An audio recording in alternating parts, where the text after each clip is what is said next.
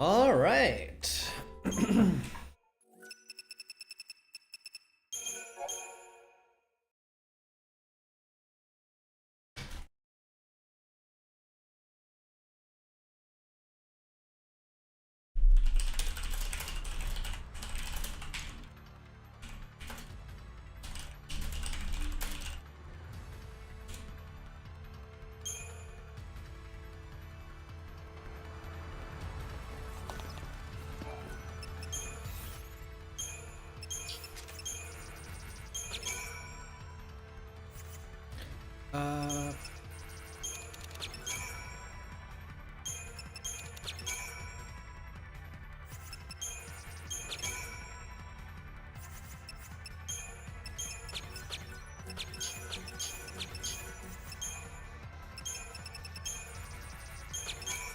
Oops.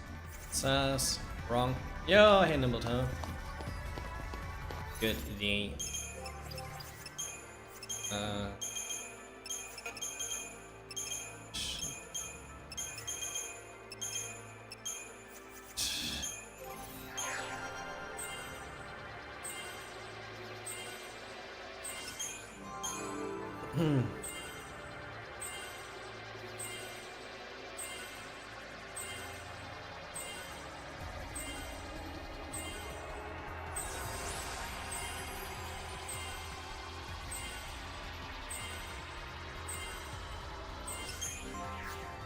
Okay.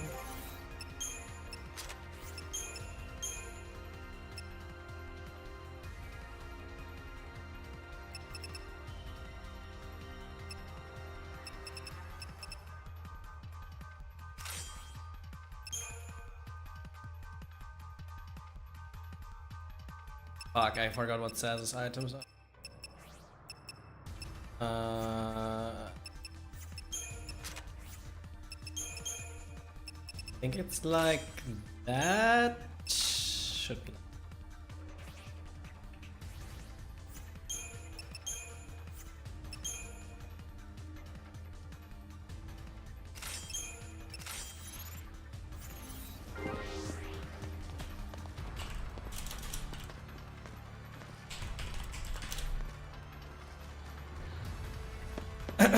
Yo, hey Redlocks, happy Saturday as well. Thank you. We'll see how it's going. Like, I took a break for like a week, so today will be a good day, right? Who knows? Also, I haven't shaved. I'll only shave when I PB again. Oh, jokes aside, but yeah.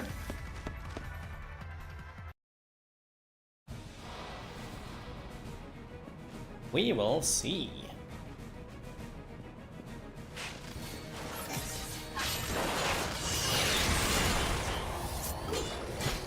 Just one practice fight quickly.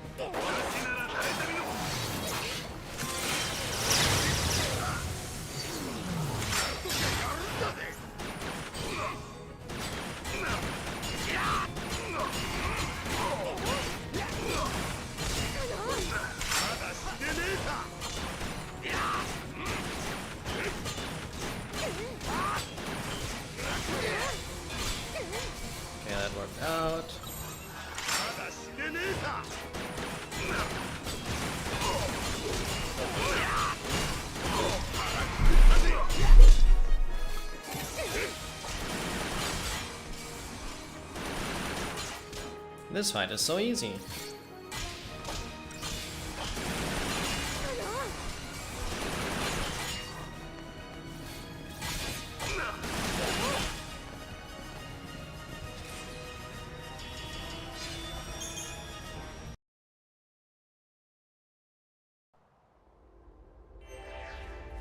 Okay, let's practice chapter 13 menu. It's like this, then it's that, and going out, yeah.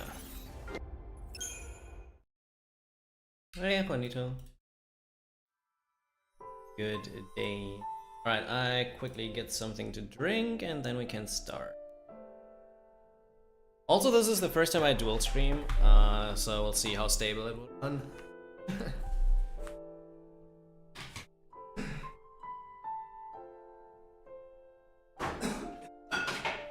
This.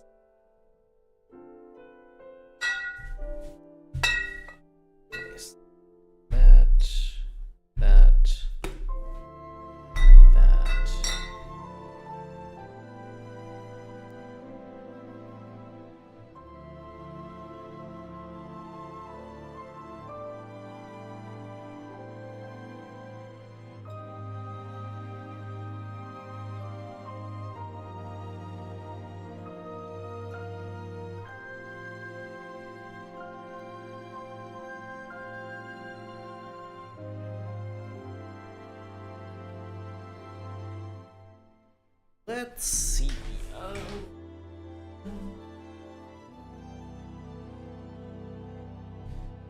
So, if anyone writes something on YouTube,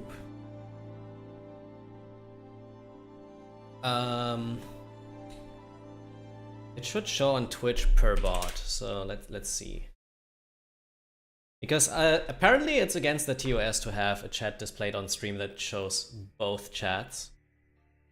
So I just wrote hi on YouTube and that should appear pretty soon on this chat.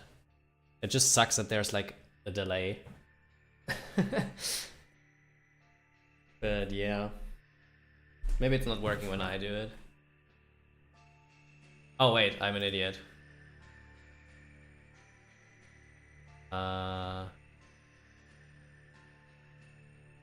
So if I do it like this, I need to like open the stream and then I type I in it. There it is. So if someone writes something in YouTube, it's going to be shown like this. Which is allowed, but it's not allowed to have chat shown on stream for both. So that sucks a bit.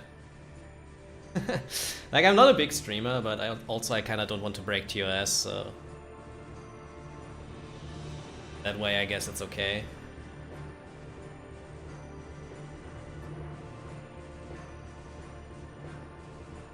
Or rather, should be okay. So you guys can, like, it's kind of a combined chat, but not quite. That makes sense.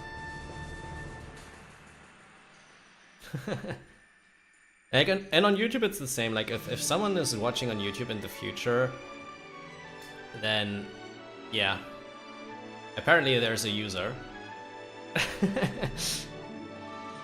So it works. That's good. That's good. Hello, user.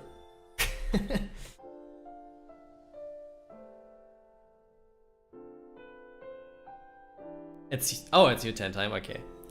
Yeah, like I'm just testing dual streaming and see how it goes. Because honestly, like there's no downside to it, right? The only thing is that YouTube has like 20 seconds delay.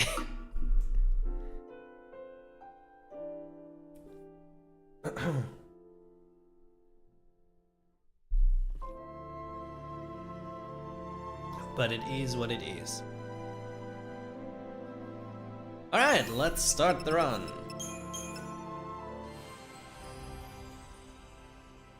And today, after I took a week of a break,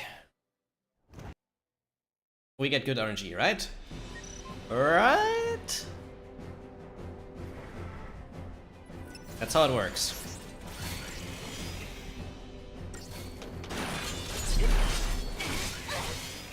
But I also like need to see if it runs stable on like 2 streams, because dual streaming obviously means I have my bitrate used twice. Like one time for Twitch, one time for YouTube.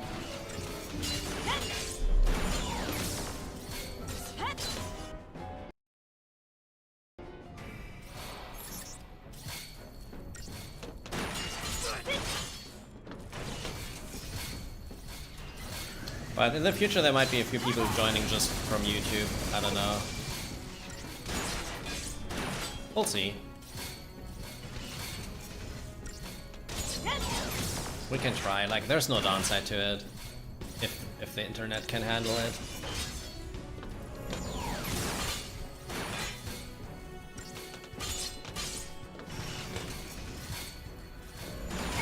But I hope everyone will be good as well.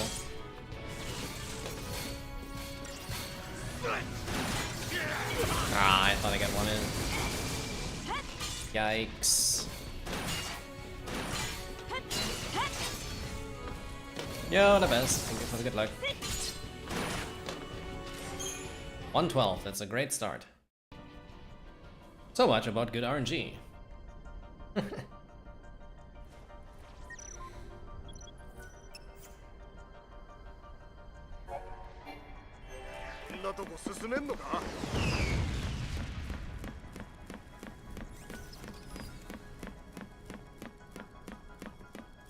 Yeah, I hope you're doing good.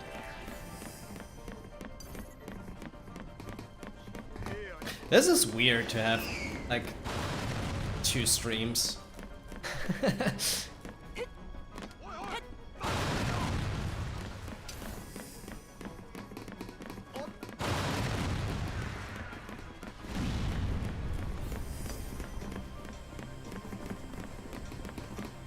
I was thinking about doing a trilogy run too, but nah. Not when I start this late. So just doing this.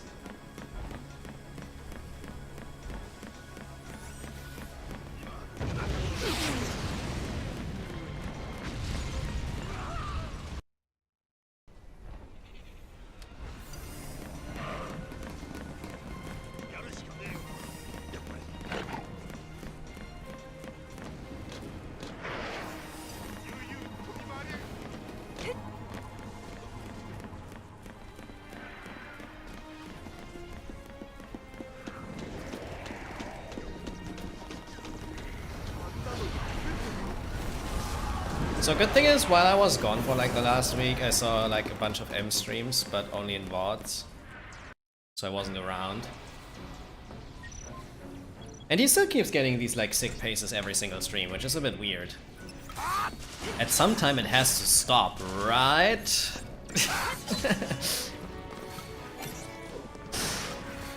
Man.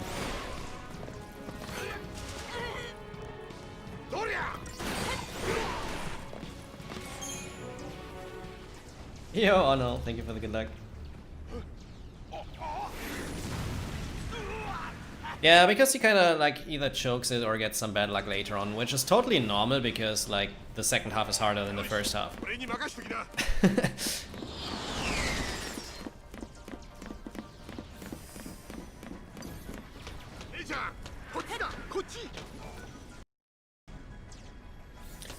But I'm a bit jealous about the early games because like he gets them basically every stream. Like it's rare that he has a stream without a decent early game, and I just like need 10 streams for a decent early game.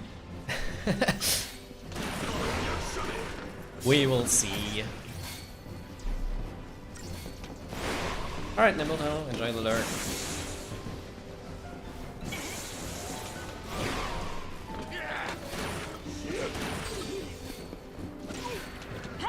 This like restreaming thing takes some time to get used to, just because like eventually there'll be like people joining from YouTube only, probably that are not on Twitch yet, or maybe it will never be on Twitch. Also, do you guys notice a change in quality? Like those of you who are here regularly, because I increased the bitrate by 2000. So it should, in theory, look better. Like I'm streaming with 8K bitrate now, which is Twitch's maximum, I think. Because I usually have transcoding, so it should be fine.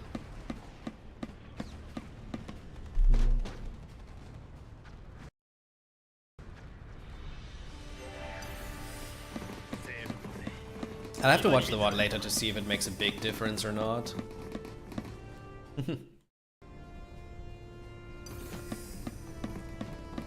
Oh, baby. Come on, move your... Nice.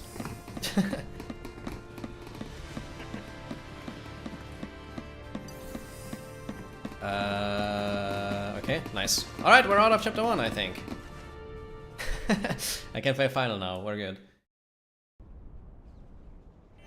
From what I've read, the max for Twitch's bitrate is only video, like the audio goes on top of that, but it counts extra. Like you have technically like, it was written there that like most American and European servers have like 8,500 total, that is max. So like video and audio. And then there are some servers outside of Europe and America that only have like 6,500, which is why Twitch recommends 6,000. So it apparently depends on which server you stream to. I stream to Frankfurt, which is one of the servers with like 8,000 apparently, if I understood correctly. And then like it's sad that it's like 8,500 or something, that's the cap. And if you look at the video statistics on my stream, you see that I actually have a bitrate higher than 8,000 total because of the audio. So apparently it seems to work. Right? Like I just opened my stream and then when I go to the video statistics,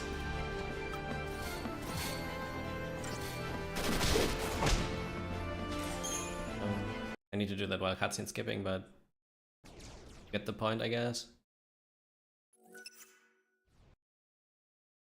I also stream on 936p for a while at this point because even 8K bitrate is too little for 1080p stream without artifacts. Yeah, my video statistics say that I currently stream with 8,300 kbps roughly on Twitch, so apparently it's still within the cap.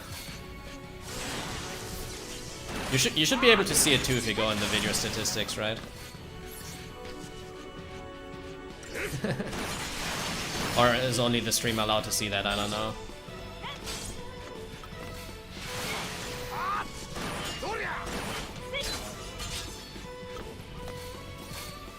I think the only problem is that as affiliate you need transcoding for that to work properly, because if you don't then apparently it's like too high or something for a lot of people with like lower internet speeds. So yeah, apparently it's like 8,000 just video and then like 8,500 total. And my audio bitrate I put to 160 because like there's no reason to put it like super much above that. So I can go for a 192, but above that it makes no sense. So, because I don't do a music stream, you know. Like when I would do music streams it would be different. But for normal streams like 160 audio bitrate is enough.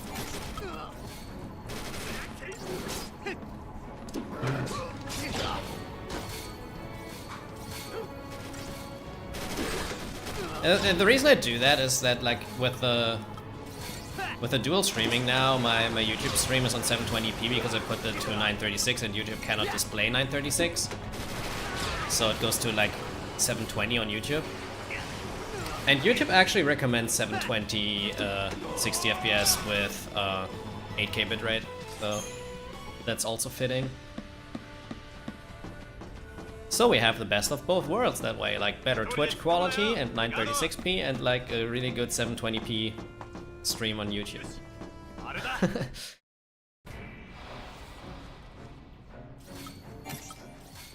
Low bitrate Kaya ASMR, yo Eden. Good day, hope you're doing well.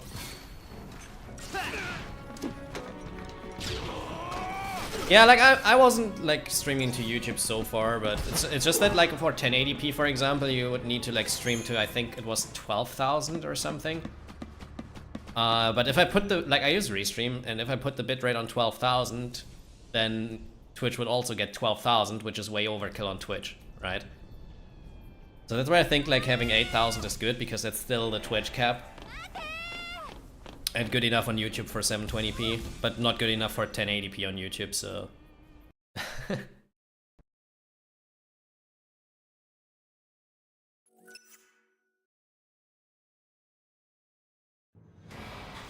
Yeah, YouTube has different transcoding. I read I read that like, I don't know if it's correct or not, that like YouTube actually has a technically better transcoding than Twitch.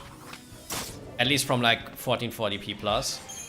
I don't know if it's for 1080p or like for 720 as well, but you need a higher bitrate to fill that, right?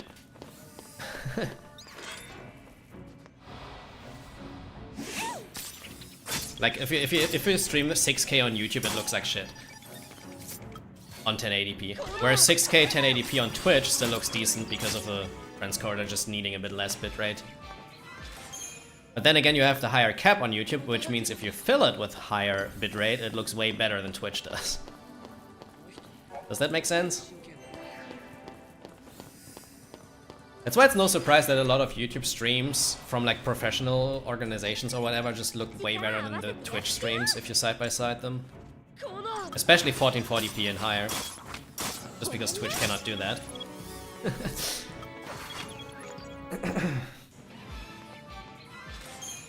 Oh my god! I actually got YOLO Shrouds! First try! On a good chapter 1! Maybe taking a week break was good. We now got the good RNG back!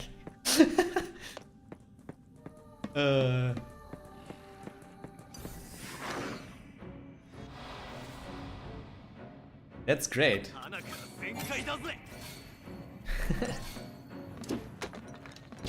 Get that sub 25, we'll see, Hari. We'll see. I know, you want me to play FF12, finally. I understood.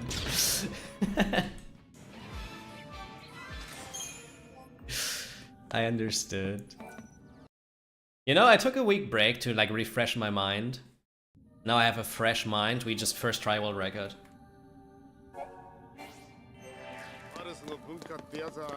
Oh, I have way more than 4K hours.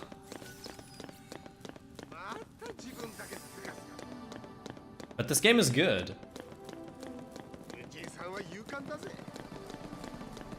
I mean, you know, like I kinda regularly stream this 2 to 3 times a week. On average, for 6 years. That adds up to a lot. I can actually check on Steam quickly. Like, my Steam playtime is 3,533 hours.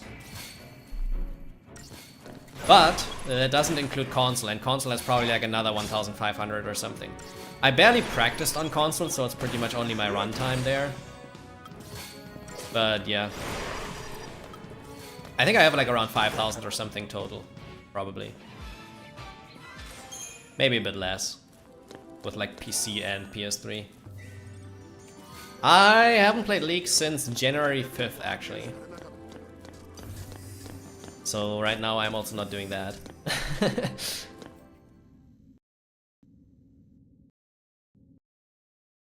Come on, man. Let's get cutscenes.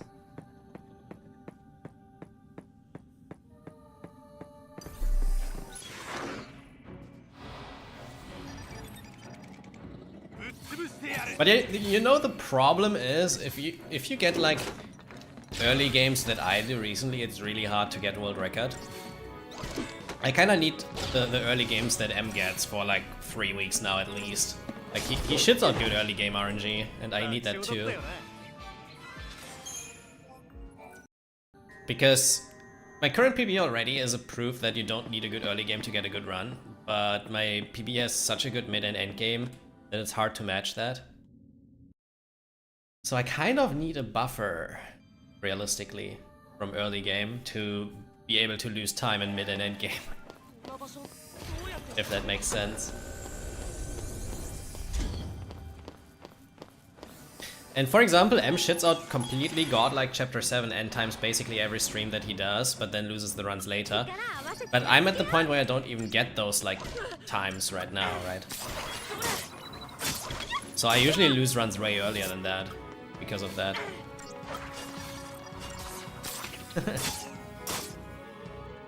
At the moment, at least.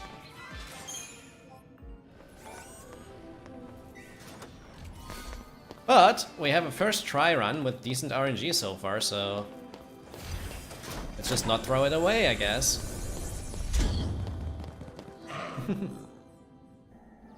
Streaming 4K 60 at 30k bps was literally 1x1 quality. Goddamn, my GPU was bagging to be. Yeah, I mean, obviously the higher bitrate you stream at, the more tense it's also for like the computer and hardware.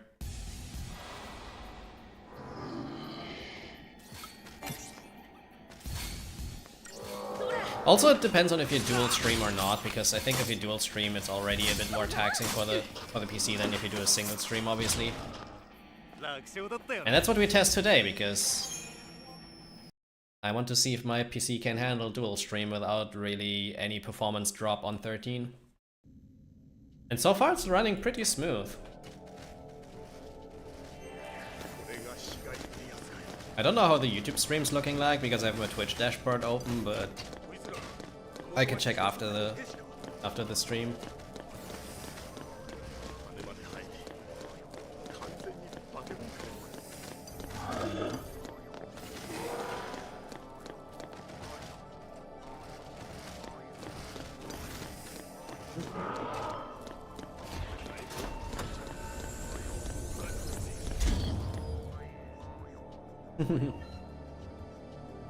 But you know, Harvey, that's like how to get to the level of this game. Like, you need to invest a shit ton of hours. Like, Zero and M also don't have that much less hours. They have a bit less because they started to stream like way later than I did.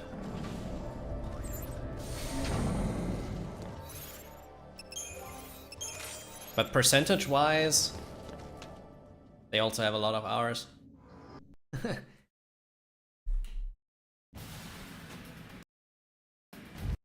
Like, you just cannot get good at it. Like, to be top 3 in this game, or maybe even top 5 in this game, you have to just play it a lot.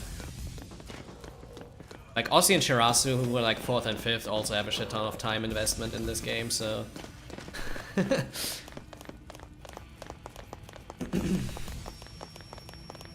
Like the 2 Japanese friends. Just because this game is hard. Really hard.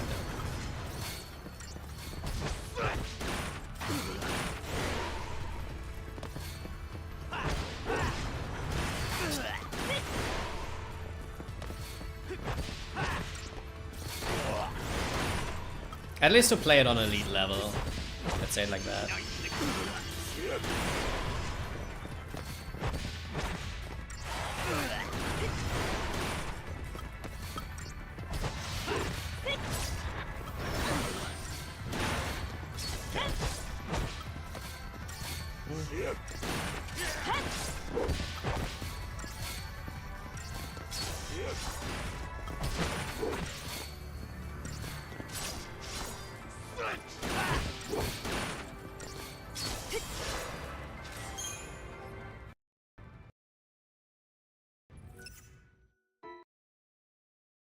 That's a really good chapter 2 time, by the way. For no bonus for it, like low 84x. It's a really smooth chapter.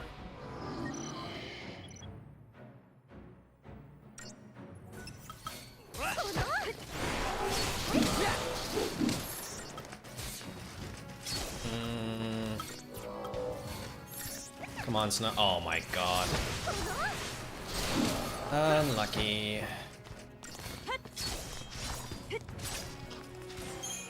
Good reaction I did there to fix like losing more time, but bad RNG.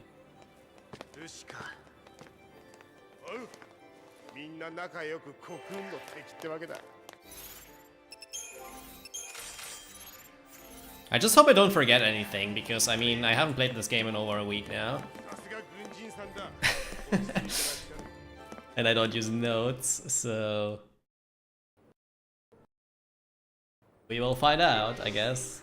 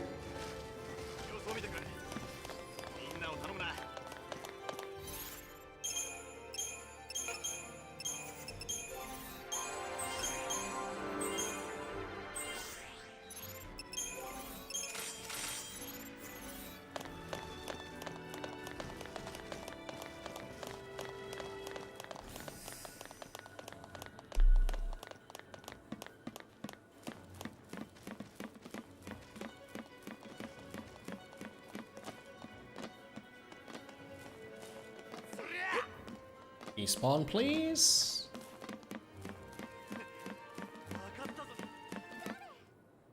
I think that's not it. Pretty certain that is not enough.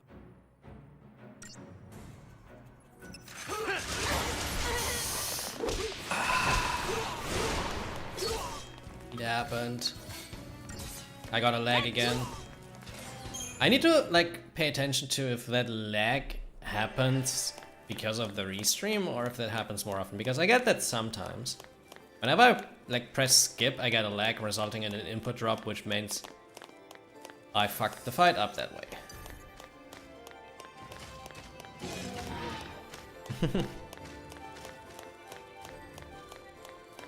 Because if you look at my stream, I definitely did input, but it just didn't go out in time.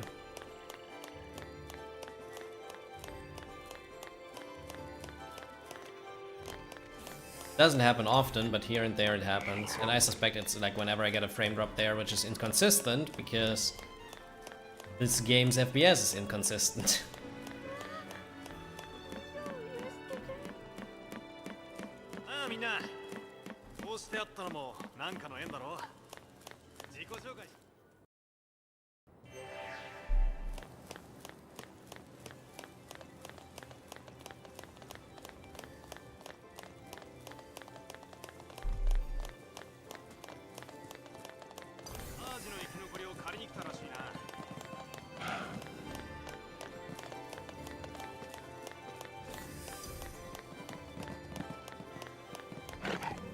Yeah, that beginning is kinda meh.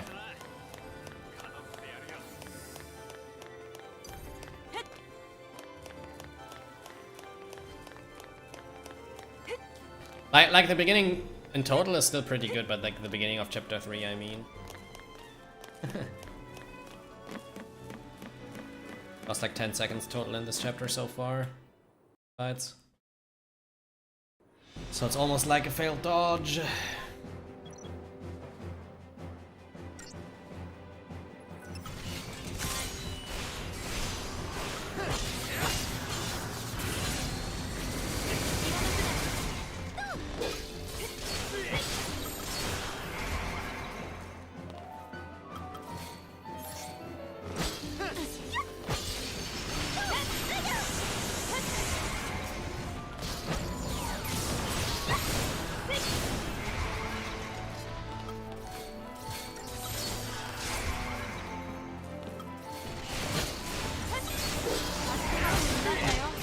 Fight.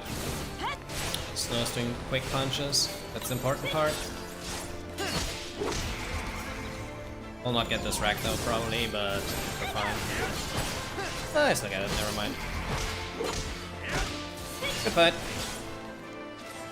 48 is actually the best you can get. So that fight was really good.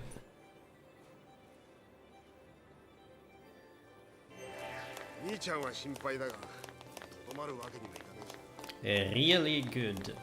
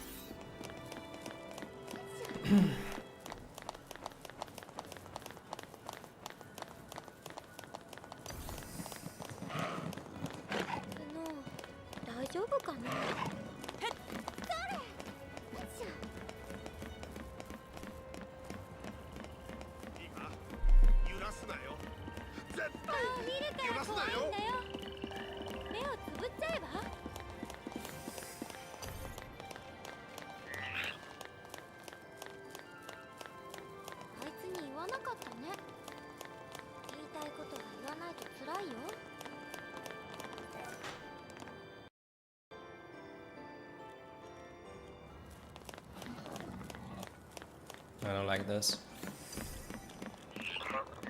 Yep. God, that was so bad. RNG.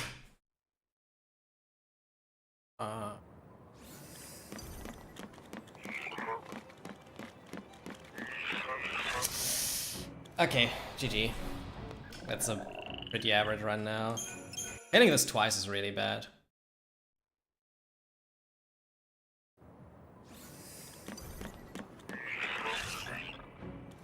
Alright, failing this 3 times. This is really rare now. God.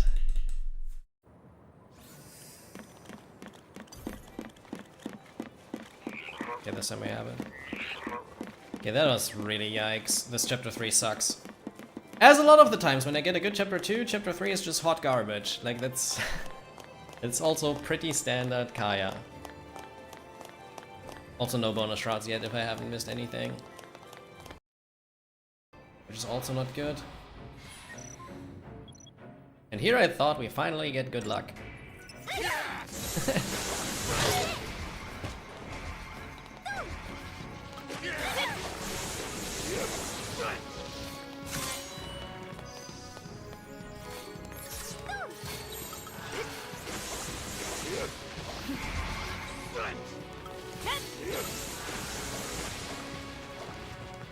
Come on, move your ass.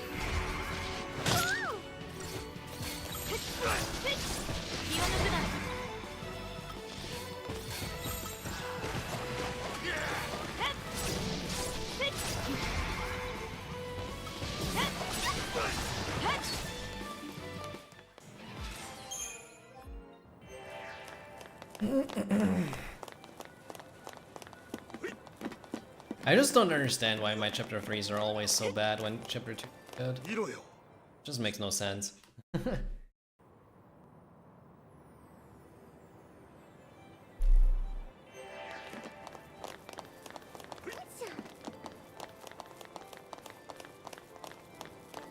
Well, no. We're actually red. The only reason I'm green is because I don't have splits for every fight. I failed 3 dodges on Frog Bridge and I lost like 10 seconds in fights total so far, so we lost like 50 seconds in this chapter. Also, hey Log. Hello, hello. Or maybe green after chapter 4. Maybe.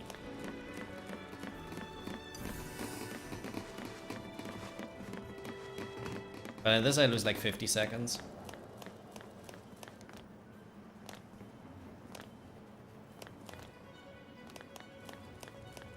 Also, as a lot of the times, no bonus shots probably.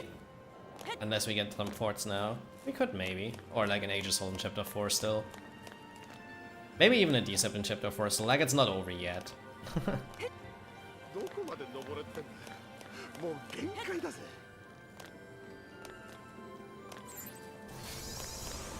But nothing for now. I'm a bit salty about Frog Bridge failing 3 times, honestly. Like, it's so rare that it does that. But the second and third retries were just stupid. Bruh.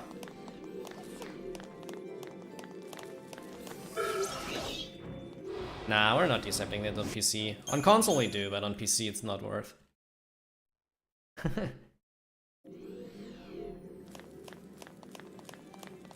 You have runs like this here and there where you lose some time to it, but the majority of cases you just get it first try.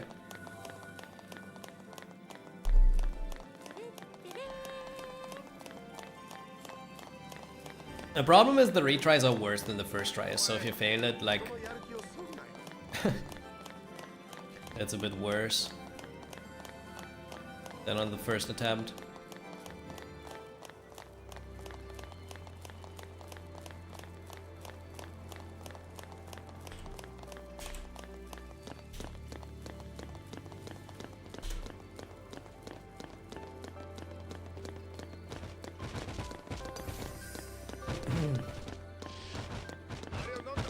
Like, we're still getting probably like a mid-36 or something out of this with good fights. So it's not terrible pace, but it's worse than it should have been with that chapter 2 end time.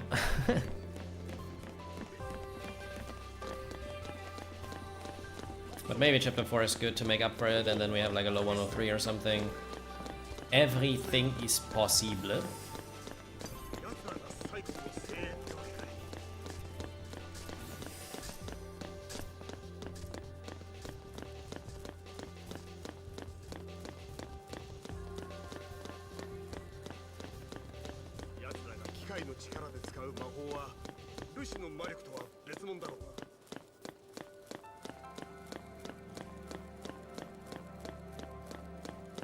We will see.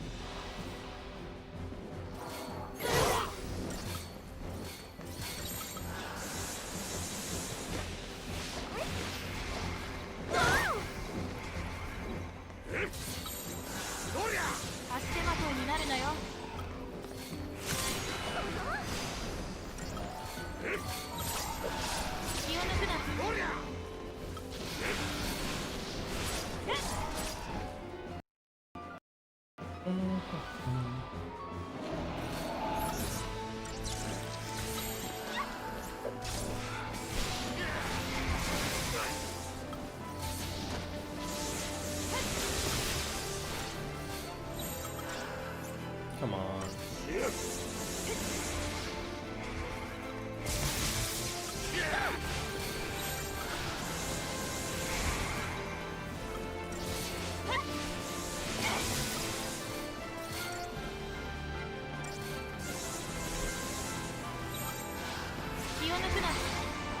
I screwed up. Was a bit unfocused there.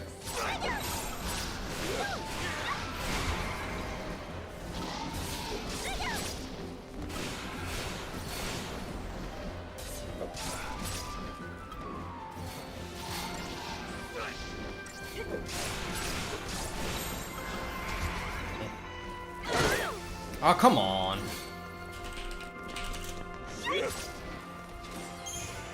This chapter 3 is so garbage. Whatever. We get the world record. I love this game.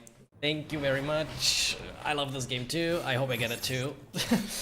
I actually held the world record for a long time total. It's just that I lost it in like the second half of last year. And also this is the first time ever I stream on YouTube alongside Twitch, so I kind of want to see how stable it runs now. But I hope everyone enjoys it. Unfortunately this will be like a big time loss though in this chapter. Almost a 17-minute chapter. Depending on how this fight goes.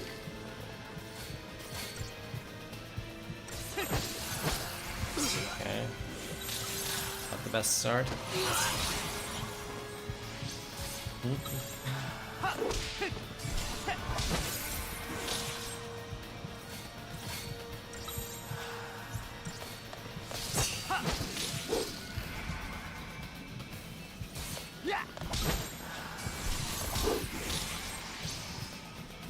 Come on, do ATB charge. Do me a favor. Just do it!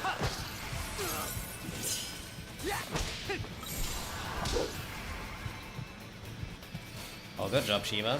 It's a bit late. It's actually not that great.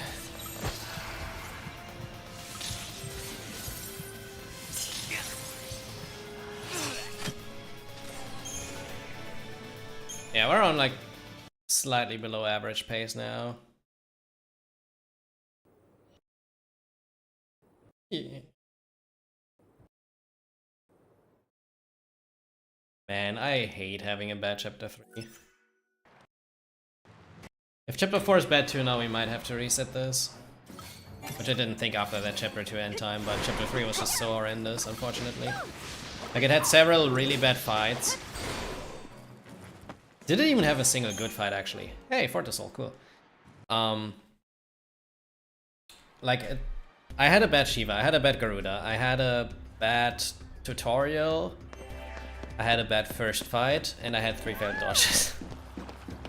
Like, that chapter 3 was just not good, sadly. And now it's up to chapter 4's Mercy. If this run is continuable or not. We will find out.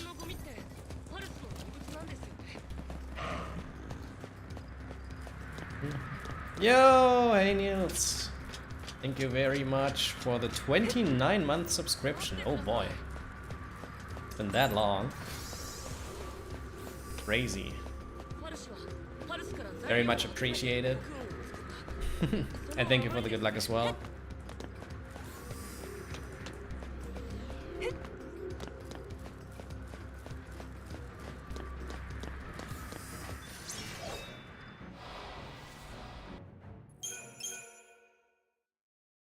I mean, we just need a good chapter 4 and then this is a 103. Yeah, like, as long as this is a 103, it's totally continuable.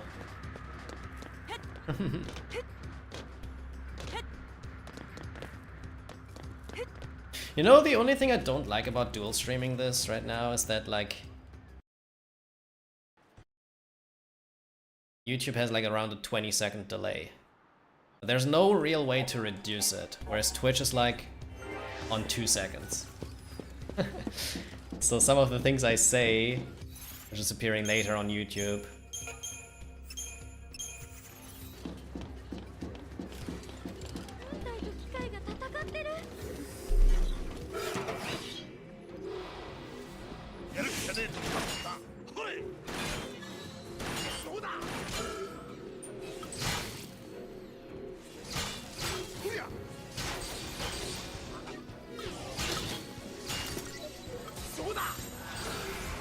Wow, I got wrecked by Vanille again, cool. Vanille being best girl again.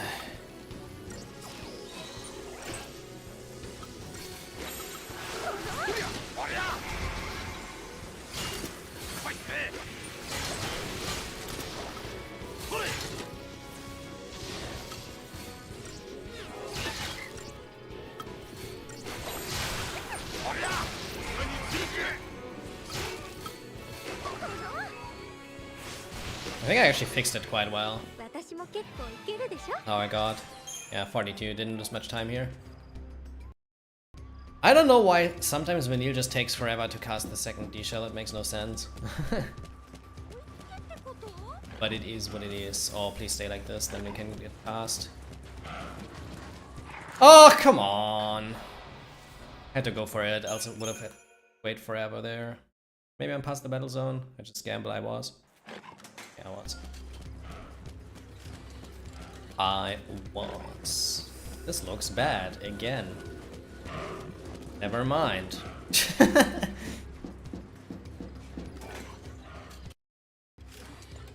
biggest problem is just like, no matter how many runs I do, I just cannot get good early games.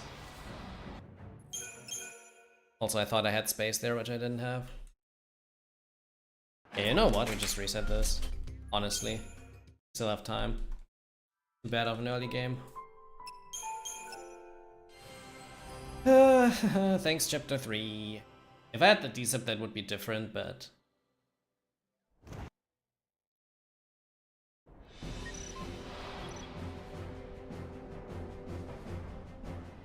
like, having that gutter at the start, and then, like, no real big bonus shroud luck.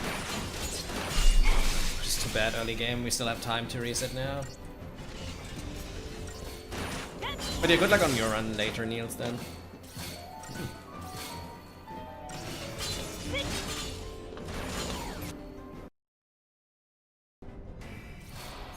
EB incoming.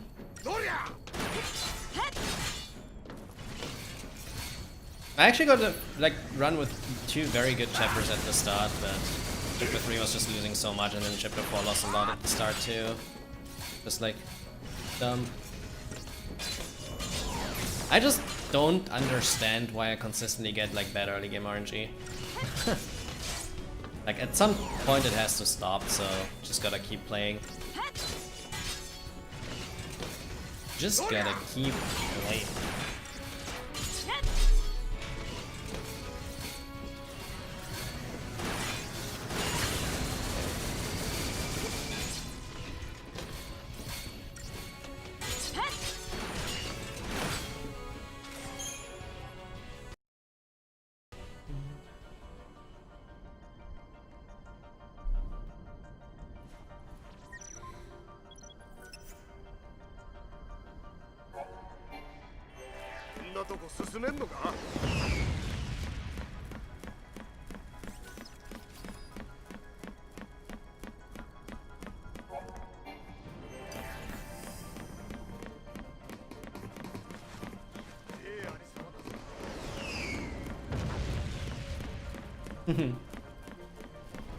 Yeah, you can get it.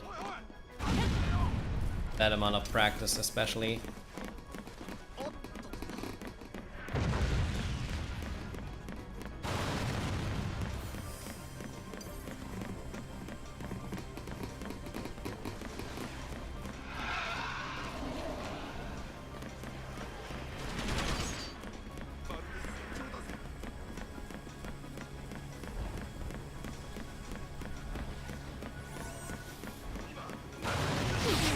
So even if this run has a worse chapter 1 or 2 exit, just having a better chapter 3 makes it already better, so...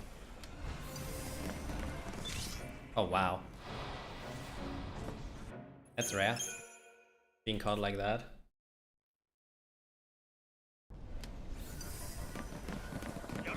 Ferrari.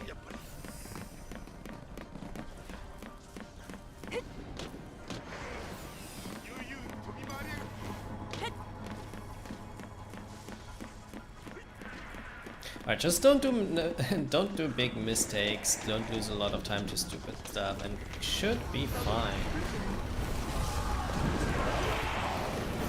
At least to get a good run in the end. Maybe I just do a run that I finish the next time I get out of chapter 2 shrouds.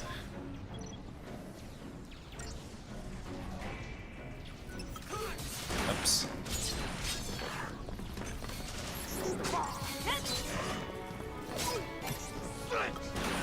He's hit both. Nice. Should target that guy, and I target the dog.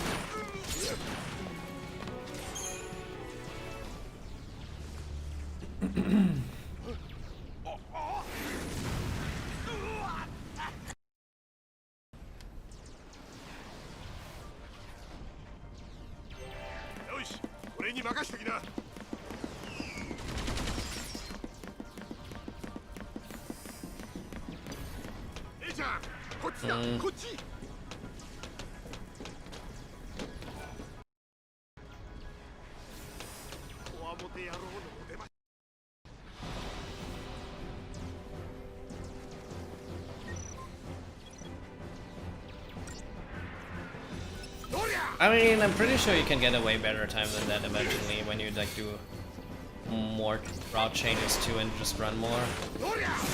But yeah, go step by step. That's obviously the best.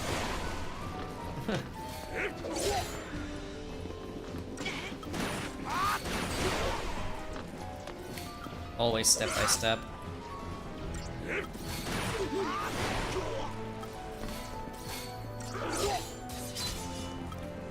kill my boy's ass.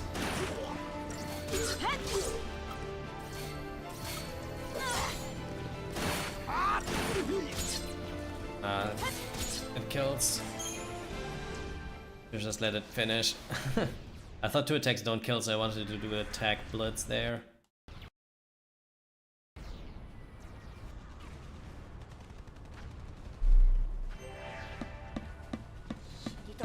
But it actually killed. Let's go.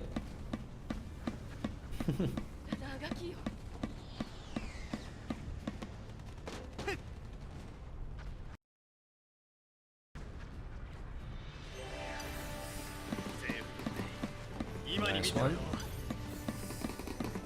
This one. If I get legendary now, we should be out of chapter 1 again. Unless I fail anything else. Alright, don't fail this one. This is important. Dog might chase me. Oh.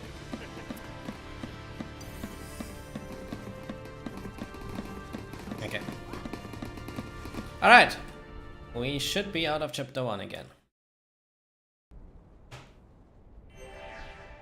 Then it's up to Shrouds in chapter 2. I don't think I get another chapter 2 like before. Like the chapter 2 I just had was really good. The only thing it lacked was getting the Fortisol early on.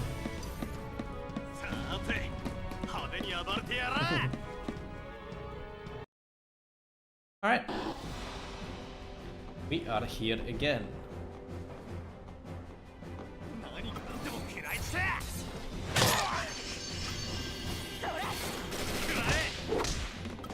Could I?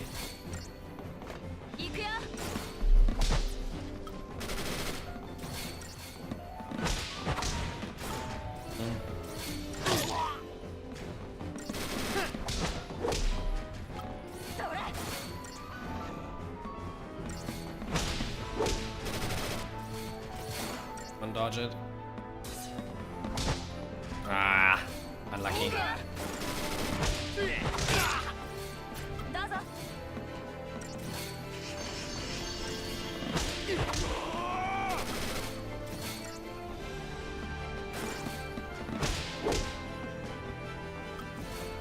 don't think I get both out. Oh, come on, even the damage roll, are you kidding me? That fight sucked.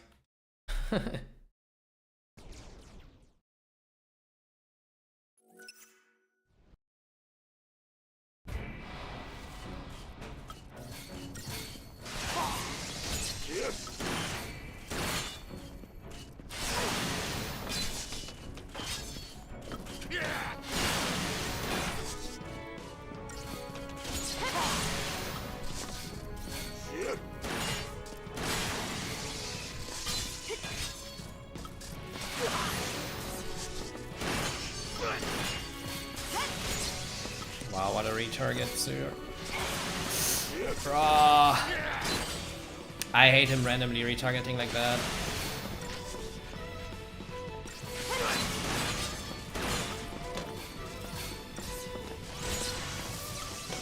Okay, we can live.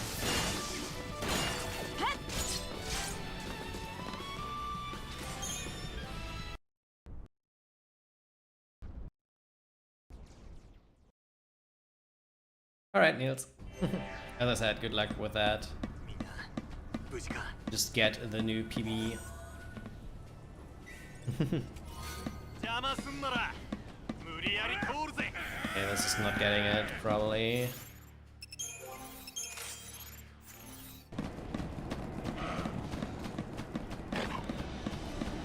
Never mind. We have an even better chapter 1 than before.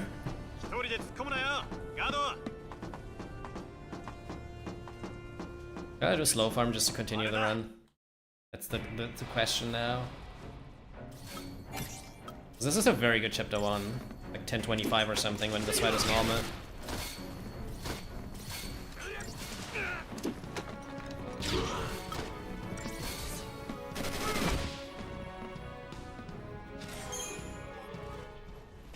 But we already got YOLO Shrouds, so I don't know if I get them again.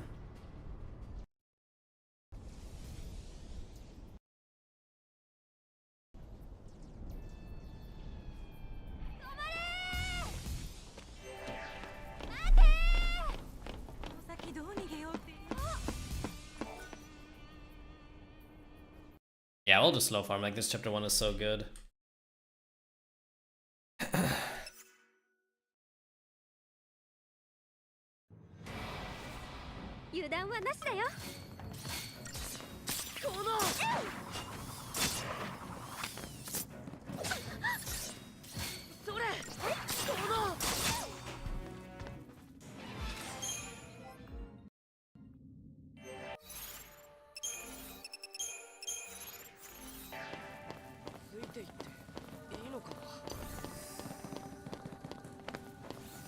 And I just want to continue the run, so...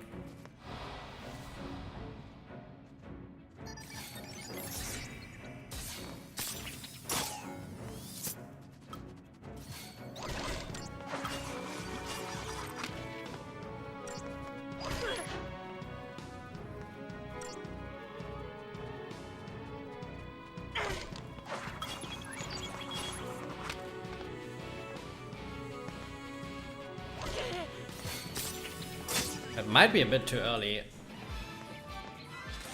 Okay, never mind. I was expecting Vanille to actually jump back there, which is why I did it a tiny bit earlier than usual.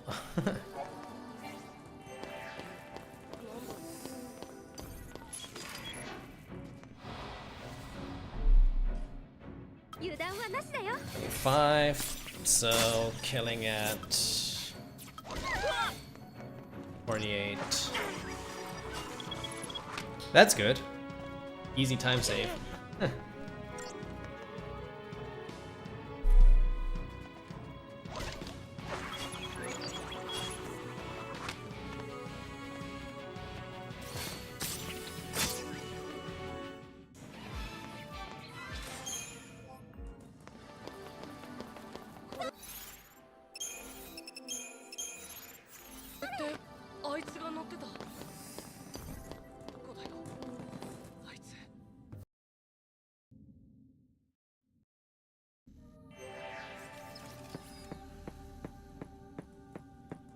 The stream's actually running pretty stable, I think, on both platforms, so that's kind of nice to know.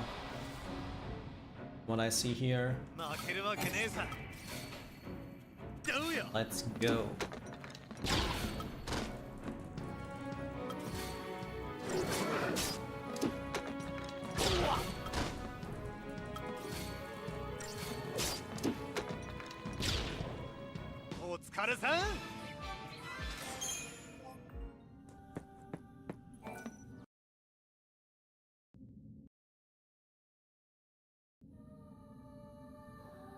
I mean, yeah, that's like normal. Like, I mean, I can also, like, with the route that I do, I can also be like 6 or 7 minutes faster than what I have right now, but that's not close to realistic.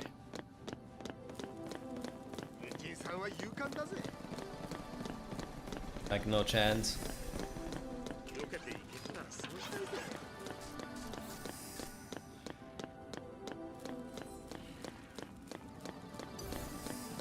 Has to have a mix of realism and all of that. Do I have a favorite Final Fantasy game, casually or speedrun? Because speedrun is obviously this one. Duh. If it's casually, it's Final Fantasy X. It was the first one that I played and also still my favorite one so far.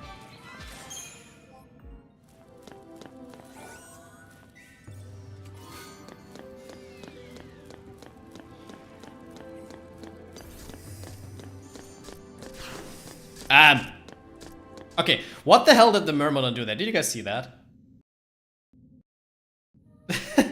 He was thinking about going forward or something, was just like going a bit left and right. What the hell?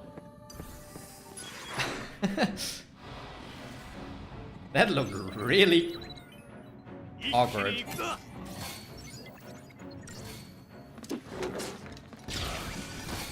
From the ones that I've played, which are roughly half of the Final Fantasy games, like a bit less than half, like I've played 1 but I haven't finished. I've played 3, 4, 6, 7, 8, 10, 13, 15, 16. And from those, like, my favorite is 10. And then after that, it's probably either 16 or 13 actually. Even casually, I enjoyed those games here a lot. And then it's 7. Like 7 is also pretty good. I mean, to be honest, like basically all of the Final Fantasy games are decent. At least from like the ones that I've played. So.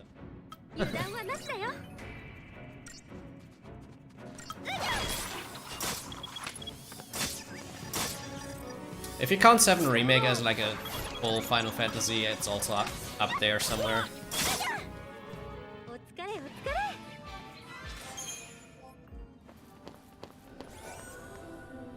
But I didn't count that, like I just like count the normal mainline ones.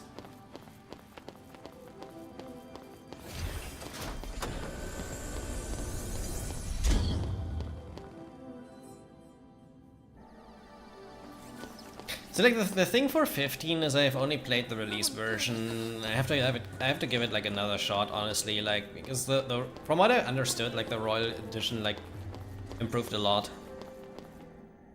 compared to like the initial release. So I cannot really judge it fairly right now because I haven't like played the, let's say, definitive version yet. It's just like the release version.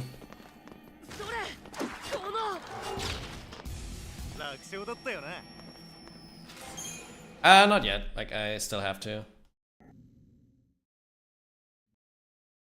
I haven't bought it on PC yet, but I kind of want to play it on PC. So I wait for the next discount. Whenever that may be.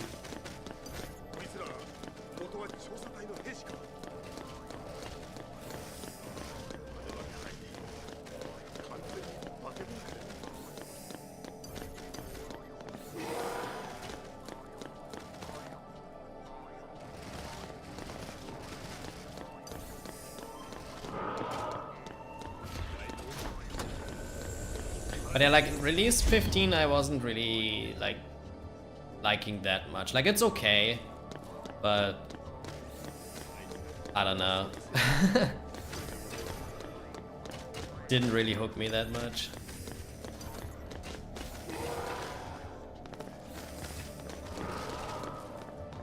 Wow. Slowest possible dodge here, man. Yikes.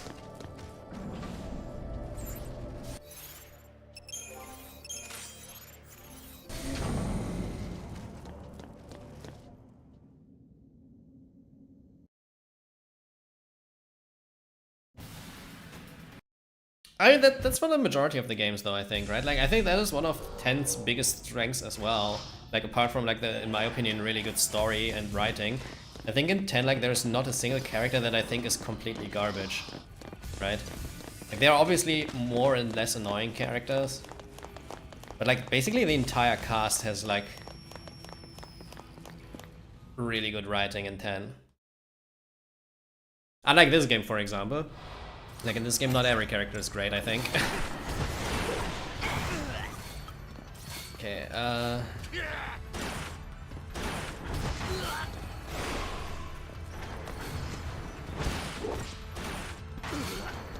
I think just character-wise, Saz is probably the strongest one in 13, and Snow like the weakest.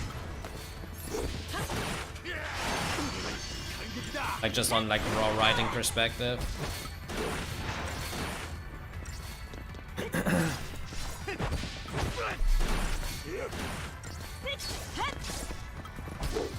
Which is funny because when I played this game initially, I didn't really like Saz. I don't know why.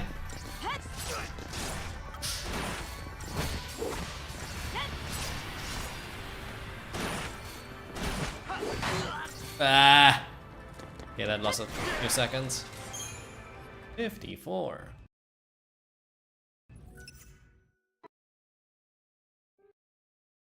Yeah, worse chapter 3 exit than before, still sub 20 though, was to be expected with slow shroud farm and the slow dodge on the double ghasts. But if we get a better chapter 3 now, we have a better or at least same run.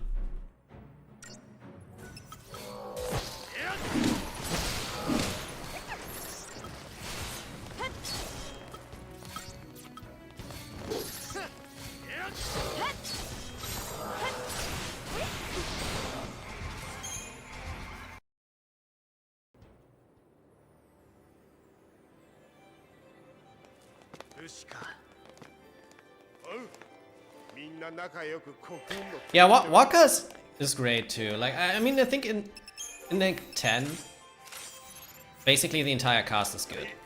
Like, as I said. Well, maybe you can like clamp out Kimari a bit because like you don't really like have him talk a lot, but like apart from that, the Ronsos in general are also like really getting a huge portion of like the game's story later on, right? Well, not a huge one, but you know what I mean. So like even a character that doesn't really talk much by himself still has like a lot of depth, kinda.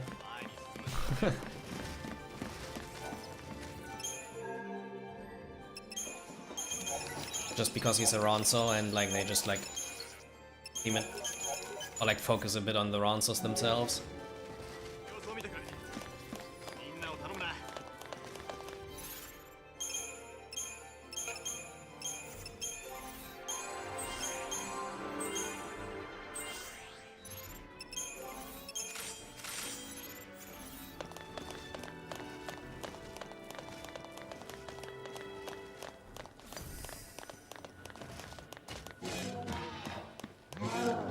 Wow, that almost caught me.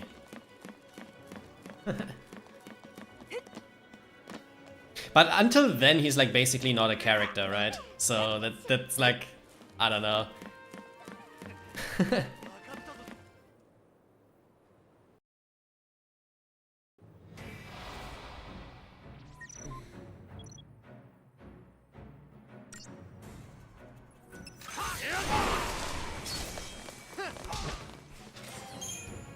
Oh, Fortisol, nice. That's good. We have a bonus shroud. Please don't troll me. Oh god, the bird. Please go away. Around? Okay, this sucks. This actually sucks. Okay, we got it. That was really stupid.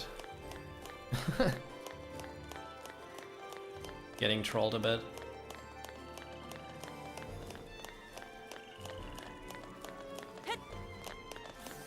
Yeah, and you know, like one of the criticisms I don't get that much about Hope, because a lot of people say like Hope is just super whiny for like all the game, but I mean then again he's like 13, he lost his mother, he thought Snow's responsible for that. I mean he kind of overreacts a bit obviously, but I think he's actually kind of realistically written still, right? Like even though it's annoying.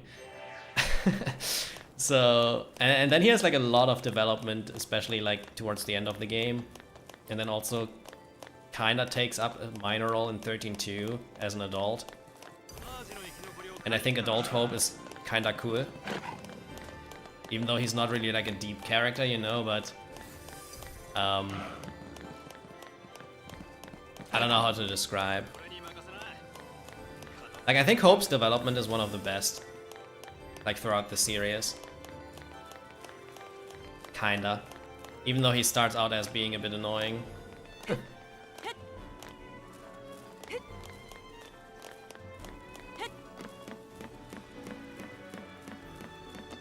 Yeah, exactly. Like that's the thing. Like it is realistically written, right? If you just like kind of think from his perspective. Even though it's a bit annoying maybe, but yeah. Let's not screw up the fight. Also, I just saw that I got a massive raid from Zero, so thank you very much. Hope you had a good stream. What did you do? Thank you for the good luck as well.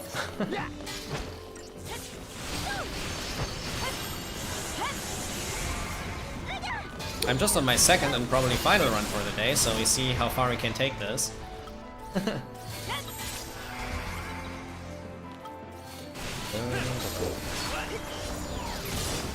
Man, Snow, you need to attack quicker. What the hell was that? He's just not attacking.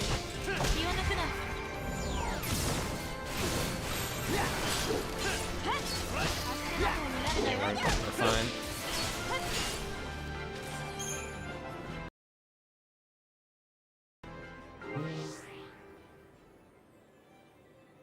Hey Grodon, good day. Oh, Order of Ambrosia, nice. Hope it went well. Did you PB? I assume you finished. Because you said you did the run, so that's already good. Maybe I finish a run too today, who knows?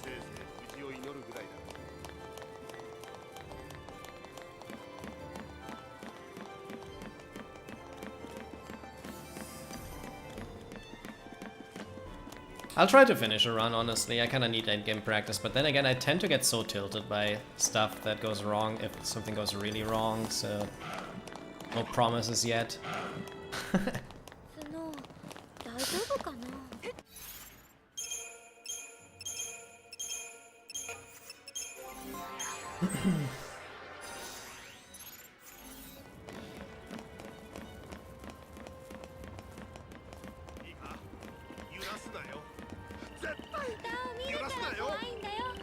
Yeah, that's true as well, Red Logs.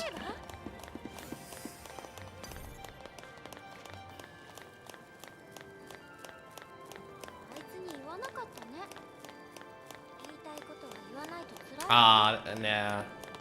That sucks if something went bad. But I mean, plus 33 is not that bad for that run, right? Like, I don't know much about 12, as you know, but I assume it's, like, pretty decent still. Also, what the hell is that positioning, man? Oh, God. Oh, God. I have absolutely no idea how we got the dodge, but we got the dodge. It worked, yay. Okay. I had to go to luring the first wave because of how they were spreading out, and then the second one was a bit awkward too.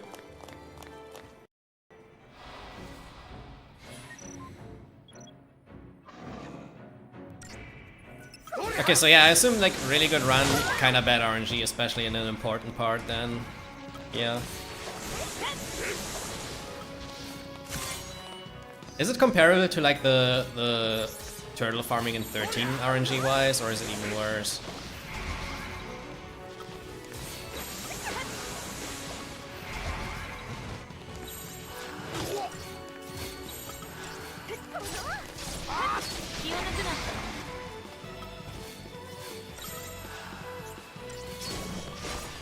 Oh, I cannot avoid her from jumping back.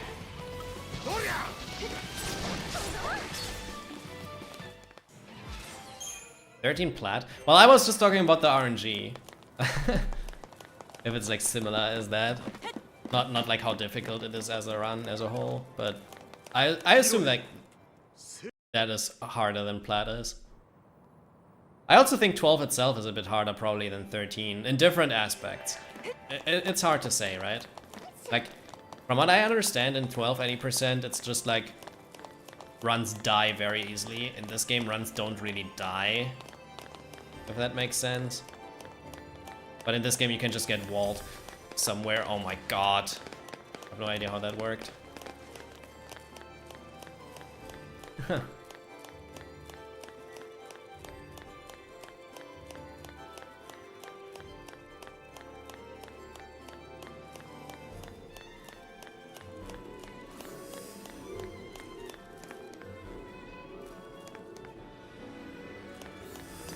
To wait for the other one to be turned around as well there.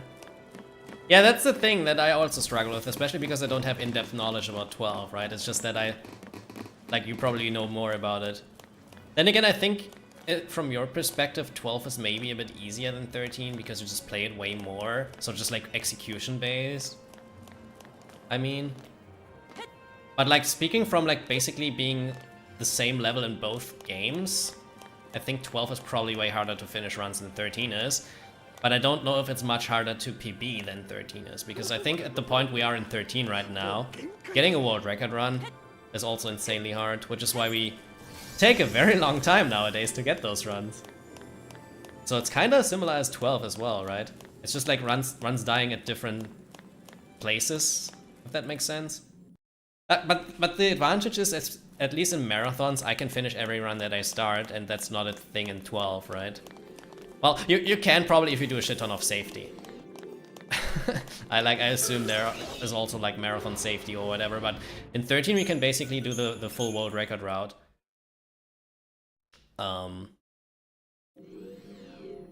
even in marathons, right? The only exception is we have to do slow shroud farming, obviously. Which we don't do anymore nowadays, normally. This run did it, but just because I didn't want to reset. But normally we really don't do that.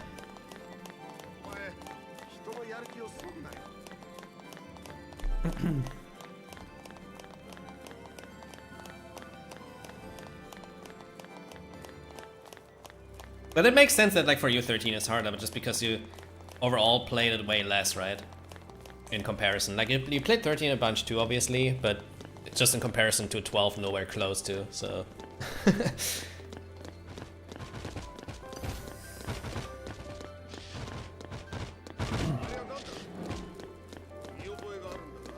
That's why I mean, like, if you have a person that is basically at the same skill in 13 and in 12, it's probably similar difficulty-wise with different ways how runs die, if that makes sense.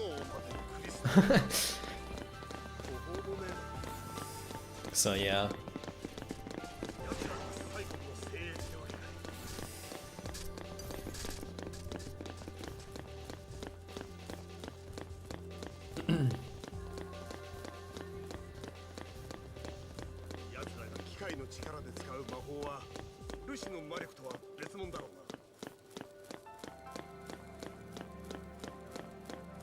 And obviously it sounds stupid, but like for me this game is also way easier than for a lot of other people, just because I put a shit ton of time into this, right? Like I muscle memory a lot, I like autopilot a lot, which reduces the difficulty obviously compared to having to focus 24/7 and just having like less experience. Not to say this is an easy run, like it's still a difficult run, but I think for me it's easier than for a lot of other people. Just because of the experience.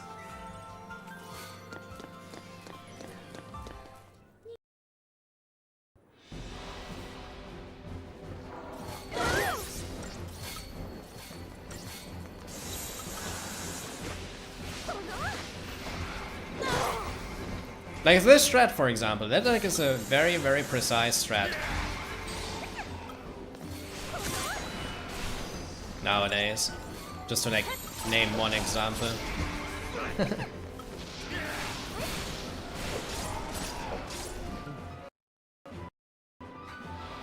But it's a bit faster than the other strat is, so.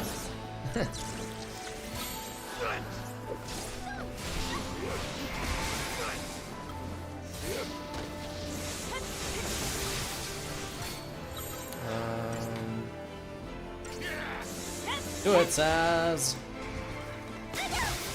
Okay, he's not on Vanilla. As long as he's not on Vanilla, it's fine. Okay, that sucks. And that was on Saz, it sucks even more. I'm short on Chain.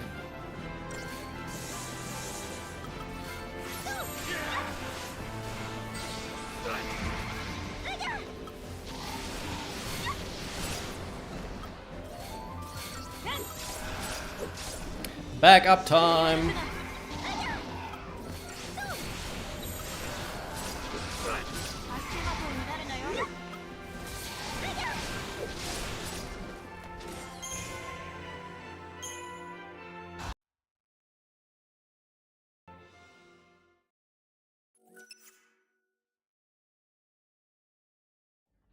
Really good track record on just doing normal strats and marathon type runs. Okay, that's good to know then. I just thought you have to like pick up a bunch of extra things, maybe play Gil route more safe or whatever. Because I think runs can also die to Gil in 12, right? In some places. At least when you go for record. Yo, Emperor Cake, thank you for the good luck. Hope you're doing good. So unlike last chapter 3, this is actually a pretty good chapter 3. And the run is a bit better than the last run is, so pretty happy with this so far. The launch.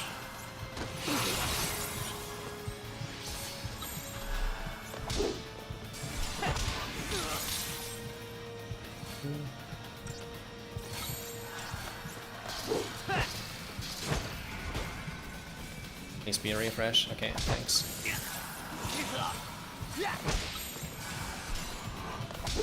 ATB charge Shiva, that's what you're supposed to do.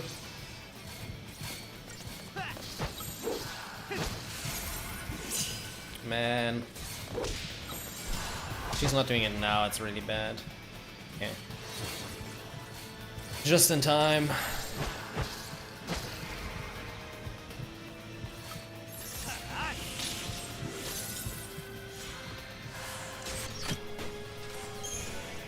Still a pretty bad fight, honestly, but yeah, whatever.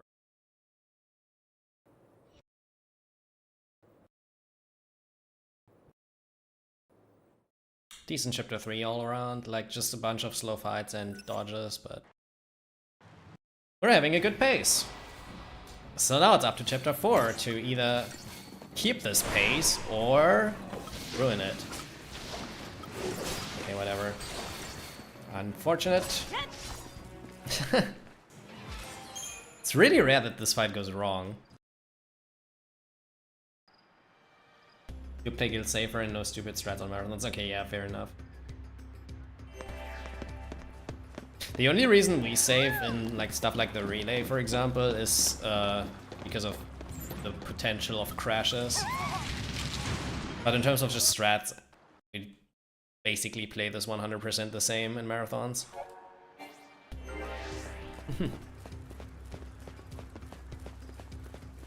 And whenever I do solo marathons, I don't even safety save because I just have practice saves that I could load in like worst case scenarios.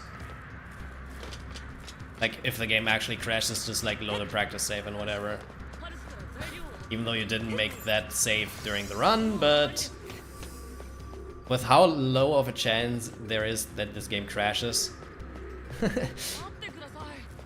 like there's no reason to do safety saves anywhere, honestly.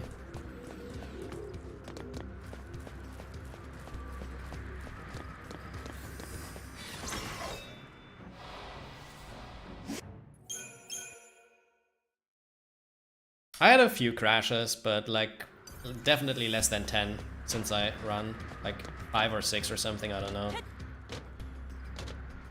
It's not happening too often.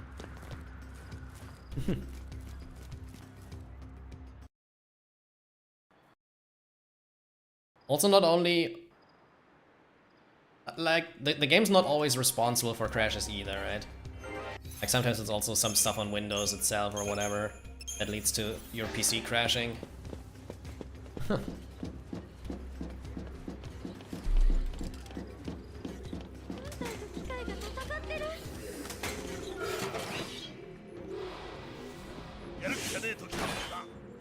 Alright, please don't have Vanille as a troll again.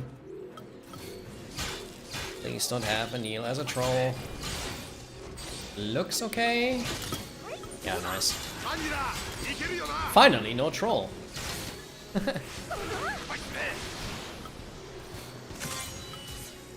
Even though I missed the timing of the shift, but it's fine.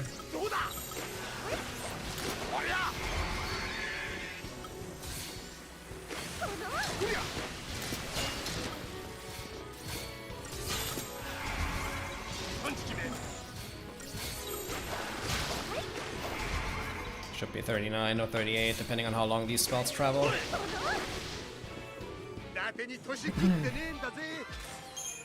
Age of Soul! Let's go. We have a Shroud for Odin.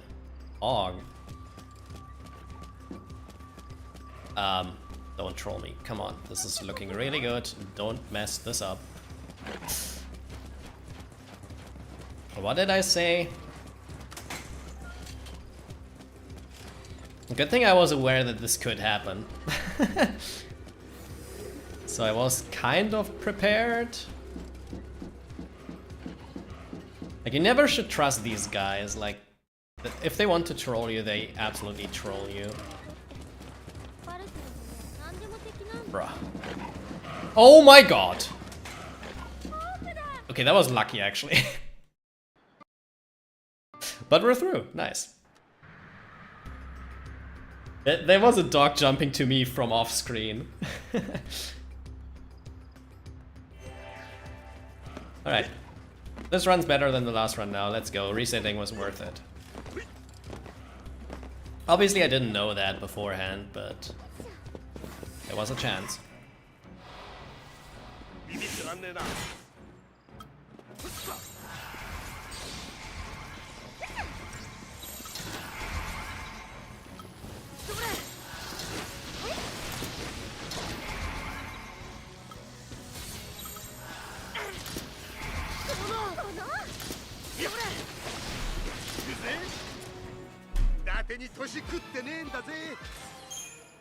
Spark plug.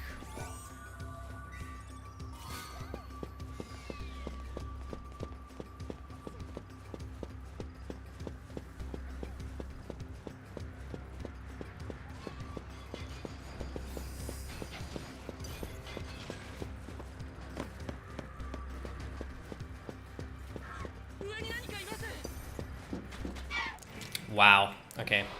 I have no idea why he stopped and ran again, but that is what threw us off. How high is the chance that they do that actually?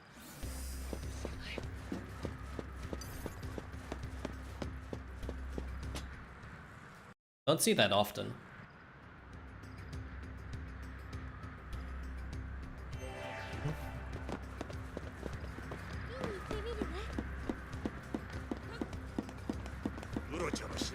Also, by the way, are there any like buffering problems for any of you guys on my stream right now?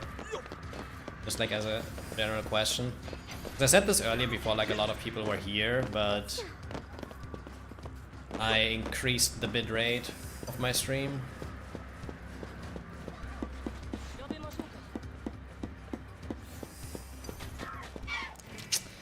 Oh god. Chapter 4 being chapter 4.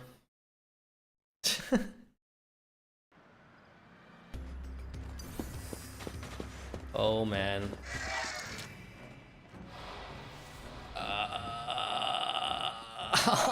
This chapter is so bad.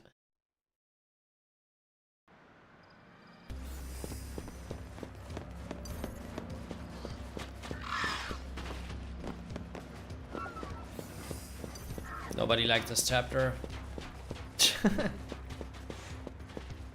But yeah, if there are no real issues, I just keep this bitrate because it's better for YouTube if I dual stream, and it's even better for Twitch if I don't dual stream as well, just because better quality.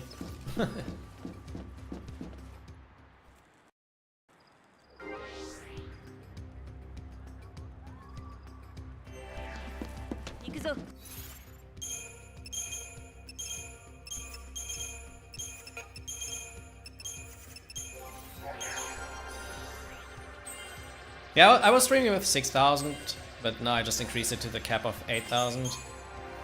Because I started testing to dual stream to YouTube, and YouTube looks like shit with 6,000.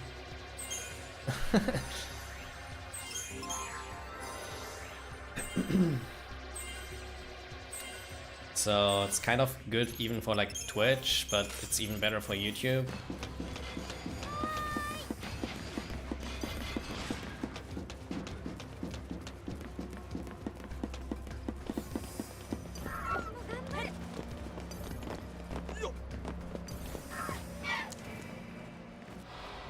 Shouldn't be like that big of a difference for most people that watched me anyways, because I already had a pretty high bitrate before with 6,000.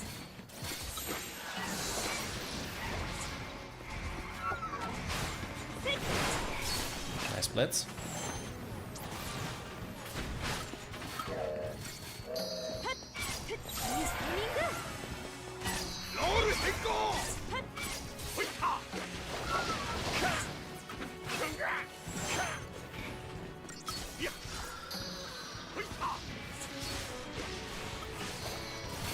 Wow. Nice debuffs.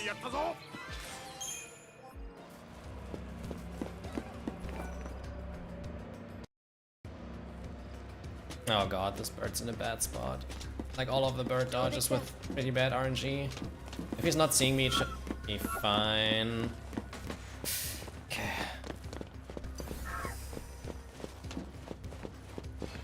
What's this guy facing? He's facing away. Okay, this was good. Alright, not too bad. Lost like 50 seconds or something. I do 3 strings in Bully usually when I know I don't have the refresh, or when I know that I get the life siphon kill. Does it make sense? Also ham. Because like, I think it's bad to do the insta shift when you get life siphon without lightning doing another attack on the second bird. But in this case she did another attack on the second bird, so I could rack, and in those cases I usually rack. Does that make sense? So I play the fight both ways, depending on what happens. Like whenever lightning already targets the second one, after killing the first one, I usually go for rack.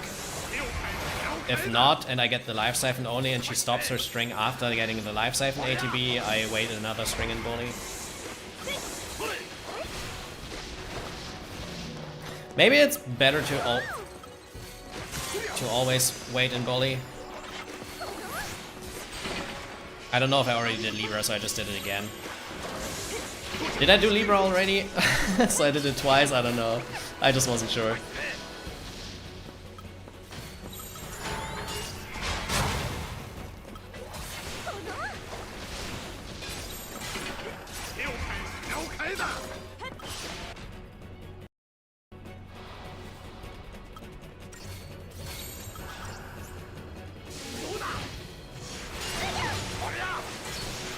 Yeah, I mean, the safe way is probably to always wait in Bully for 3 strings. But it's really bad if you still have shit debuffs even after that, because you lose out on 1 rack. So that's why, as I said, like, why sometimes I take the chance and sometimes I don't. This depends on what lightning does. Also depends on if lightning opens with blitz or not. Because when she opens with blitz, I generally have better fights than if she's not. Oops. That sucked.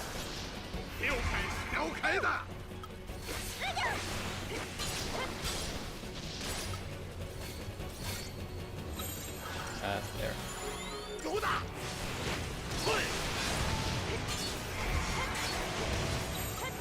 But this is actually a pretty good run for once, so...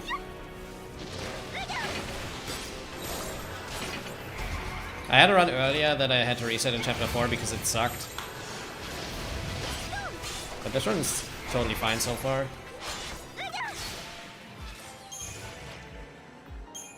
Like, low 48 is not desired, but good enough.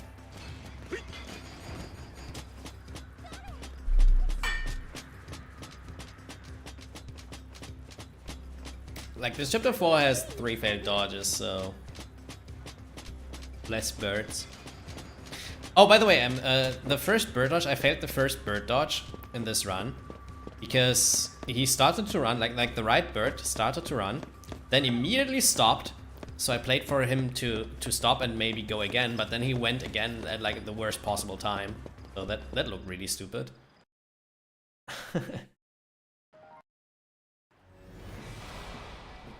The normal pattern, yeah. Kinda.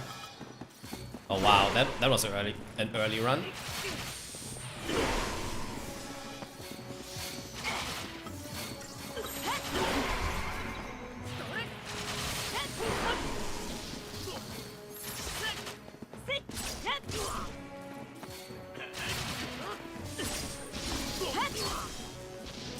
Ah! I didn't want the jump back. I knew that one needed 1 hit. So I kinda tried to insta-repeat before the jump back. I don't know if you can do that, but...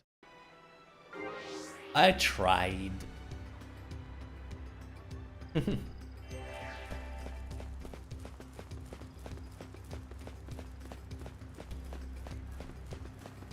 Also, chapter 3 was a 0 failed dodge chapter 3, but I had to lure Gandalf a lot because the positioning was complete garbage.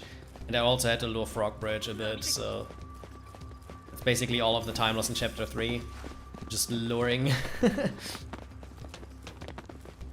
Which is funny. Uh-oh. Okay. They ran into each other, that's always bad when it happens, I think.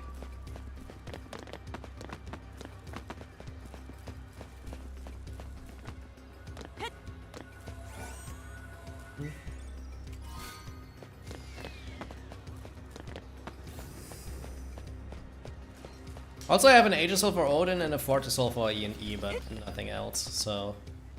Decent bonus shrouds, but also not amazing.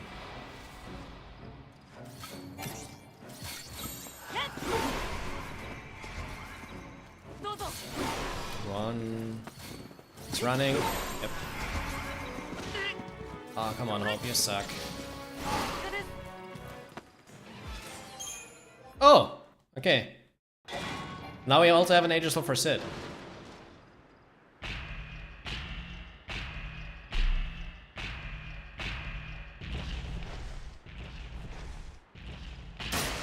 If the run makes it there.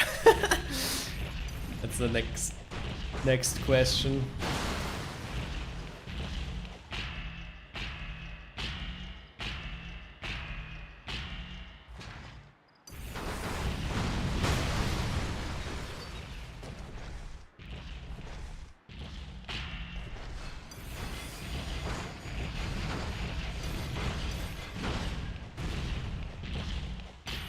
I mean, Fortisol Odin is actually viable. I was testing it. It saves you a good 12 seconds in decent fights. Like, you can get 36 to 37 too with Fortisol. It's not even that bad. But Aegisol E&E is ass, so yeah.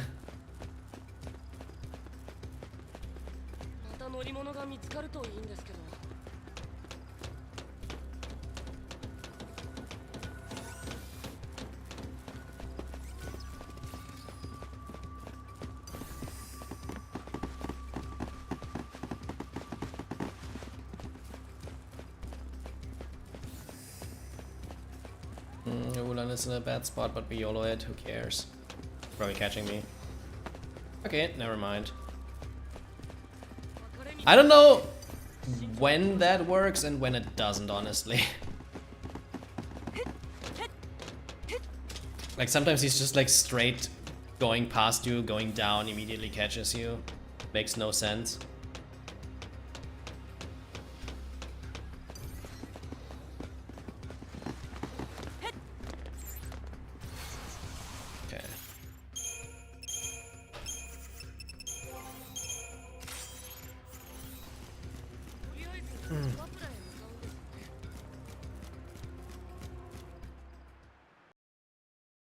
I mean, even if he's a bit closer, like, he's not always chasing me, I don't understand. Sometimes it makes no sense. In this case he was far away, yeah, but he still catches me sometimes when he's this far away, honestly.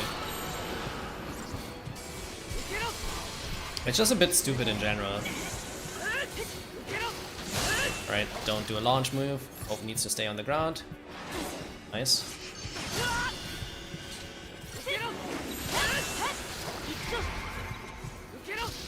No launch move. We're good.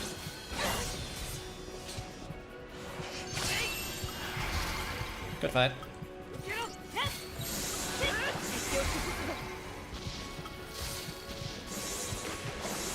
Really good fight, actually. 35! That's like best pattern, when he's not launching you at all. Yay!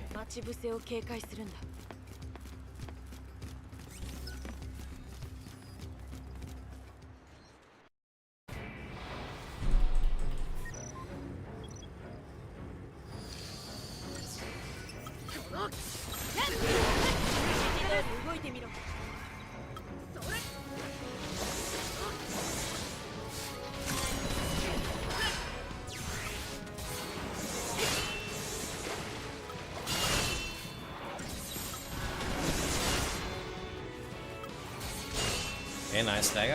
Okay, that hit also. Should be fine.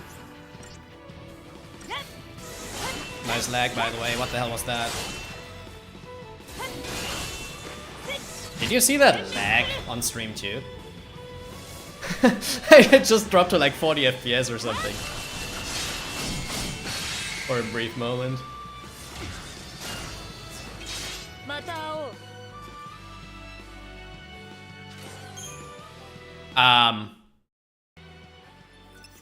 Okay, now the bonus shroud situation is really good. Yeah, and slow farm. So maybe we actually get a 154 chapter 7 for a change. Or maybe even a 153, which I haven't gotten in months. I think.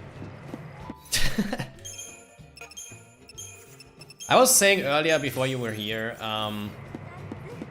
that now that I took a week of a break, maybe we get good RNG.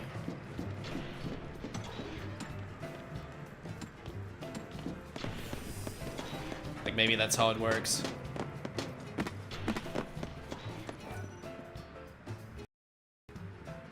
Oh god. He's seeing me. Okay, outplayed. Totally not lucky.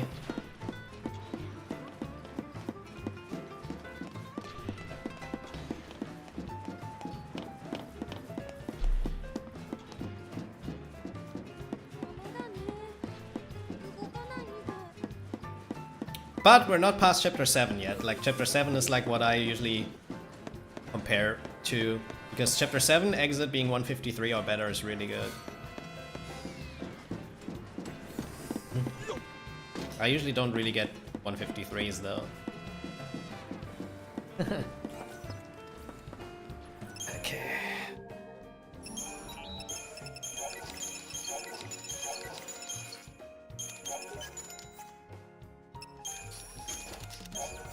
Oh my god.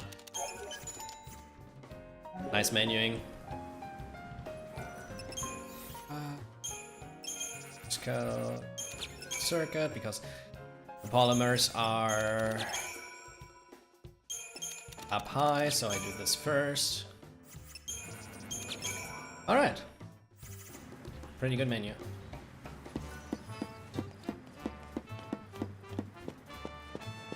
I think with good Gauntlet this can be a 102. I haven't gotten a 102 in forever.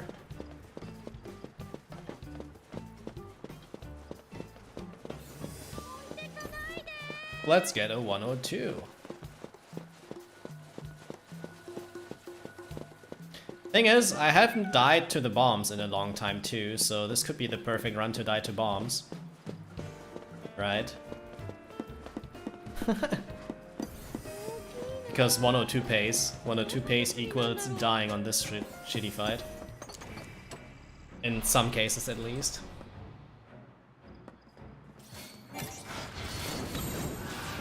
Looks actually good. Second bomb didn't charge yet. Yep. Nice. Good RNG. I actually cannot complain about the RNG in this run. So far.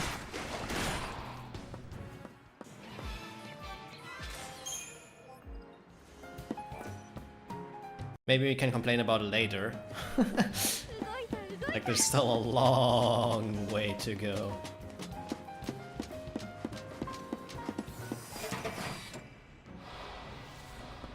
Well, not yet actually, like this one's pretty solid. So yeah.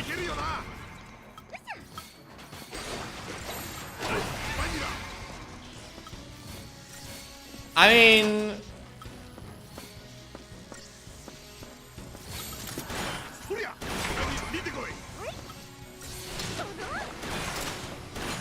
Four bonus routes?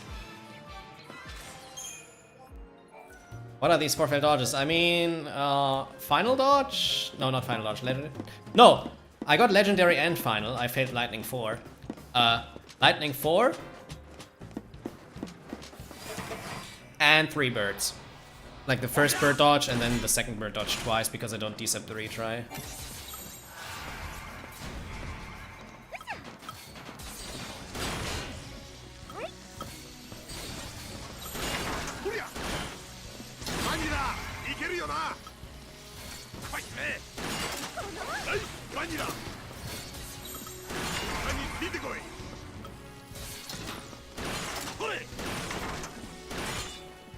It should be 24.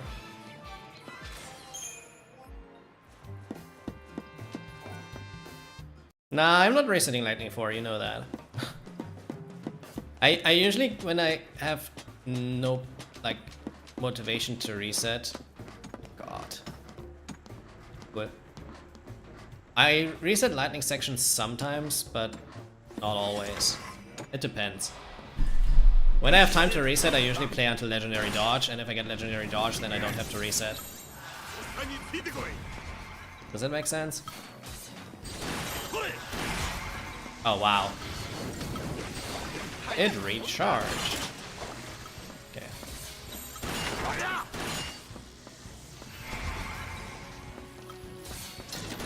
Needed to slightly delay that shift for the refresh. Alright.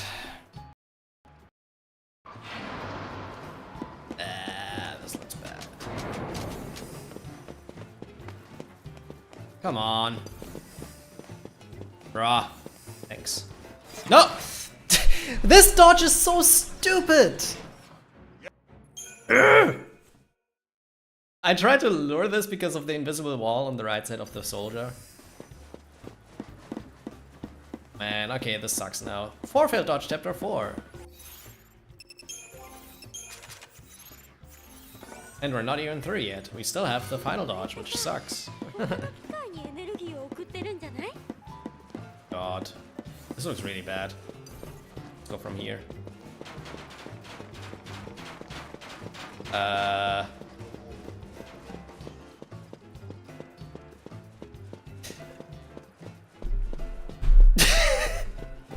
Okay, whatever. Whatever, man. This dodge is weird. This dodge is really weird.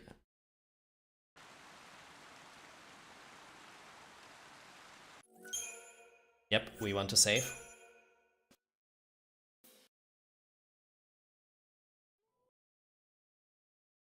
Okay, that cutscene skip was ass. Also no 102 sadly, but a mid 103, which is okay. That final gauntlet dodge lost quite some time actually, probably 20 to 25 seconds. Because I lured it.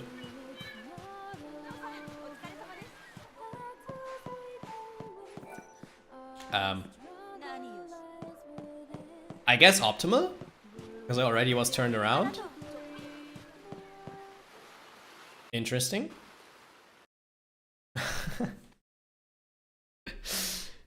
Oh man.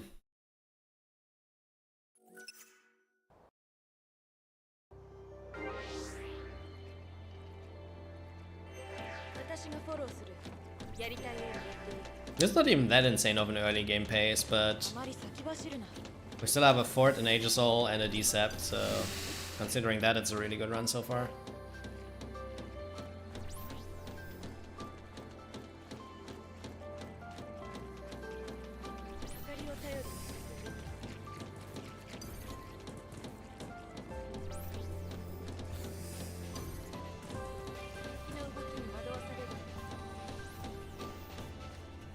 I'll wait to see where it dies. It depends. Probably to some bullshit RNG on chapter 7 or 9, as a lot of my runs.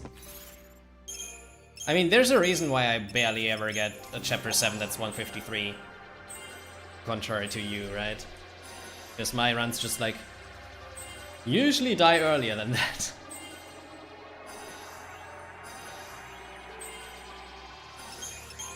I need to get these consistent 152 or 153 exits, and then I would have PB'd by now. Oh wait.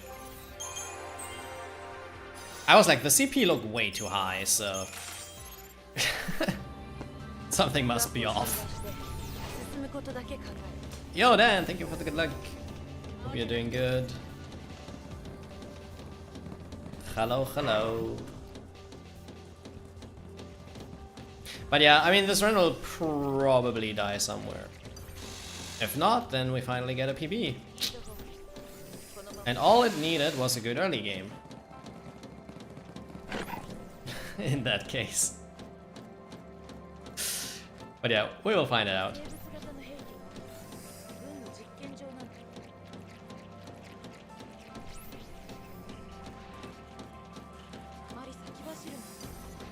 Yeah, this is actually ass. I hate being forced this far out.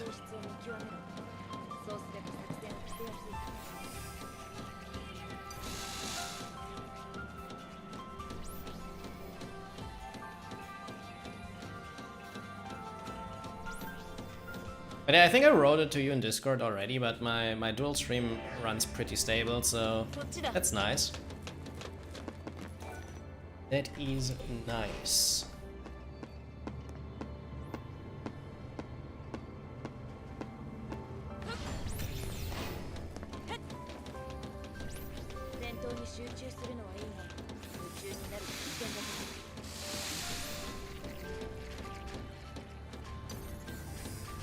The only thing I need to figure out is if the cause of my extra lag this stream is because I dual stream or because I increased the bitrate in general.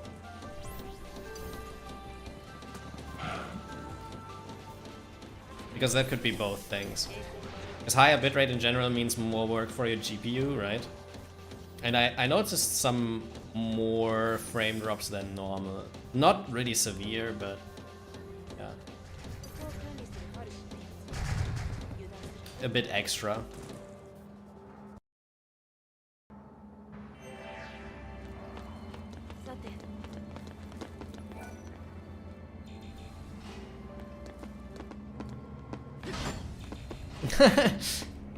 I mean, the thing that I'm a bit jealous about is that you at least get runs that have a good early game, right?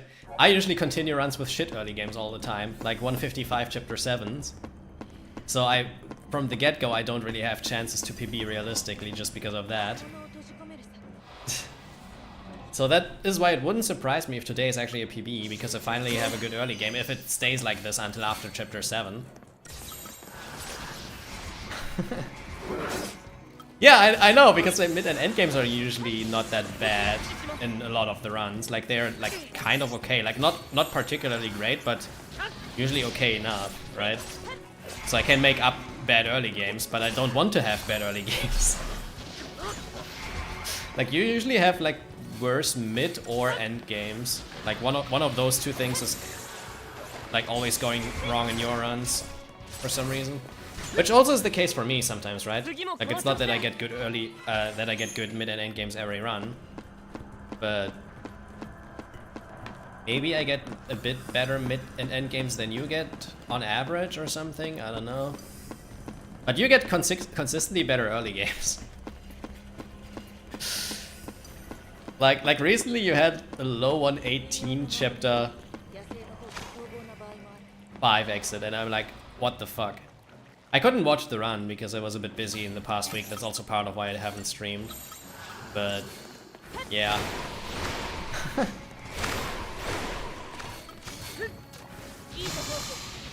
Oh wow.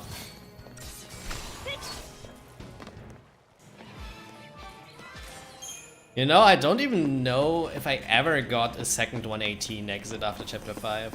Like I had one, I know that, but I don't know if I had more than one.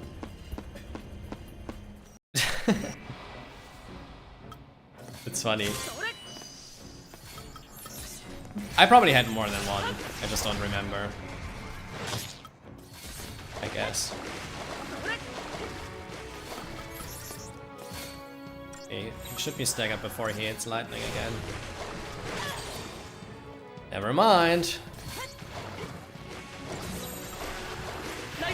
But that's not even bad.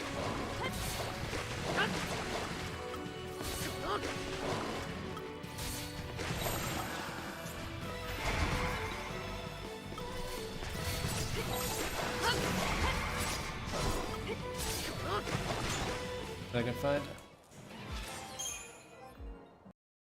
But yeah, I think if I would get as many 153 exits, I said this earlier, I think if I would have gotten as many 153 exits past chapter 7 as you got in like the last 4 to 5 weeks, I probably would have PB'd by now.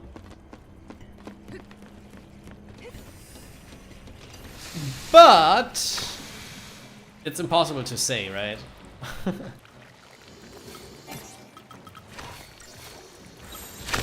Go, lightning!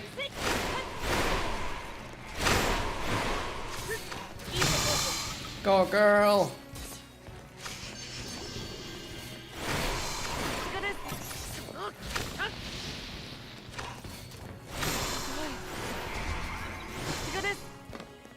Could be around 21. I was playing the safe, so I held on to the refresh until the end. Could have probably been farther, yeah. Faster if I made use of Life Siphon, but didn't want to die.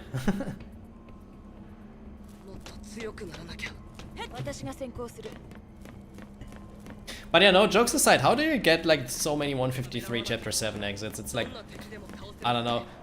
Like, I got 2 ever, 226 Chapter 9s, and I think you by now got 3 or 4 already.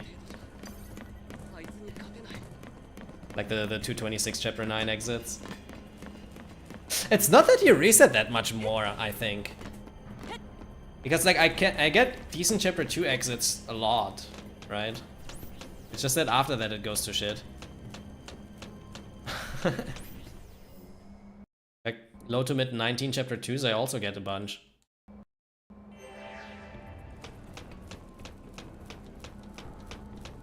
I just think honestly you're just getting better early games. Like your failed dodge count usually is way less in an early game than mine.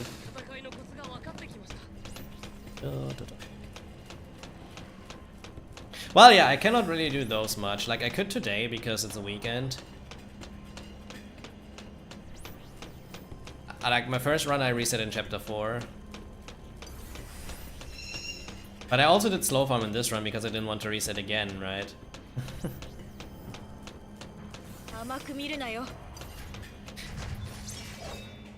But yeah, maybe you just like are resetting more strictly than I do, I don't know.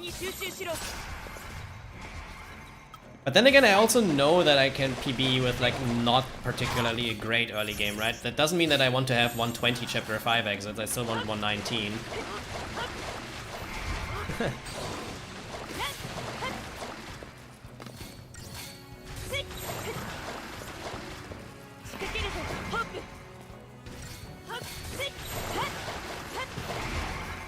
Be a 30.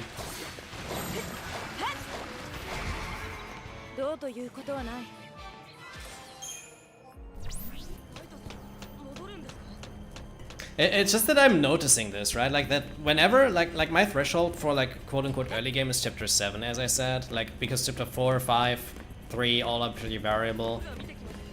Chapter 6 is kind of consistent, Chapter 7 is variable again, so I kind of make the threshold in my mind after Chapter 7, and I want to have at least a 154, right? But most runs recently just had 155s. Like I had a bunch of 154s, and I think 1 or 2 153s. But you get like 153s every single run. Well, not every single run, but you know what I mean, right? Like, quite often. And sometimes even 152. Which, to be honest, like, let's check best splits ever. I think I had a single 152. Chapter 7. There, 152.46. I think you had several better than that by now, in just like the last 2 weeks. And the 152.46 was like my best ever. So that's kind of interesting.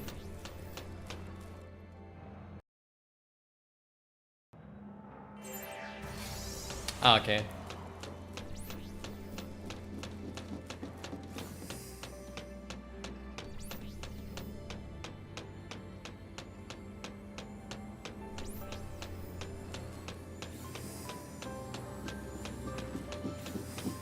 So we need to mix my mid and late game times on average with your average early game times, and we get the 423 easily. Right? That's the plan.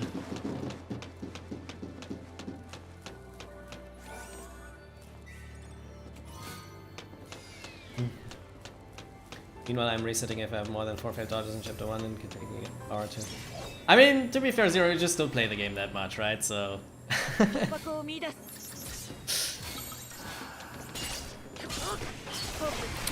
It's all getting better.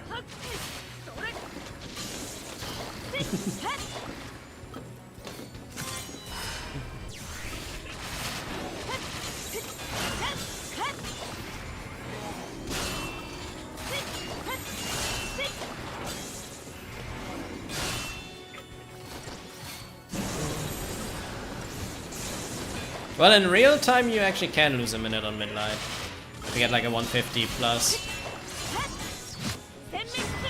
Which is possible. Like, the worst that I've ever gotten was like 152 or something, or 153. That's almost a minute real time loss compared to like a 105.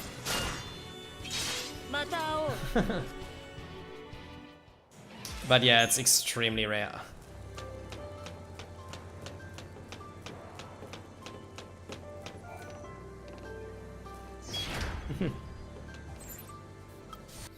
Alright, Fortisol. Which exo do you guys think I get? I think the run's good, so it would be time for fire. Because we haven't seen fire much recently, right?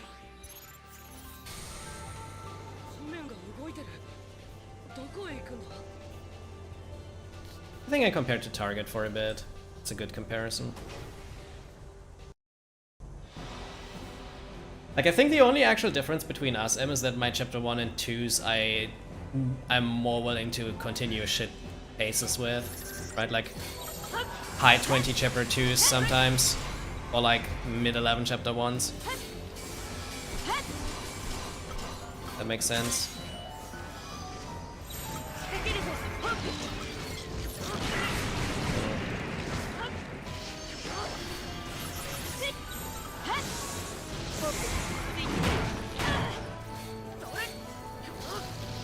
Messed up the opening a bit.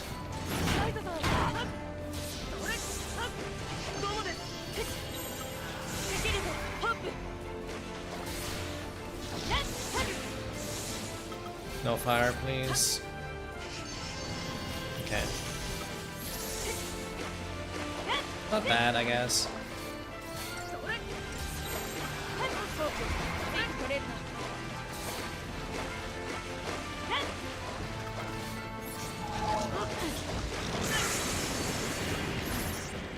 Jump back. Thanks.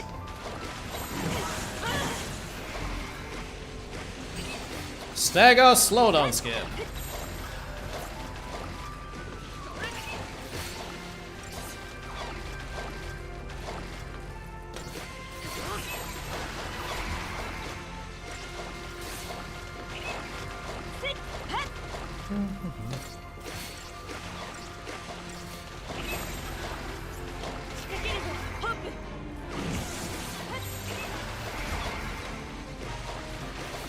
Did I say that I hate Exo Water? Exo Lightning, because of Hop doing waters. Just so annoying.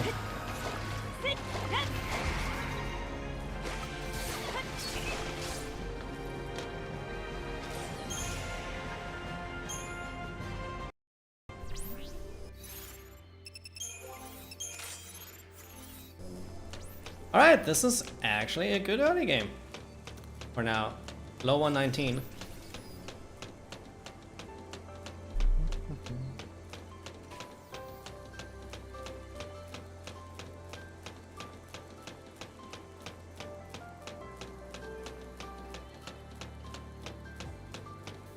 Because you're playing Kaiser 13.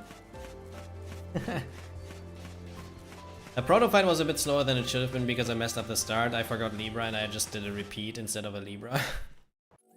That's a stupid mistake. Also, that's the second time I did this run. I don't want to save the game.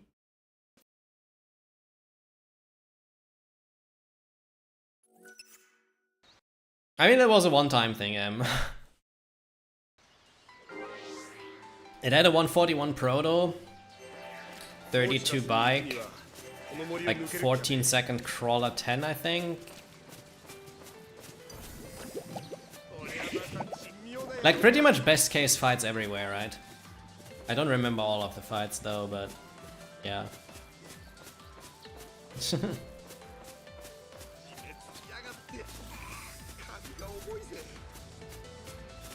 217, okay, that is very high.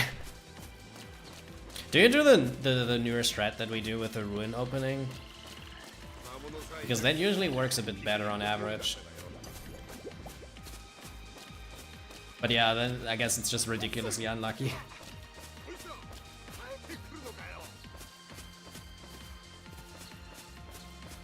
Ridiculously unlucky. Alright, I have the Fortisol, I think, so... Remember that you have the fort, you idiot, and do the different menu. Do the menu different.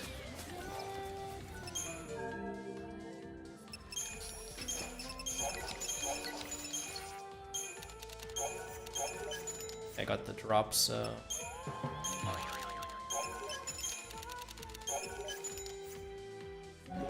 I got the drop, so I have to sword.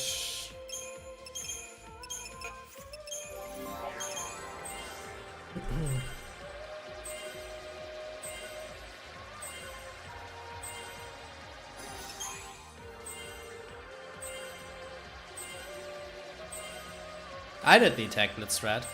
That used to be the strat. So yeah, you do the slightly older strat that is a bit more vulnerable to getting completely fucked. But then again, even with that, a 217 is insane.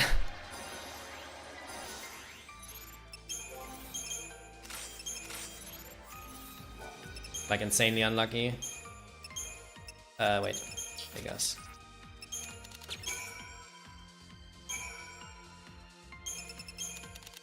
Not doing accessories here.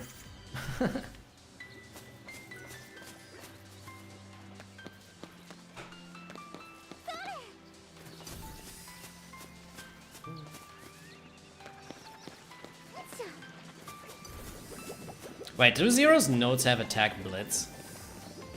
We're not doing attack blitz opening for a very long time. Well, not very long, but like at least a year.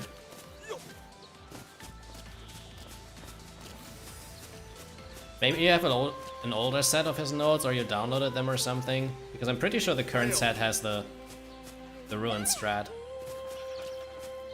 Like we just auto chain, like auto battle a ruin right at the start and insta shift.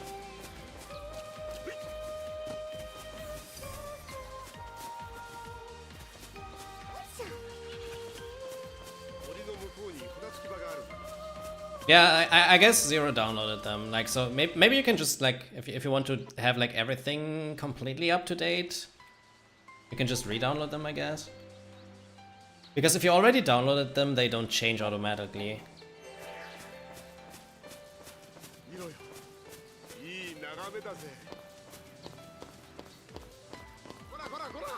There hasn't been that many changes, but Midlight is one of those. Like as I said, for around a year or something at this point.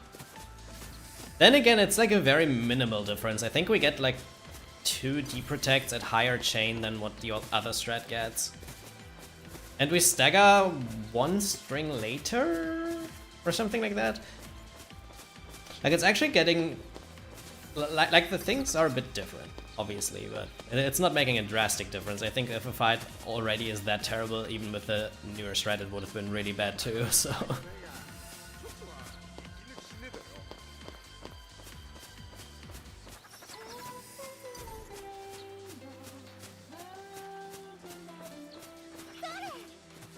Yeah, it makes sense. It makes sense.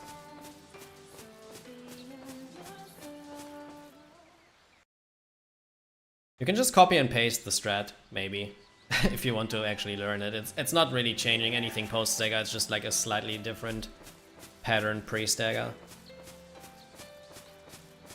We basically do auto-battle a ruin into going to Undermine, then we do 2 fires while Vanille does a string, go to Tide Turner, buff Sass, go back to Undermine, do a full auto, then go to the Divide and Conquer, and then either stagger or don't stagger, depending on if you have a debuff already or not. And that's it. And then post stagger, you just play it the same.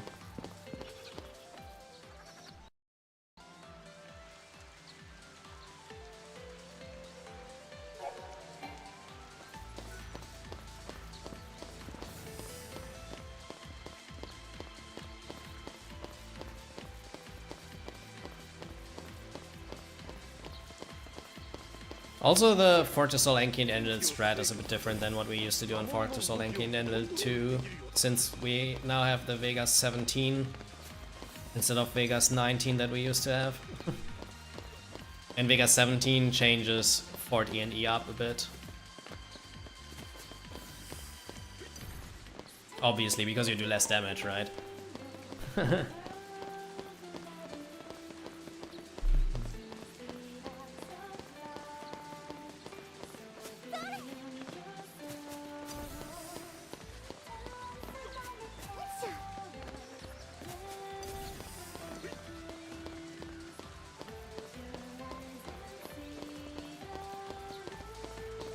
Okay, I got another bonus Age Assault, so that means I cannot really go up because the fort is not up, it's down I guess, because I have the Ether Soul, and up would be 3 inputs and down would be 1 input, right?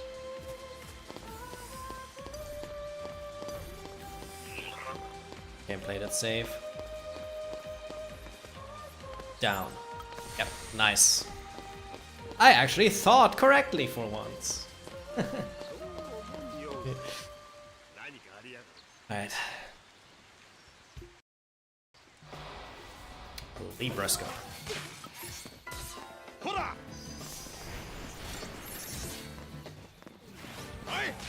Enki on Saz, that sucks. With already losing a second. Okay, 111, that's good though.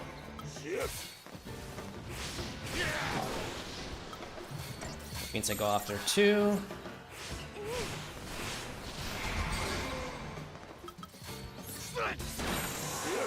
That's good RNG.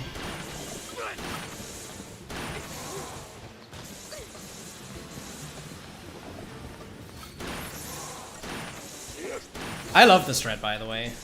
Like, this fort strat is so good.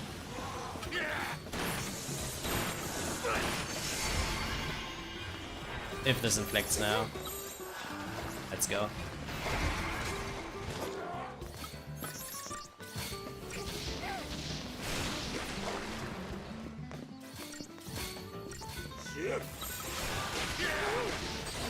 Ah!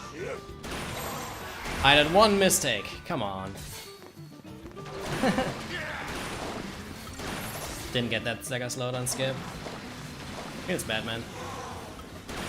But that one is actually really hard to get too.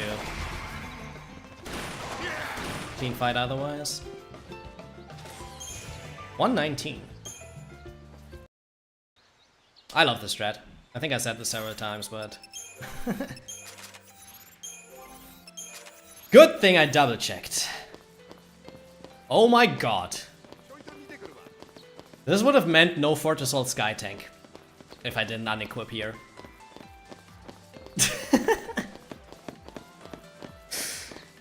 Oh my god.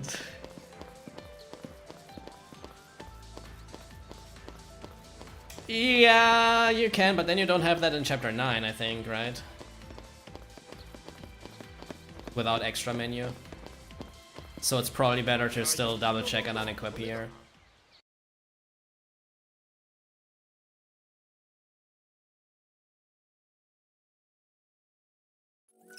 Yeah, you have it in chapter 9, but not equipped, right? Because it's on Benil. And you don't have the second DC for lightning. Without extra menu. Or do you? Oh, never mind. Okay, I forgot about that. Yeah, never mind. You're right.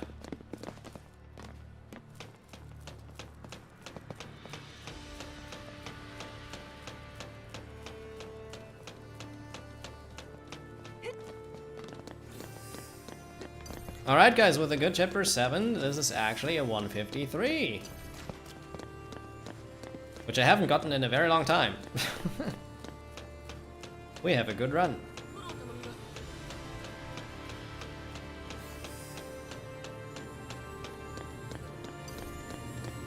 Even with a... Okay, why was the bike positioned like that in the first place? I didn't lose any time on a dodge. And then, why did it catch me at the end of the battle zone?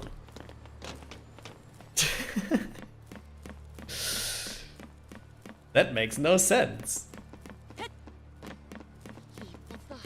Get fucked. Yeah, I guess.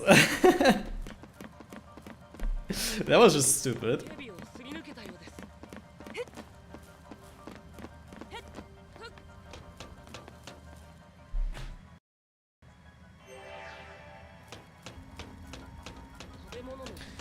Oh man.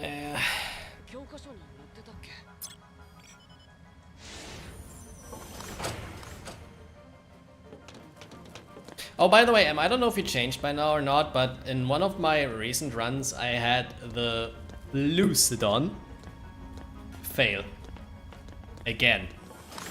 I don't know why it keeps happening, but I don't do the dodge anymore without going into the middle before. Because it doesn't really lose you any time anyways, because you have to wait for the elevator. Well, don't have to wait for it, but yeah, you know what I mean. You just have to get on the elevator, so doing extra movement on that dodge is basically 0 time loss.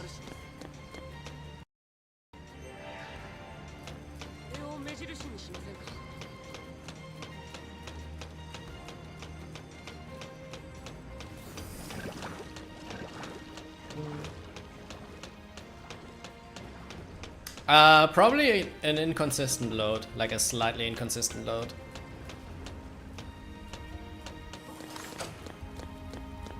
Because sometimes you can trigger it before the screen transition, and sometimes you cannot trigger it before and have to wait until the screen changes or like the camera changes.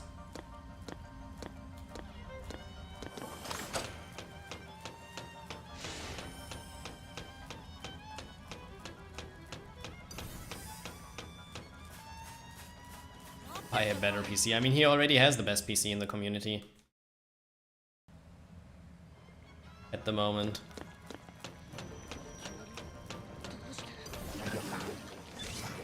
Interesting. Man, chapter 7 is so great, right?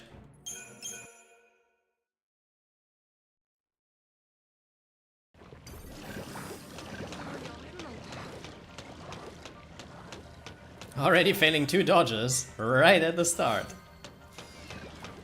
We can still 153 though.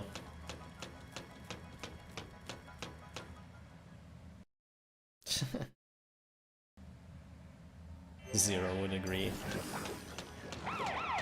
That almost failed too. Like, holy crap.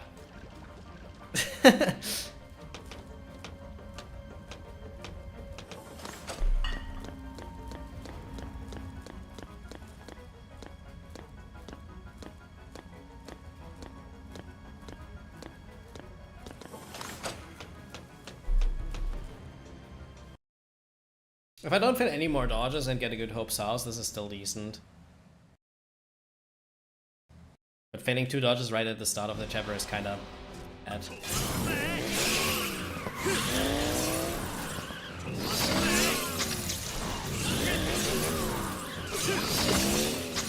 I mean, to not get a 153, I need to have a particularly bad chapter 7, right?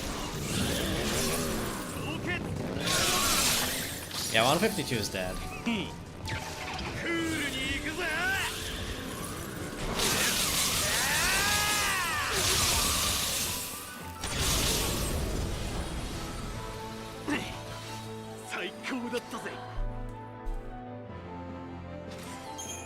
Superconductor, interesting. Nah, I'm not resetting anymore. Even though, as I said earlier, like chapter 7 has a high chance of being bad in a good run for me. Same as chapter 9. So, we will find out.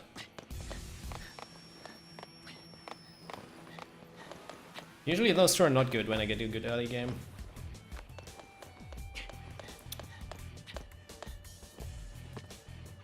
To like average it out.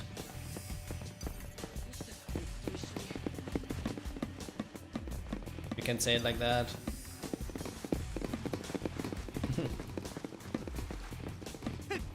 Alright, Frame Drops Inc.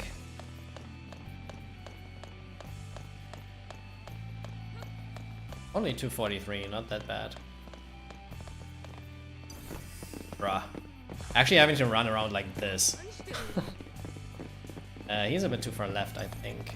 Okay, never mind. That should work. Outplayed. Okay. So now I shouldn't really fail any more dodges in the rest of the chapter, right? Because most of the others are pretty easy.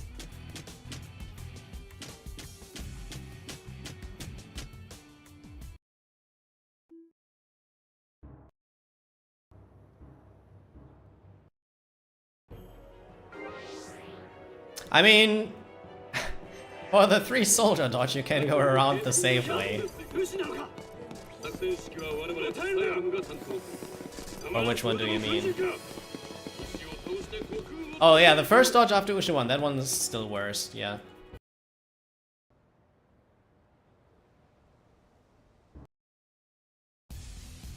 That's slow. Have you failed it by now? I haven't failed it once since I started doing that on the bottom.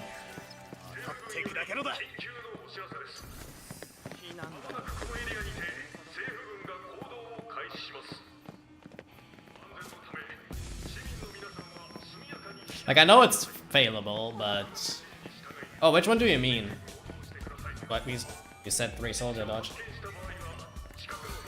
Oh, you mean those 2, after the Guardian... not Guardian Amulet. Oh, is it Guardian Amulet? I think it's Guardian Amulet. Yeah, I know which one you mean. Like, the ones after these. I just thought you meant these. Because this one can also fail, I just haven't failed it so far.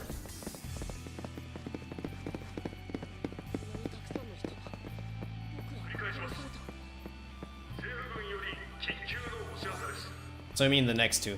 I mean, these are not really that hard, I think. Like, this one you just have to play different. Like, now I have to do it on the left side, because right side is not really possible. So if you kind of, like, play this on both sides, it should usually work, but this one can be ass. Like, I think this 3 soldier dodge actually sucks.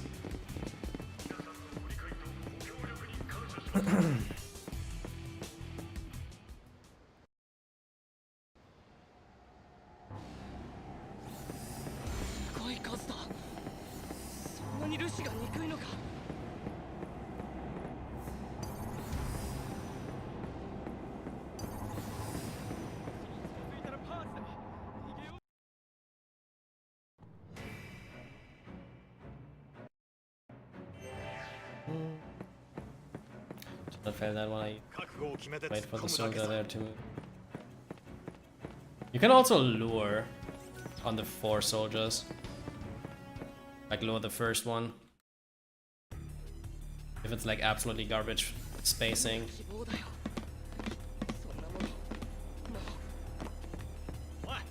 And the second one, I don't know either how it works. Most of the time you can just go between the 2 on the right side, but not always.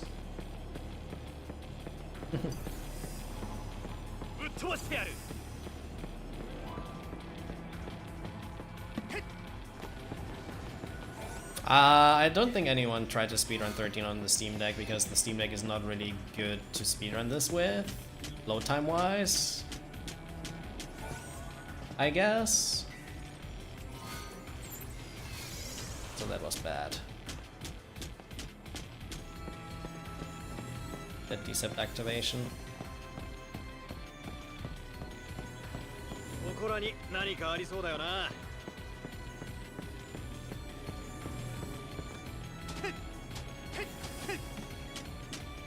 They sometimes do that, but not always.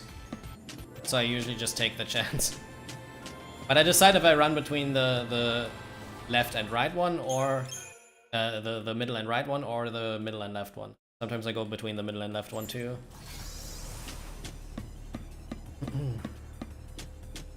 Depends on which directions they face.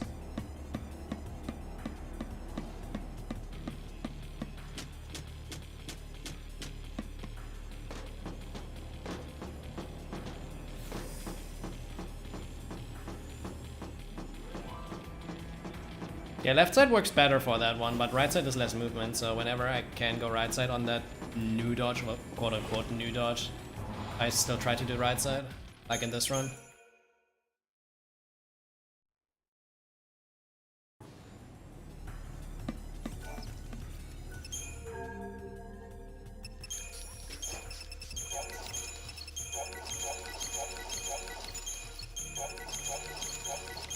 Rip Superconductor, by the way, but I don't care.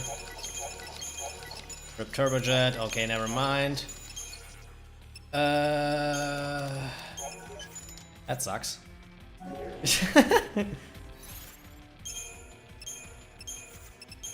I was practicing this too much. Like, in practice I just sell everything, right? And I was practicing Fort Ushi 1 a bunch. I just like sold everything, who cares? I don't know.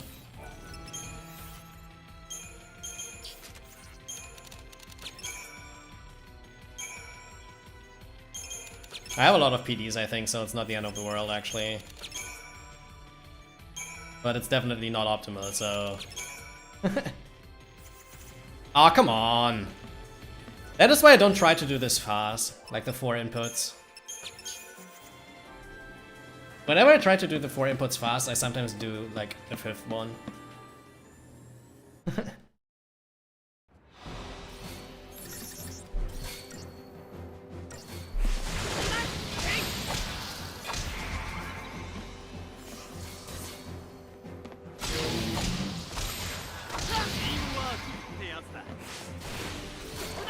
Don't kill Hope.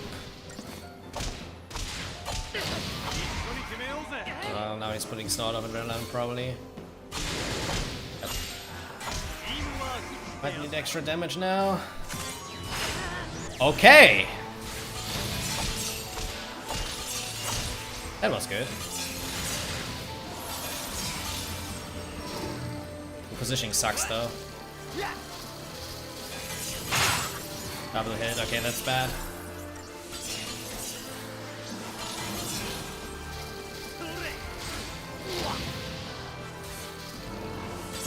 And my chain is low too. You know what? Should be better in this case. I'll hope chains a bit. Wow. Out of adrenaline.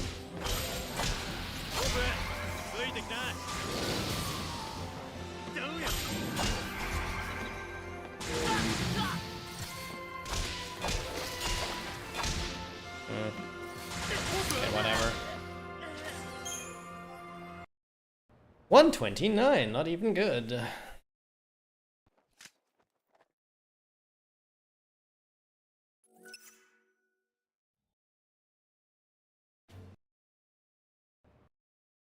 Okay, it depends on Usha 2 and Hope's house fights, I think, if this is a sub 25 or not. Because that Usha 1 kinda sucked. Bruh. I hate my RNG, man. Why is every single chapter 7 bad? When you have a good run until chapter 7, if you're not M.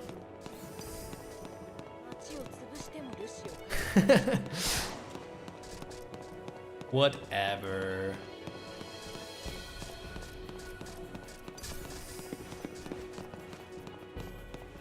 So now I have 4 failed dodges in chapter 4 and 3 failed dodges in chapter 7. That's 7 out of 8 failed dodges just in 2 chapters. Great. I love that.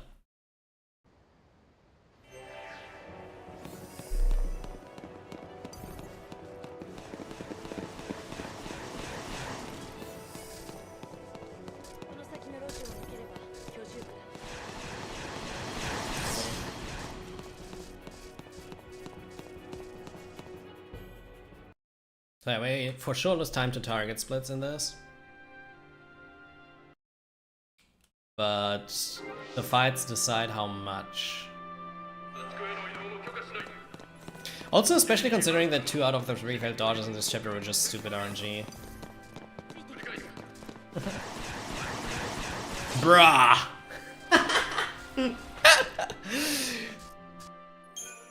So yeah. This is what happens when you're not M.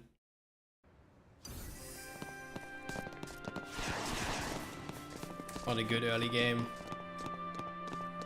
3 out of 4 just stupid RNG failed dodges. It is what it is. This is not even a 153 anymore, I think. This is like with normal average fights, this is like more than 25-14.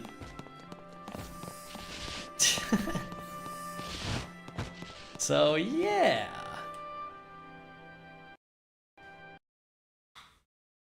We need particularly good fights now.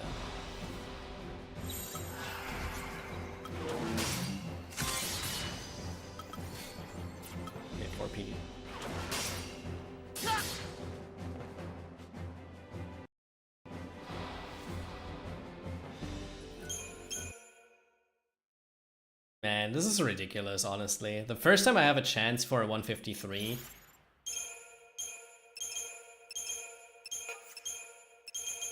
I literally get complete garbage RNG here.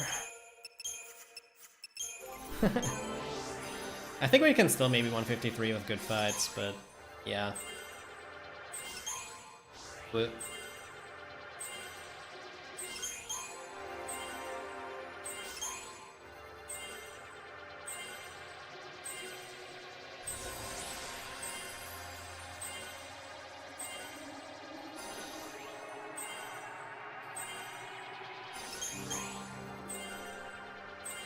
I mean, if he wouldn't like lose his runs in mid and end game, yeah, like I said earlier, like I'm pretty confident with how my mid and end games go in a lot of runs that if I consistently get a 153 chapter 7 exit, I would have PB'd by now as well. It's just that I don't get those. At least for now.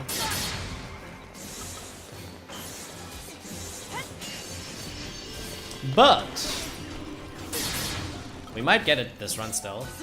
Like a 153 is not completely dead, maybe?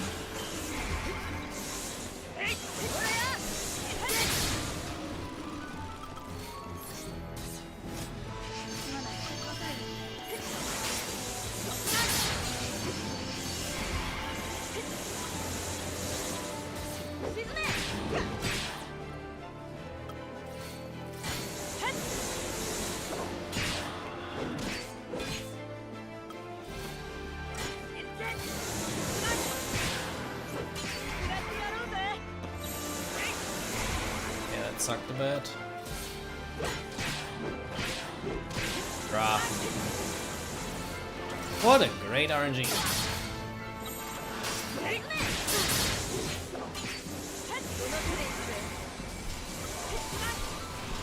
We lost adrenaline. Mid stagger.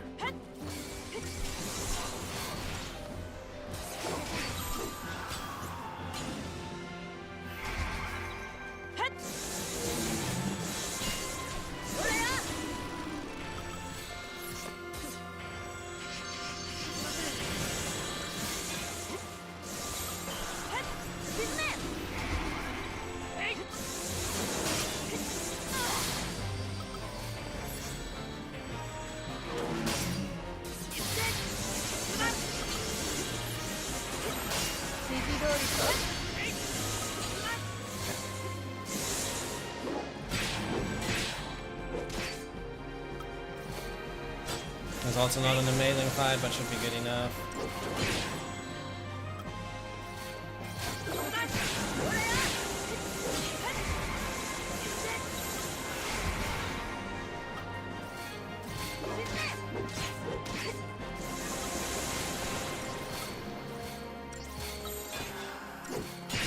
You need a second string probably.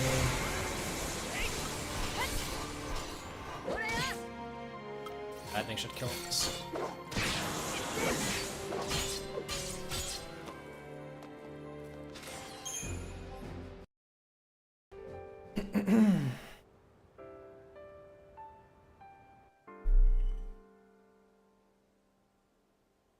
A wild 10 time.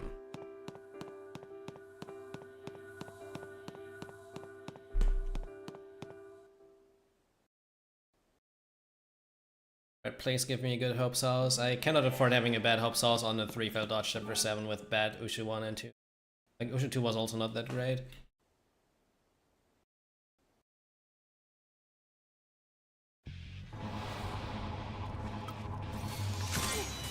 Ah. What is this?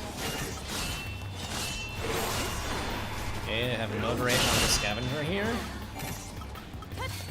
Yeah, I have the rage on it actually, but yep. What did it miss?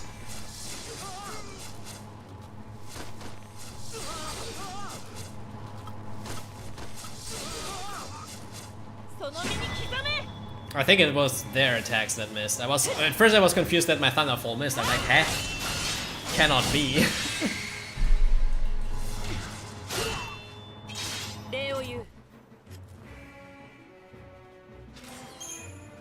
Phoenix down, nice. We have 5 Phoenix downs now. That's a lot of gil. 1,500 extra go.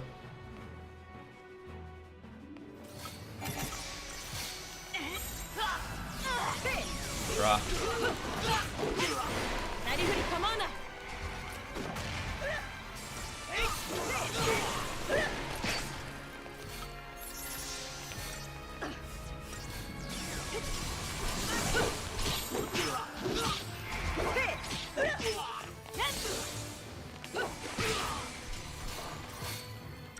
That sucks.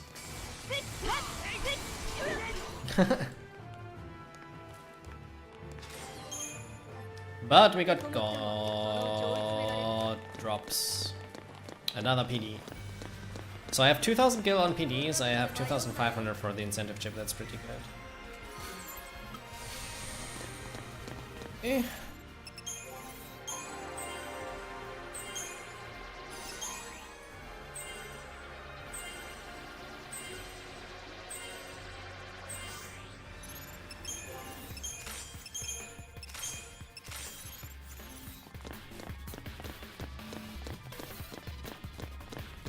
Yeah, this is not 153, I think. Cool.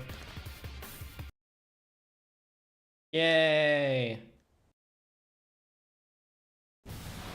Not even this run gets a 153 chapter 7 exit, it's so funny.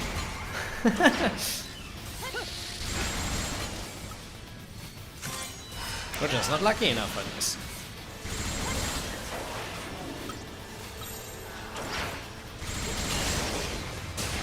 That's no problem, 10 time, you can watch the vlog, right?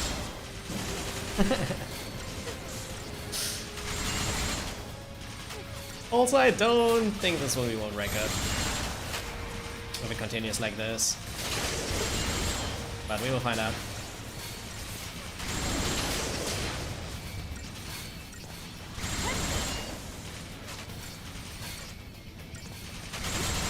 You're right.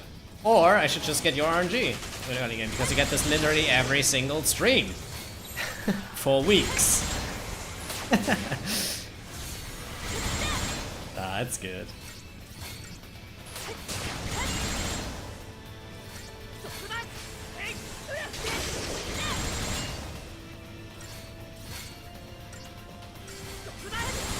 Yeah, I know that one's not the same.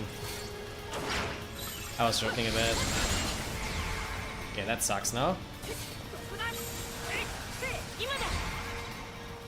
If I'm unlucky, both get launched. Never mind, both don't get launched.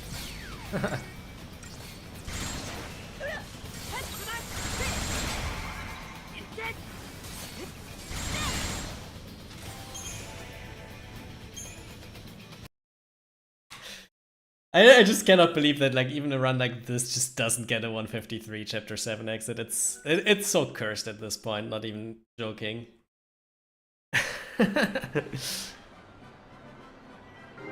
Even without exiting early out of the upgrade menu, I wouldn't have gotten it.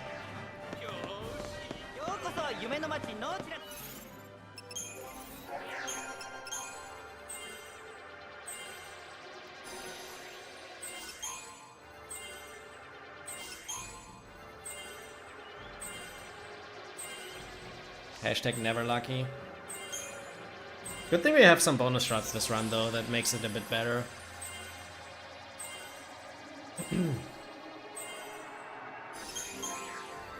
Like definitely makes it a bit better. 1 Decept, 2 Aegisouls, 1 Fort. I already used an Aegisoul and a Fort. Still have a Decept and an Aegisoul. The problem is, even a run like this, Corey, is not close to MRNG in early game, which is kind of funny. Like I just never get 153 chapter 7s. It's kind of stupid. Like I literally got 3 out of 4 stupid RNG failed dodges in chapter 7 that were exactly like the only one that actually was my fault a bit were the flans, I think. All of the others were just dumb. Got caught by the bike after the battle zone, that normally never happens. Got caught by the Orion and Soldier dodge just before Usha 2. That also basically happens 1 in, I don't know, 1 in 500 runs.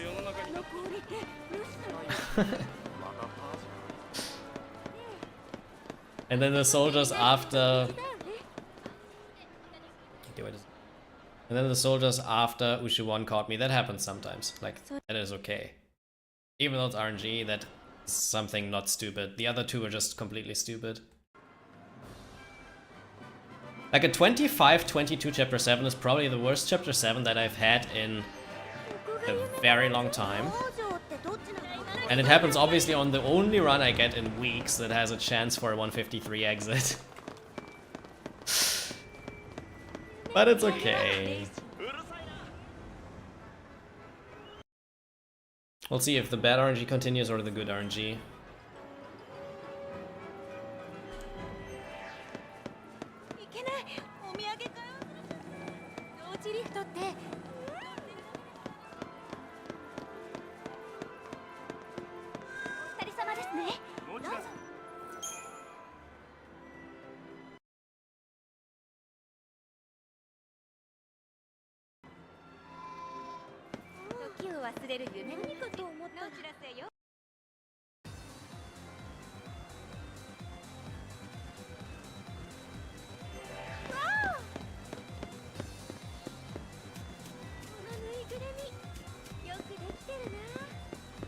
The good thing is this is actually a minute better than my PB, and if my mid and end game are similar as my PB, we can still PB. So that's the good thing about this.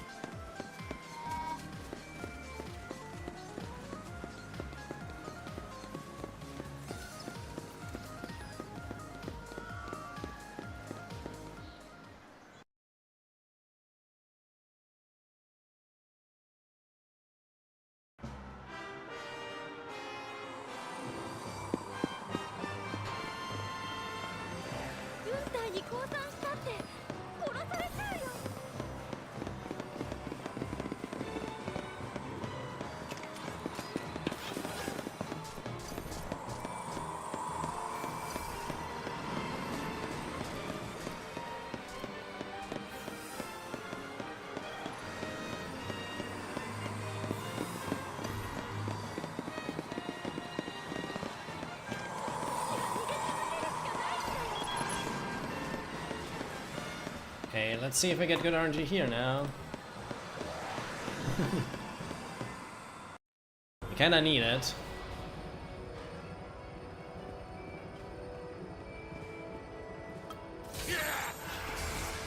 Okay, so if you're still here, 0, this is the new strat. We do this, we do 2 here. Then Enfrost first, so Vanille does the D protect last, which means she does it on higher chain. Go back to Undermine. Yeah, we got D protect actually. Go here.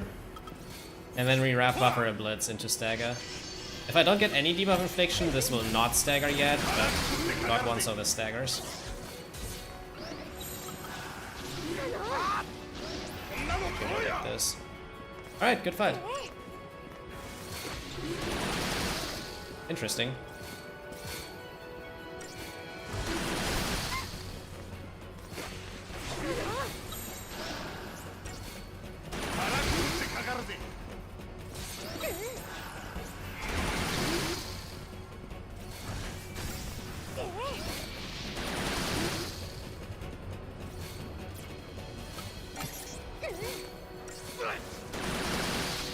Ah. Okay. Very good fight. Vanille can be targeted. I don't know if it's actually a 50-50 chance or if he has a higher chance to target the leader, but yeah, Vanille can be targeted.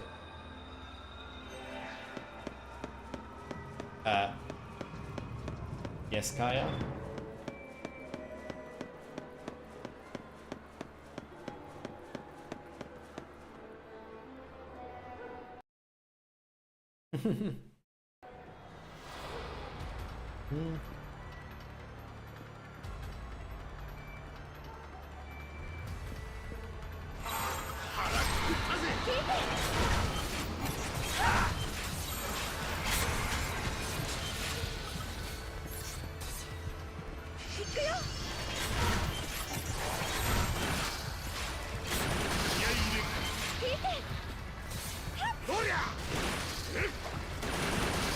Okay, nice. It's actually good.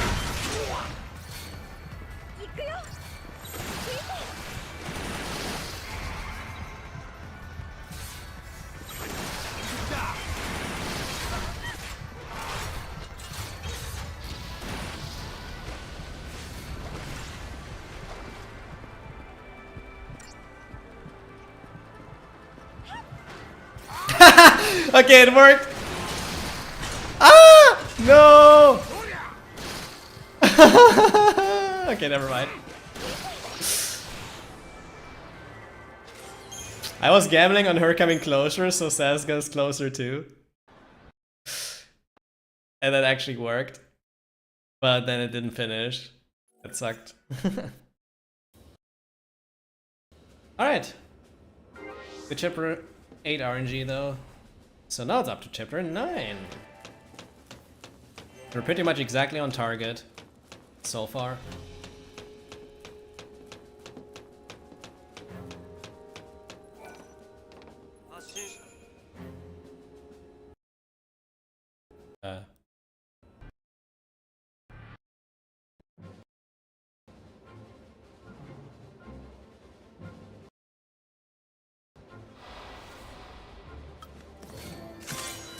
Oh, he goes right side.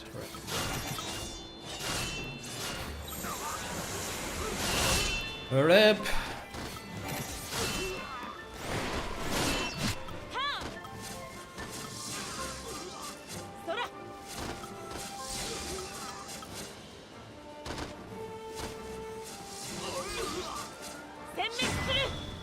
That should be enough, right?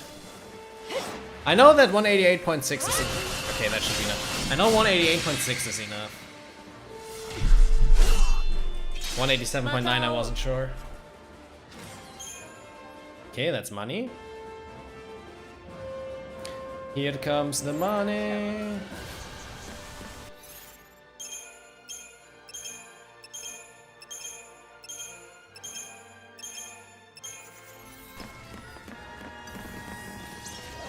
Yeah, 54. We got it.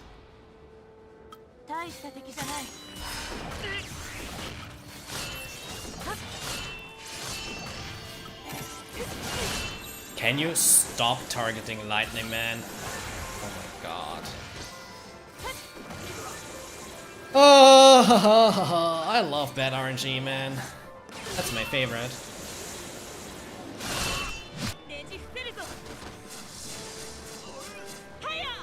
Or definitely not M.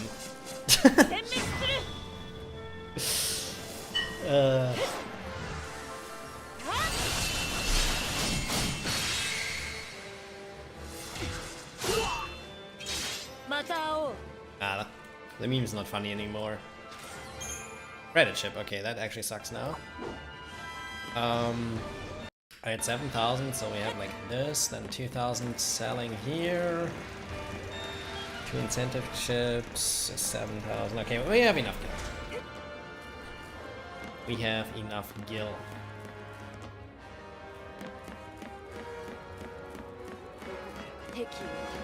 Don't need anything extra.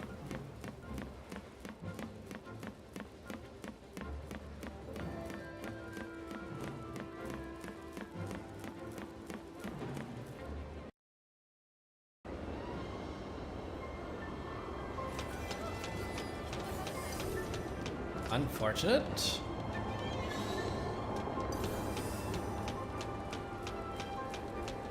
Hey Rista, thank you for the good luck. Hope you're doing good.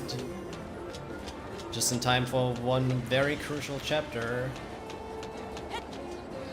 This can decide a lot of how the run continues from now on.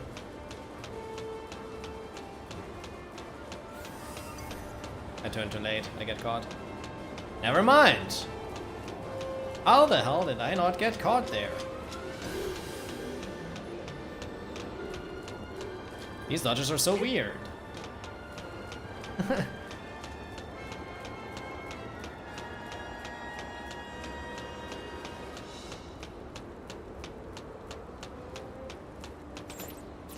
Don't turn, don't turn, don't turn, don't turn. Nice, okay. Good.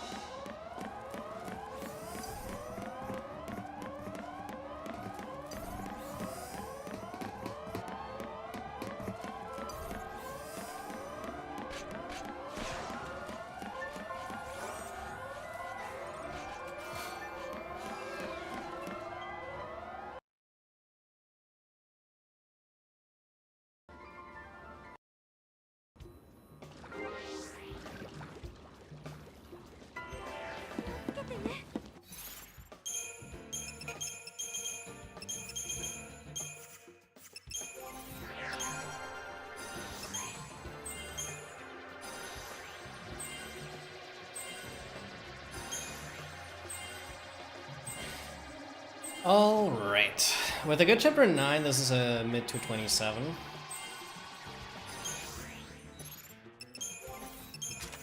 So then we would be in actually really good shape.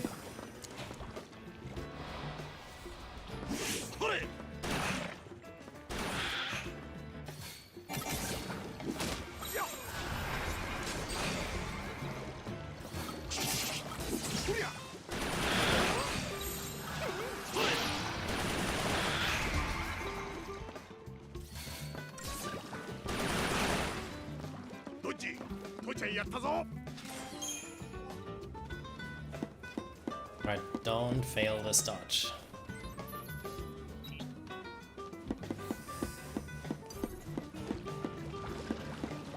Thanks. Okay, risky to go on the short way.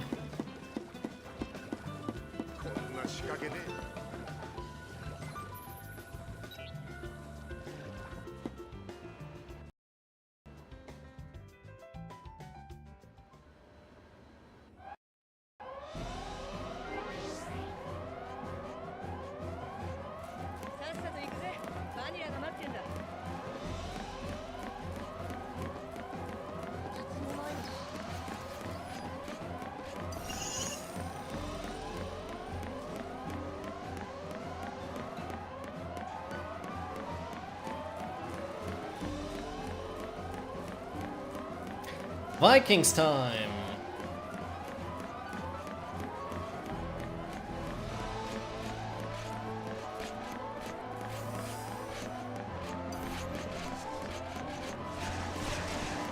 Hey, they were very tame. That's interesting. They're not always like that.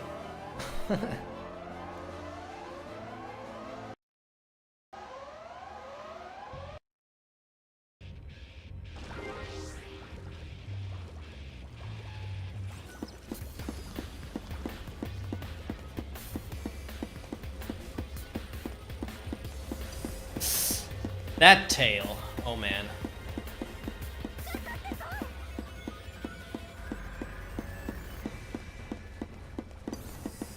Okay, that sucks. Come on, move your butt out.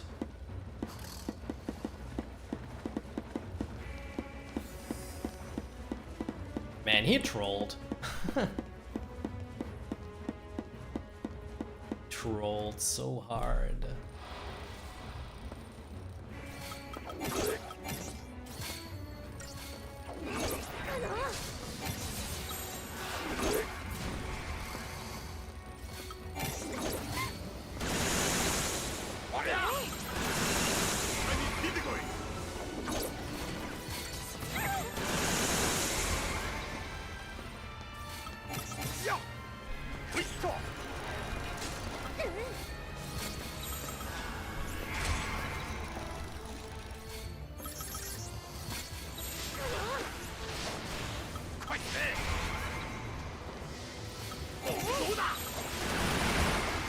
And Neil will die.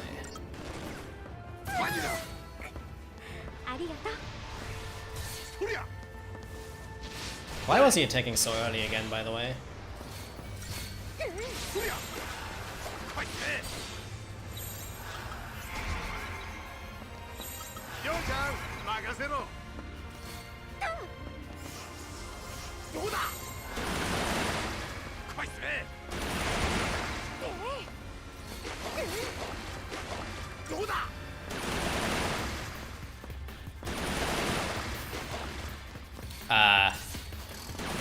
Okay.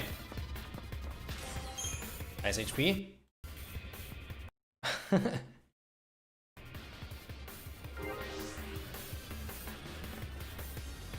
Should have done an attack, honestly, but it already was queuing repeat and was not fast enough to go back.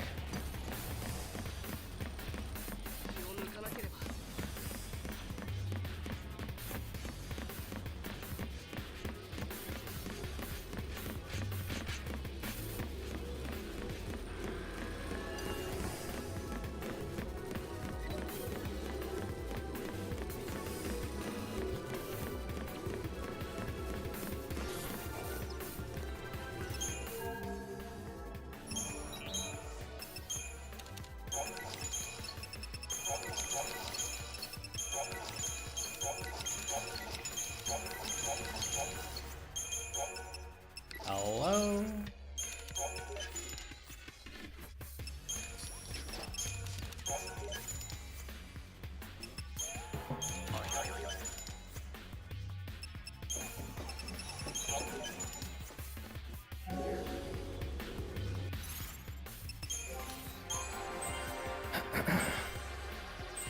Yeah, Neon. That's going pretty good overall. Some weaker chapters, but all things considered, we have a pretty decent shot at PBing if the run has a good end game. Which we will find out in a bit. Like, this chapter is one of the more crucial ones.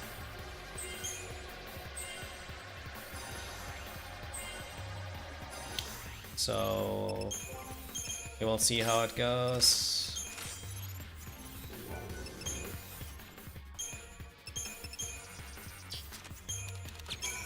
Oh, of course I do that.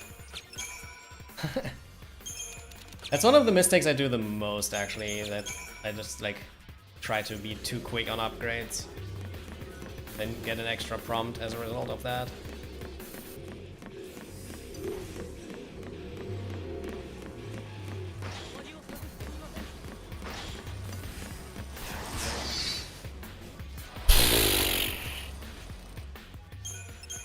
Speaking of luck, that is something that happens one in, I don't know, 1 in 200 runs. Failing this dodge. I had a bunch of those today. This is like one of the weak parts of the run. Like having at least 4 or 5 dodges that normally you don't fail to just bad luck. But it's okay. Thank you. I likely lose some time here. I compared to my target split, so as long as we're in the green towards them, it's really good. To my PB, it's a bit easier, but not that much.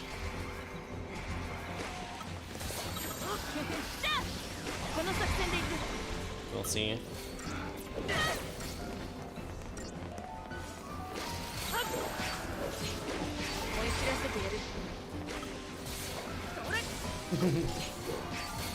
Nah, it's alright. Like, I mean, failed dodges are part of the run. It's just that, like, today I have particularly many dodges that are failed that normally are not failed. Does that make sense?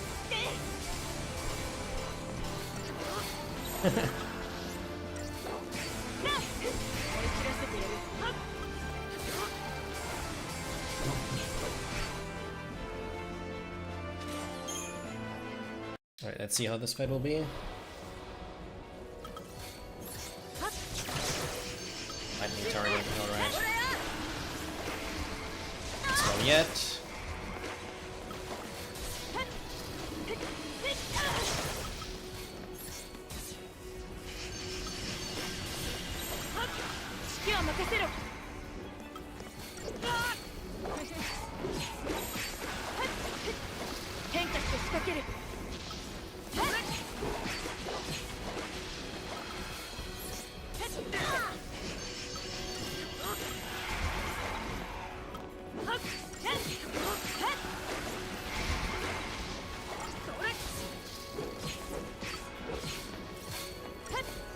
Okay.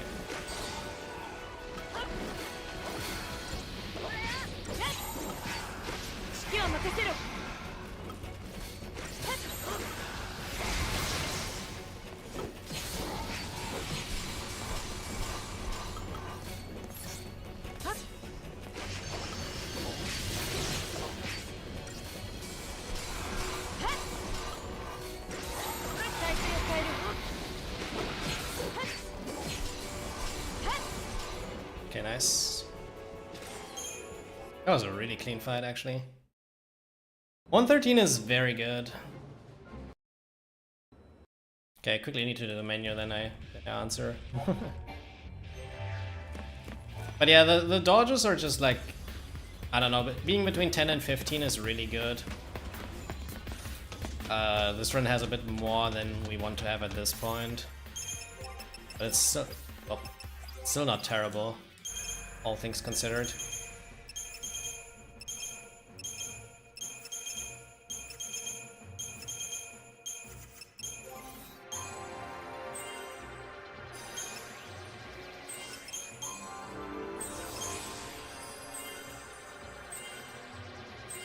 Alright, with a good rest of this chapter, I probably roughly time my target time. It's hard to say. It's like not the best chapter, but it's also not that bad.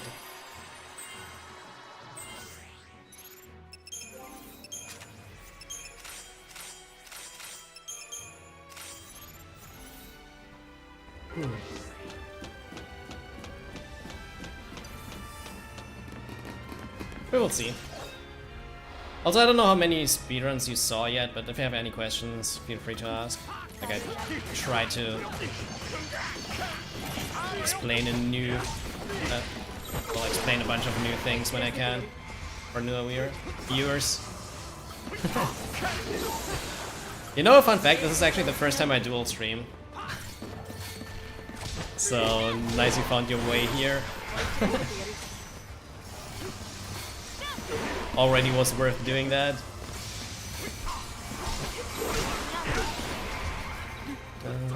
But yeah, welcome. It's just like the problem I noticed, I don't know if it's like a general thing. Oh my god.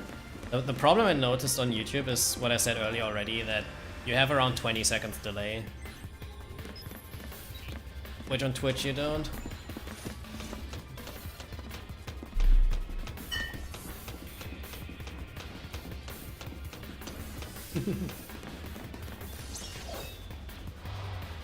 Like the quality I think is actually better on YouTube. The video quality. If it had the same delay, then yeah.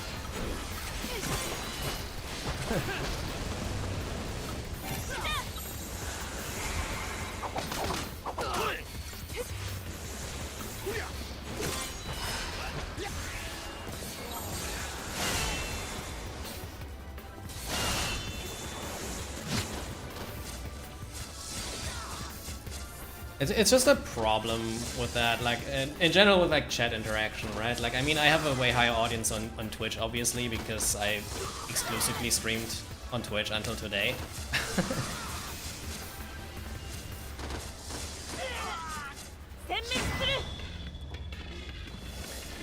But even in general, it's just different.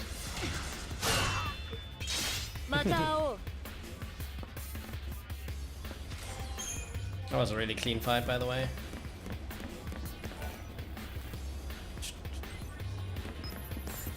Alright, fun thing. For those who are new, what I do here is I run far enough down and then back up and go into this encounter up there, because that just respawned.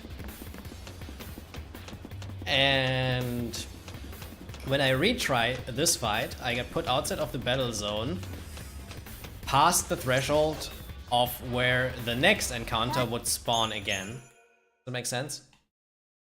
So what I do this way is I despawn an encounter down there, so that I don't have to fight it. And we do that same thing again on the next platform. So as you can see, nothing's here. Yay!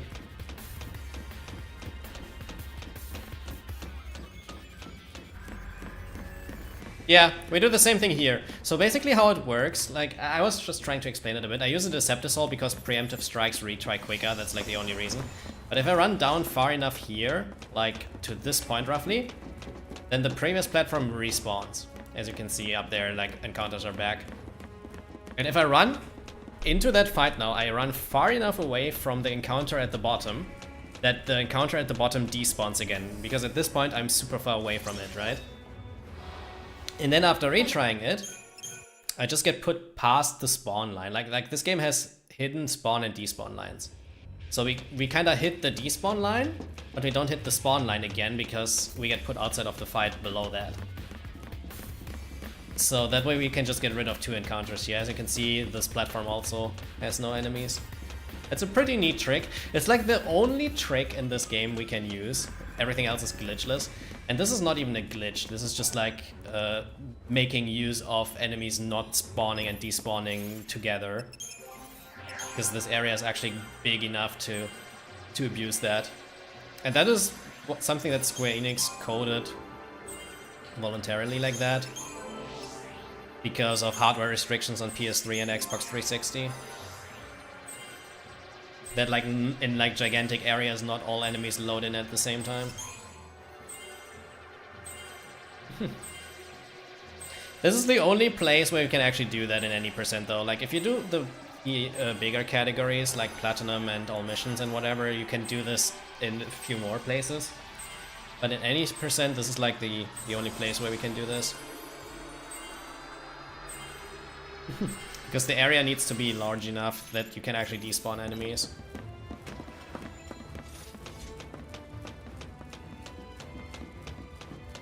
Also, welcome to one of my favorite fights in the run. I hope it actually goes correct and we're not getting wrecked. I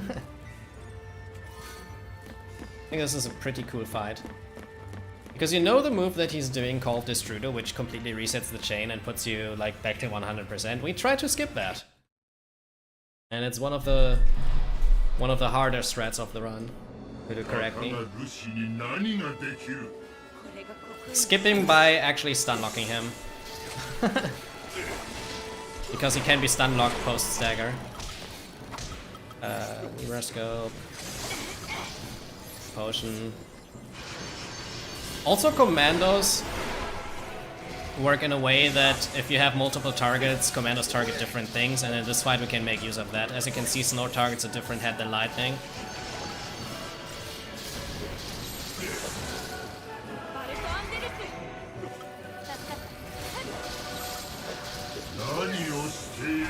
Ah, rip. Didn't do Vigilance yet, okay, and that wasn't Snow. It's actually bad. Worst possible pattern. Snow has no adrenaline too. So I play this a bit different now.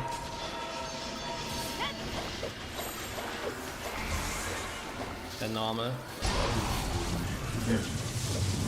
Okay. That's really slow.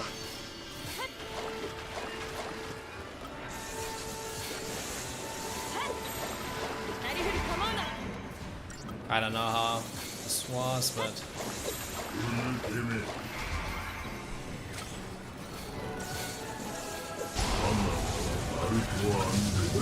Okay.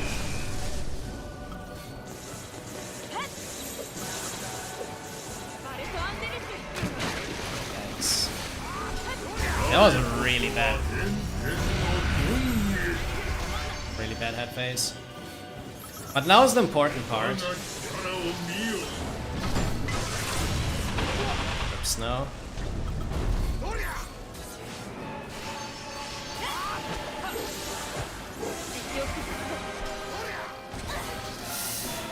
Oh, God.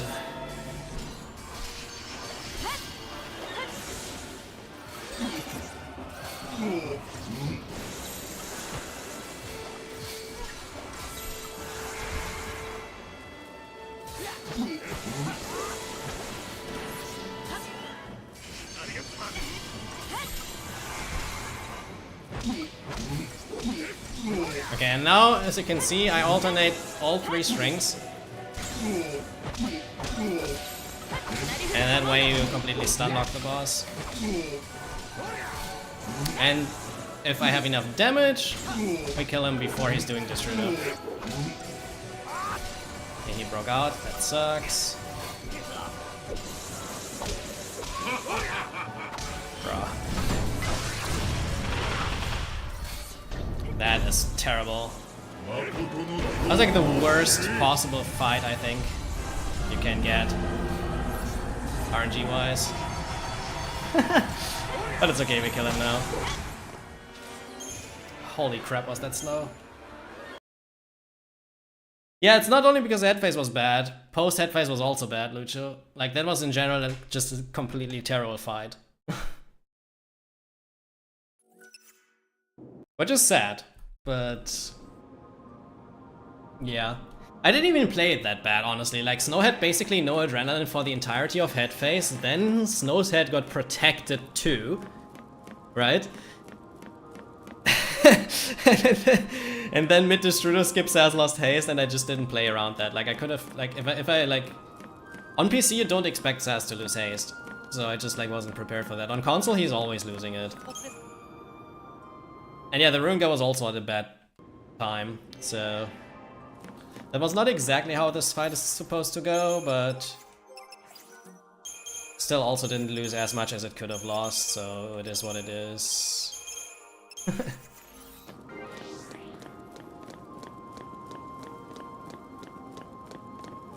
The fight was around 30 seconds slower than it should have been. So basically the strat is just like to skip us through it entirely. I got it at the end because Stagger ran out. That was a bit unfortunate.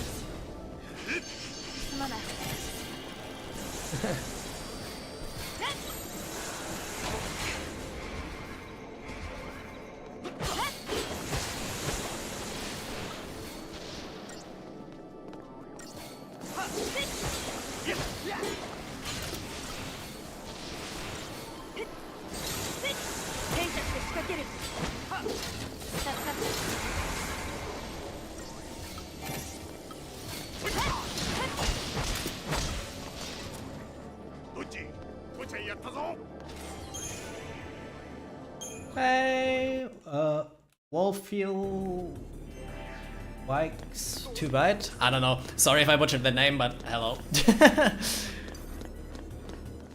Oh, come on, man. This is something that triggers me today, right? This is like probably the 5th or 6th stupid failed dodge that never happens. Like, what the hell? And that all just adds up to time loss. Alright, I got it, never mind.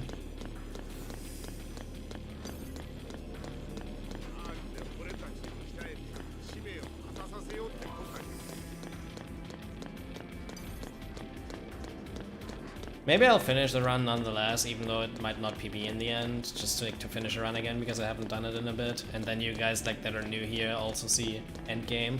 I think is probably something interesting to see, because as you notice right now, I basically don't fight anything, and we keep doing this for the rest of the run, except for one encounter in Chapter 11 that I take voluntarily for Historian points.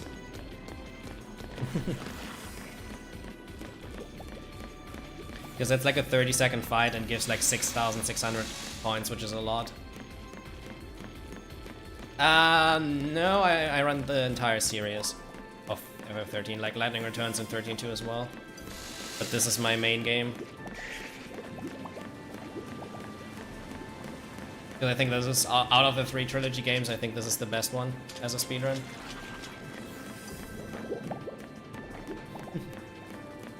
Yep. We do that. So TLDR, some things that you maybe don't notice casually, that are very important for the speedrun are roll buffering and ATB refreshes. So a lot of casuals notice these things exist, but they don't know exactly how it works. So how an ATB refresh works is very simple. Basically every single time you shift the paradigm in a fight for the first time, it is an auto refill on the ATB gauges for all of your characters. So if you consume like your entire ATB, shift the paradigm, you just get the gauge filled back completely, right? And then after the first shift, it is on a 12-second cooldown and then works again when you shift the paradigm. So that's how it works mechanically. The game never explains it to you, but it's a consistent mechanic that works for the first shift of the fight and then every 12 seconds again when you shift. So that already speeds up fights a lot if you make use of that refresh basically every 12 seconds. Like the speedrun strats kinda try to get that every 12 seconds. We cannot always do that, sometimes we have to like prioritize healing up first or whatever, right? But generally you try to get this every 12 seconds. This is also the reason why in some cases I have the same paradigm set up twice. So let's say I have 3 Ravagers, but I have 2 times 3 Ravager paradigms. That is so that I still get this refresh when I shift from one of them to the other, but I'm technically still in the same paradigm, right? So if I want to have 3 Ravagers for a while, I just go from one 3 Ravager paradigm to the second 3 Ravager paradigm to just not miss on this refresh, but still I'm in 3 Ravagers. I guess that makes sense. And then the second thing is roll buffering, which basically means that when you use an ability in a specific role and then shift the paradigm of the character that uses that ability before... Okay, nice. Before that thing hits, it gets the roll bonus of the new roll too. So what are roll bonuses? Every roll gets a bonus, like commandos deal more damage, ravagers chain better. I think synergists have longer buff duration or whatever. Saboteurs have higher debuff infliction chance, and like all of these things, right? Medic heals more, and Sentinel takes less damage. So basically I use a fire, like let's say fire ability in Ravager, because going from Ravager to Commando is the one that we use the most. While that fire ability travels to the enemy and then I change to a Commando roll, that fire does get the Commando roll damage boost too when it hits. That works from every roll to every roll. So if you use a Commando ability that doesn't hit the enemy yet and then go to a Ravager, that ability will also increase chaining when it hits. And these two mechanics are basically the main mechanics we use in the speedrun to speed up things. And both of that is not explained by the game.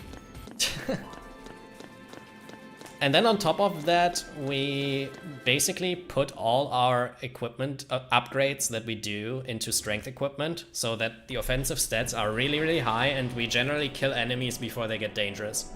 At least that's the plan. And now that you have knowledge of ATB refreshes, pay attention to this, because here you can see it perfectly fine. So I do a full strength. He's targeting Snow because Snow is on a Sentinel. Then I attack him here, and now my entire party gets an ATB gauge refill. And now it's on a 12-second cooldown. So we do a bunch of shit.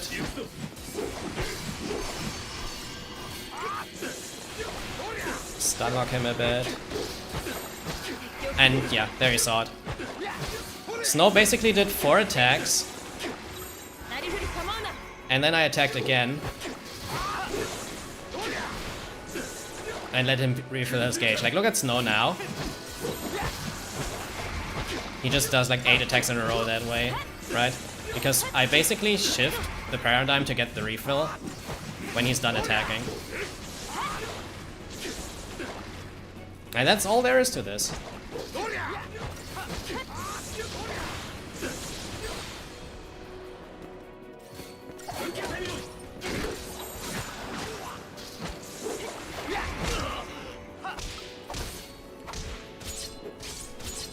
Also, Sid doesn't get dangerous when you launch him. So as you can see, I just keep him airborne now, and fight's pretty much done.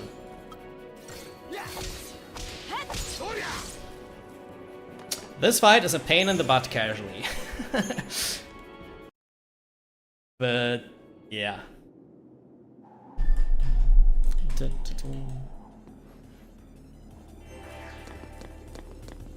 Also, I missed a bunch in chat, I think. Thank you for the good luck, Doikim, or Doikim.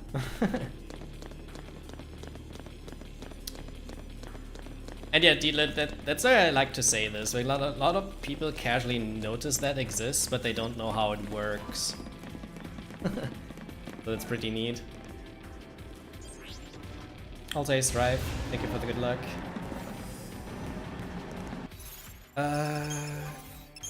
Web. Shield, Soul Bond, Power, Warriors. Smart. So that was a menu to set up for the next fight and parts of chapter 11 already.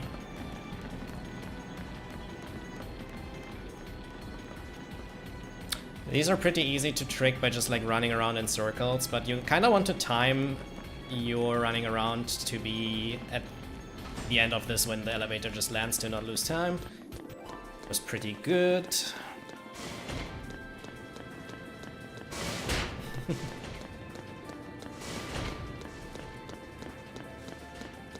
Yeah, I mean, that is just something that you get better at with practice. You have to alternate your strings. Like, for example, when he's mid-air, attack with lightning after Snow's done with his strings and all of that, right? So that you maximize enemy air time before they drop again. I don't like this. God. Okay.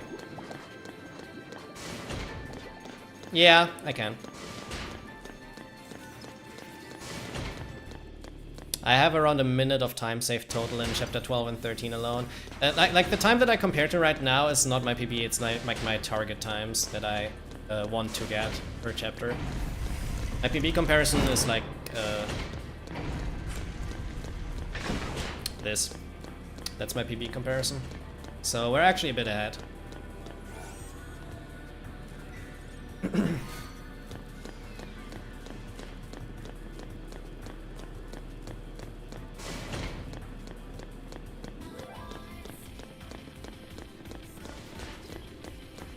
Which currently is second place on the leaderboards, and we have a tied second place because one of my mods and fellow runners has exactly the same PB.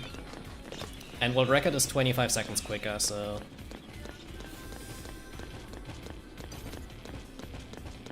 Even world record is still on the table with a very good endgame now.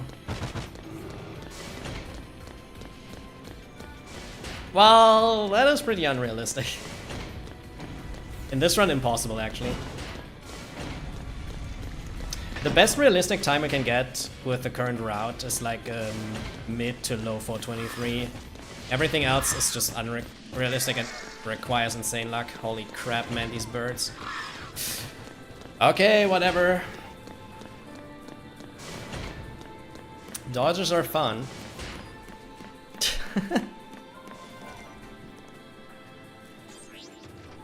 Insane luck does happen sometimes, yes, but not for the entire run. M gets this a lot of the times in early game.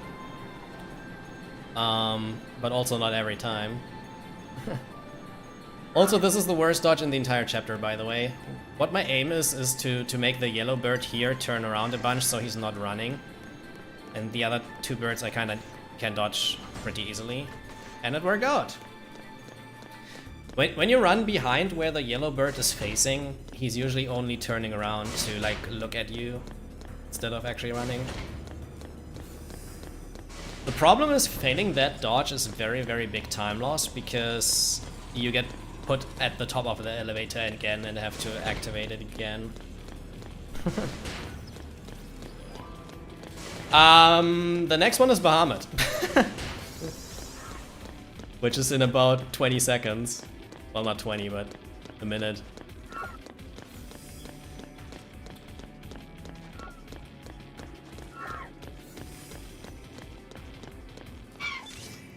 Bahamut requires a lot of luck to be fast. Like, it's not a hard fight, but being fast at it is really hard because it depends on what patterns he's doing and who he's targeting.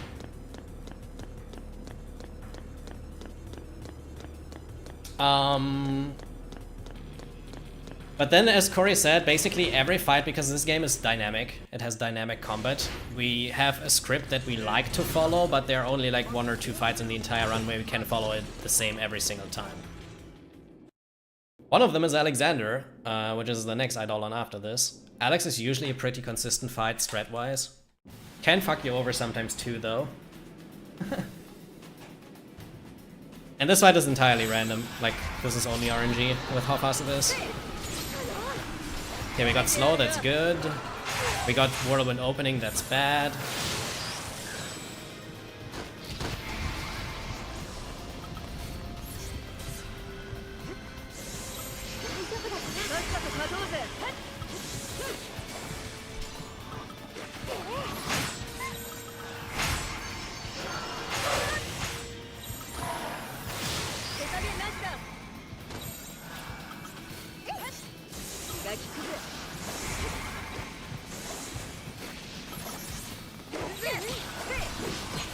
Okay, not bad actually.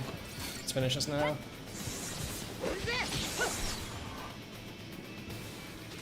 That was a very good fight actually. 44 seconds is good. We want to have below 50 seconds, but this can also be over a minute. Basically, what you try in that is using ATB refreshes optimally to have Lightning and Vanille use most of their strings in Ravager, because Ravager increases the chain a lot, while with Fang we mainly heal up. Like, with Fang we don't do that much. Not because she's useless, but because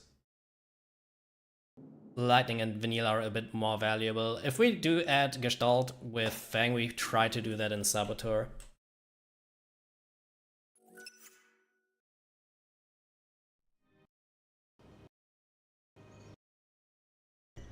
Alright, so welcome to the longest chapter in the run. This chapter is almost an hour.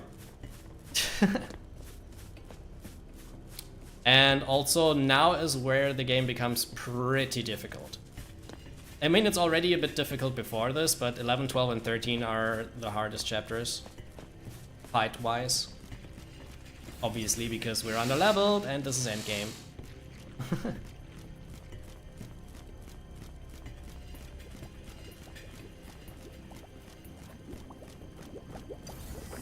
Offensively, we're not underleveled that much because I have strength equipment.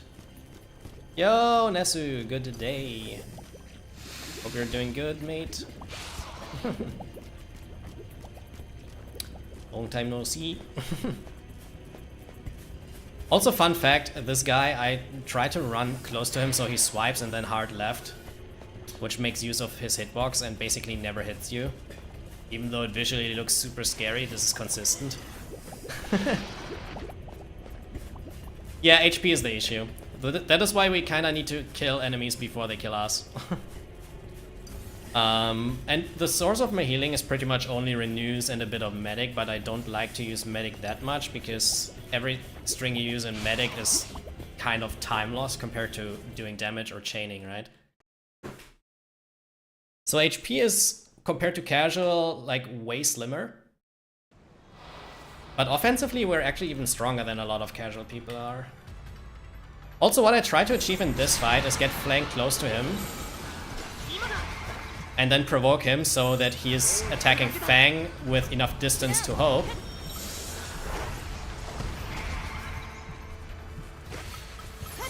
And now I just try to do my strings in a way that I keep Fang close to him, and she's always provoking him before he's attacking again. That's pretty much the strat.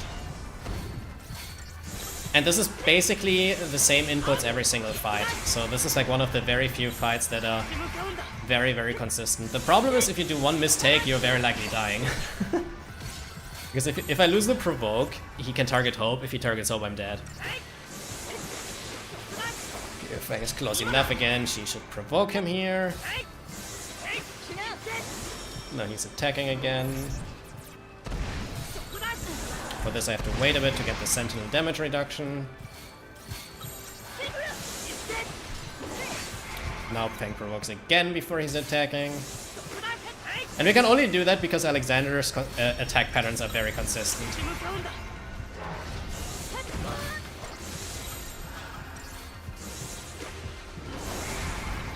Like lofty challenges where we have time to do stuff. And that's pretty much Alexander. The next string finishes this. And this is what I kind of like about this run too, that we have some fights like this where we use positioning manipulation to get out of danger, because Hope has like no HP, because we didn't really invest anything in Hope. He has a tungsten bangle equipped, which gives him 150 extra HP, but everything else we just like didn't do anything for him. Just because we don't use Hope in the speedrun. Outside of this fight and then in chapter 7 a bit. 3. There's a bunch of paradigm changes here.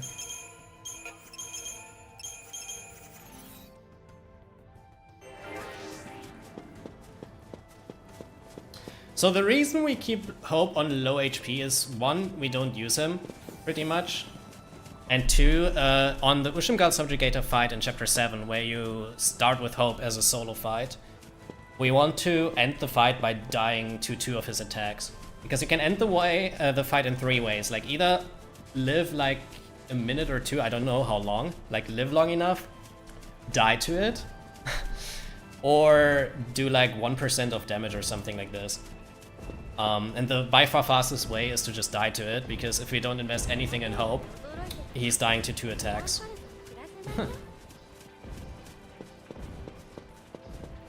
Yeah, Longui is not fought in any percent. But I can, like, if you have enough time to stick around until the run's done in around 2 hours, I can show you Longui after the run. With the speedrun strat of the Platinum speedrun, which kills him in around 3 minutes. It's like disgusting.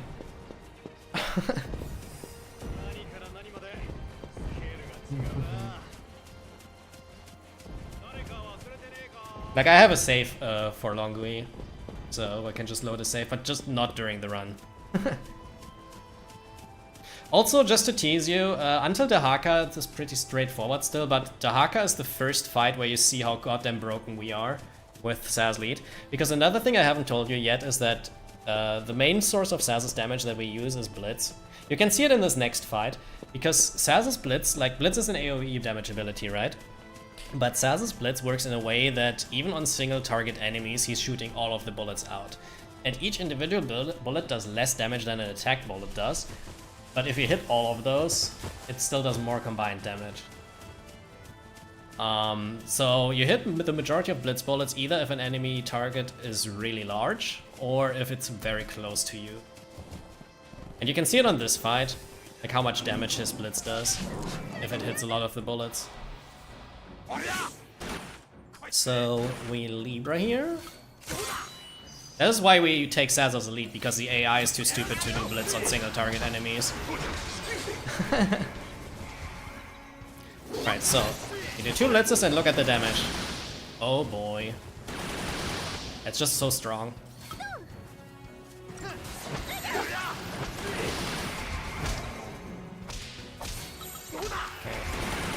I need Imperil. Come on, Vanilla. There it is.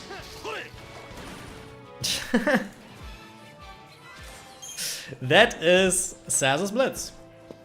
When you make sure the majority of bullets hits, because with you use 2 ATB, but each bullet, like he shoots out 7 bullets per blitz, and each bullet does around 70% damage of an attack bullet, right? So it does less damage than an attack bullet does, but you shoot way more bullets out because you shoot 7 bullets out instead of 2. So yeah, if you just make sure that the majority of blitz bullets hits, it does a lot of damage. And that combined with having high chain and buffs and debuffs in this game, because what also happens buff and debuff wise is that buffs and debuffs in this game are working multiplicative.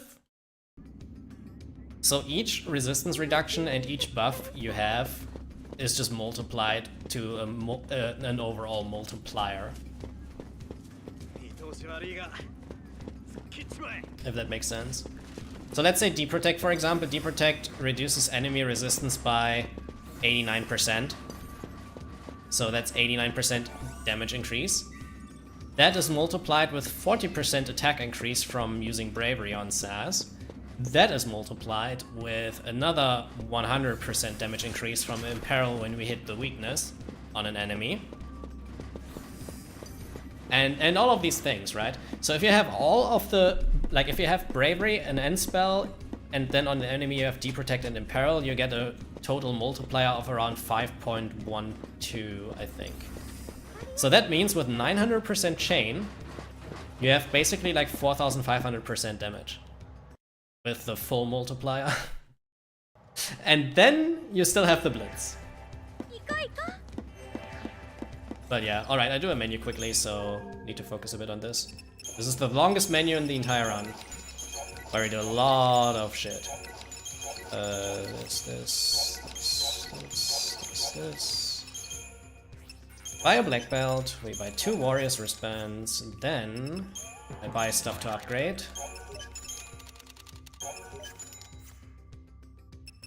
And then we buy 94, where is it? 94 superconductors. Then we do a bunch of Crystarium.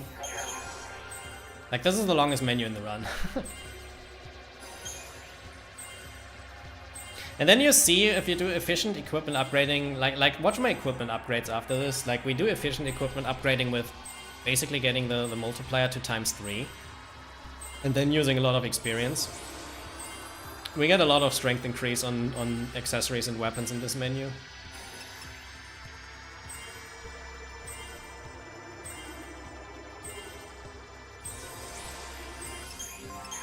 We need to get some medic.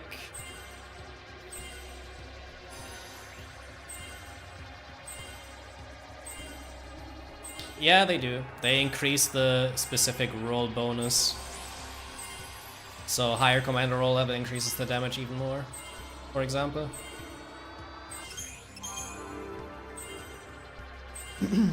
It's not by super much, but it just boosts the roll specific bonus you get.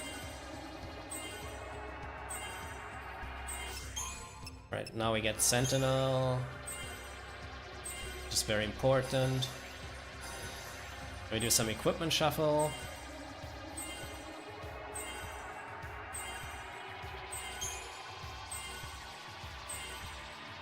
We want to have her accessory slot and ATB level, Corey.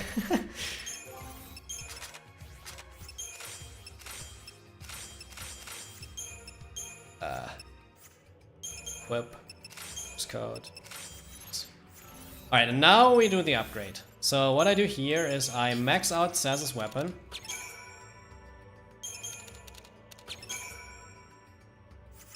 I think you saw the strength increase. Now we max out Snow's weapon. It's another 40 strength increase. Then we max a warrior's wristband, which goes of plus 80 strength. Then we max another warrior's wristband with another plus 80. And then I max the black belt for just like having some extra resistance because we need this later. But yeah, there you saw I basically just upgrade strength accessories and the weapons.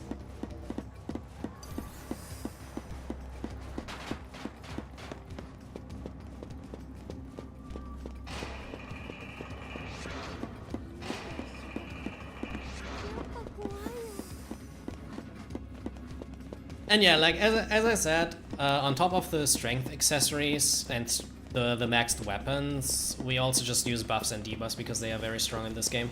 This is another fight where I can see this. Those guys are weak to thunder, right? So I use End Thunder on Saz and Snow to make them be hit by the weakness, and then Bravery, which increases strength by 40%. So shift to get the refill, then we buff Saz. And now both Saz and Snow have the buffs, and we just kill these guys.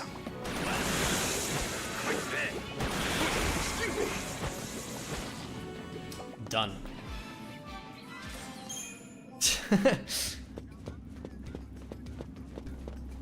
Every accessory slot is a Genji glove waiting to happen. Not in this category, unfortunately.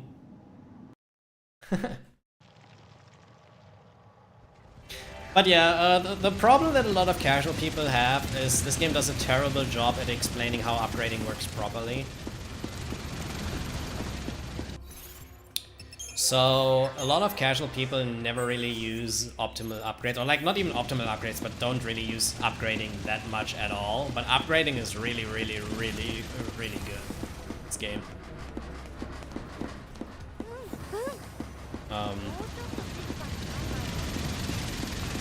So yeah.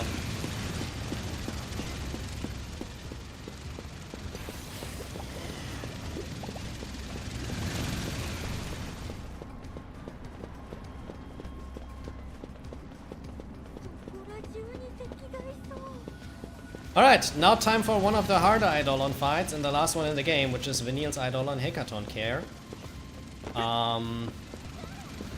The problem that this Eidolon has is it has variable attack patterns, and I have to try to react optimally to what he's doing, but it is a bit of RNG what he's doing, obviously, so we will see. But based on like the mechanics alone, this fight works very similar to Alexander, just that we use Fang this time to save Vanille.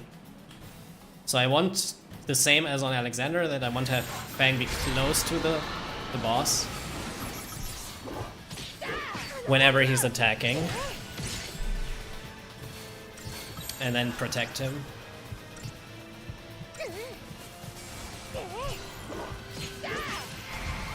So now we provoke. He's attacking Fang. And that way we keep Vanille safe, pretty much.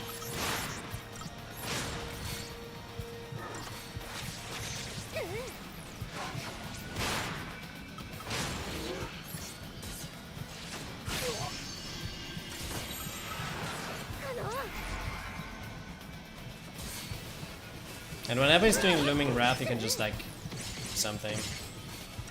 I do debuffs because debuff inflictions increase the Gestalt gauge to the best on average. On this guy. Oh, cool, great. Double Quake, that sucks.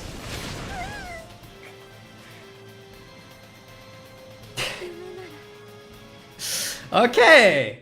This was like the only pattern that can kill me. Double Quake into counter when Fang's dying to it. Great.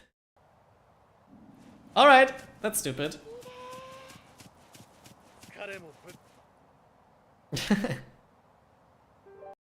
Man, that sucks.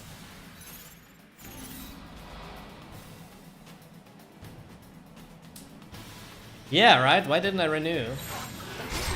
I did renew. I was full HP. But Fang died a bit earlier than she should. Da, da, da. Man, that sucks. I need an Imperil Reinflection, come on. Wake as a... Okay.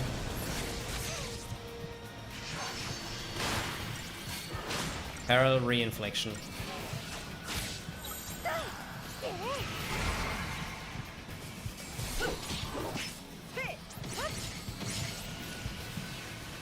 Can Imperil hit, please? Oh my god.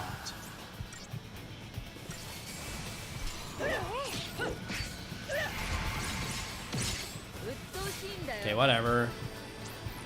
Not getting Imperil Reinflections today, apparently. There it is.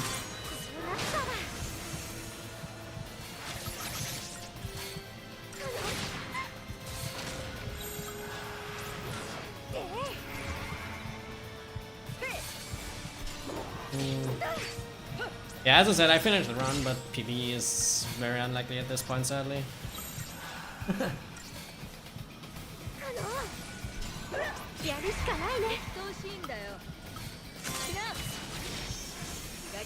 Okay, Fang Guy's here, it doesn't matter.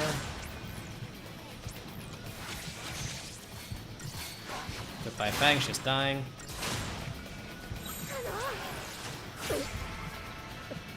And fight's done. Unfortunate. Lost like close to 2 minutes. Yeah, I lost like 1:40 or something. Total. Like I didn't die quite at the end, but pretty late. We'll see at the end of the chapter, because I only have full chapter splits nowadays for a more accurate sum of best, but that was like, you can roughly guess with around a 2-minute time loss in the chapter as a whole, probably. Because my PB was pretty good.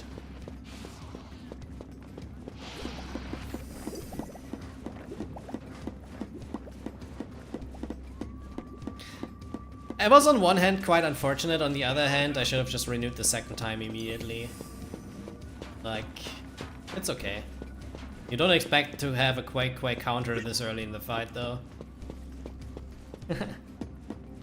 And he was also closer than he usually is because he didn't end his first string with counter.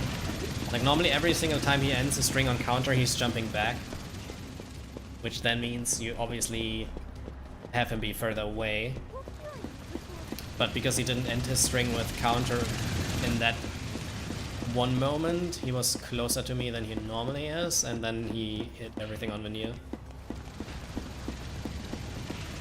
So, yeah, even though you have influence yourself, a lot of the time this game, and that's like a huge part about this game's skill in my opinion, is reacting to specific situations.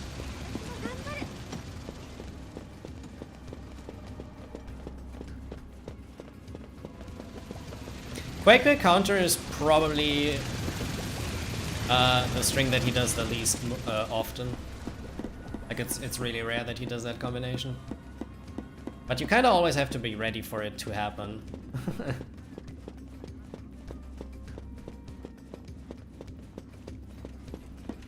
Yeah, but the thing is, in M's case, he has a lot of unexpected things because lack of experience. Like some of the runs that he lost, like I said this several times, I think some of the runs he lost in endgame, especially on PC2, XIII and I wouldn't have lost in that way. Just because we had that stuff happen before. And learned from that.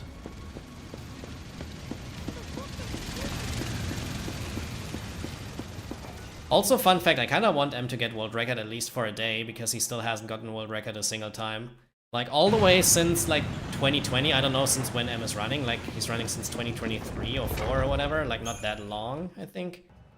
But basically, for those who don't know that, like on PC, it was basically since March 2020, which is like pretty much 5 years now, the PC world record was going between me and Zero, back and forth. I held it for a bit longer total, but it was basically going back and forth all the time. So I kinda cheer on M for getting it, because I mean, I've had it several times by now, and Zero also had it several times by now, but he hasn't gotten it yet, so he kinda could get it. So yeah, but the thing that M lacks is just, as I said, some experience that you just need in this game, which he's building up right now, right? So some of the runs that he lost to things that probably Zero and me wouldn't have lost like that, he will also not lose like that in the future, right? Because when you have these things happen, you learn from them. That makes sense.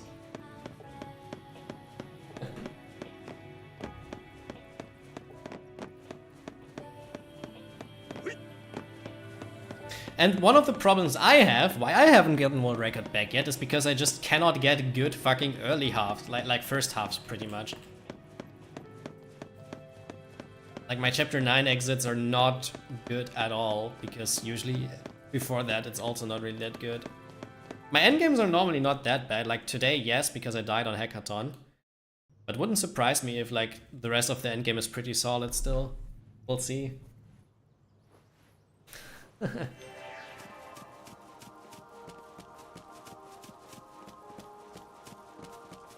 The two problems that I have is when I have a run an hour in, I usually cannot reset anymore because I work full-time. So I have to...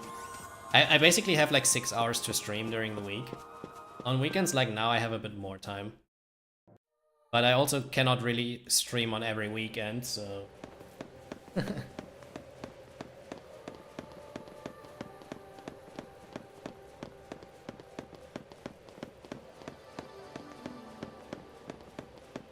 It just depends. Also, I generally don't like resetting too much.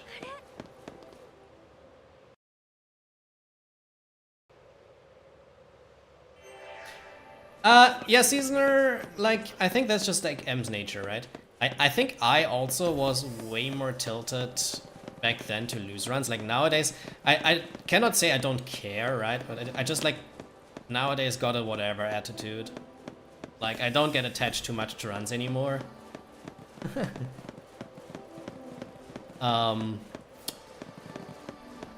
Which is also kinda a process that I learned over time, if that makes sense.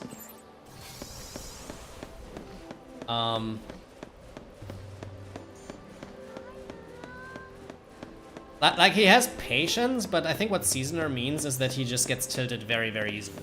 Like, very, very, very, very easily.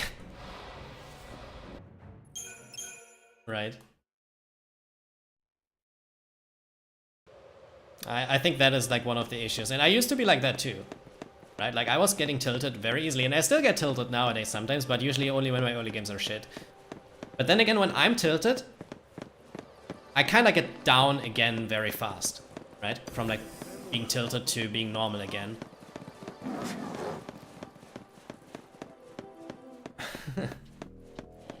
So yeah. Also BRB, I need to try to fix the camera a bit because it's desynced. Okay, whatever. I can only do this when I have the two back-to-back elevators, never mind. Do this right now. I have not enough time.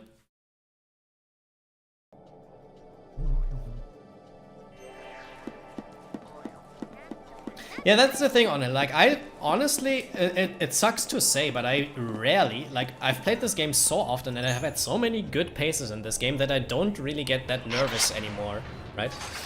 Like, before I'm actually entering final bosses on world record pace, I think I'm still very calm. It sounds stupid, right? But...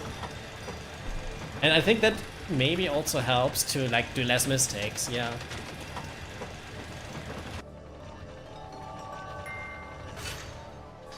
I do some really stupid mistakes here and there, but usually not to being nervous.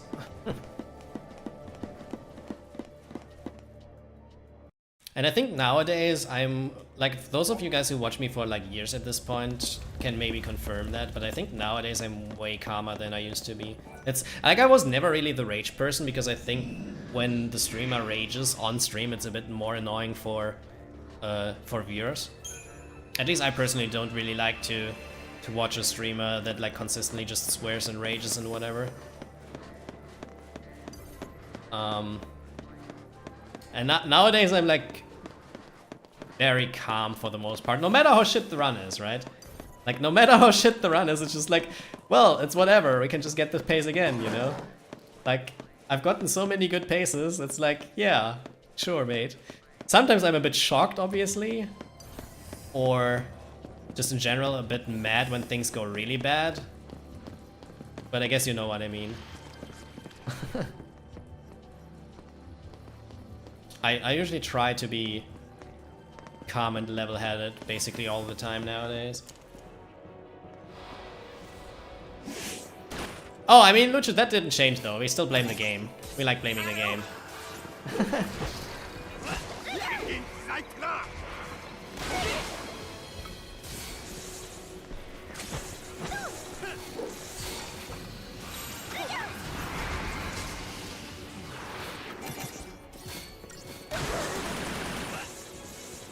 Okay! Does this still work?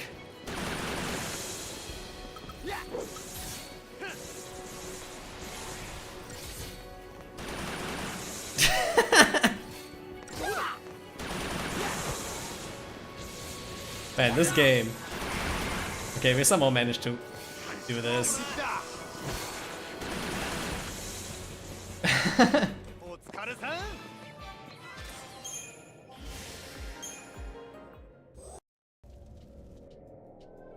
I was like one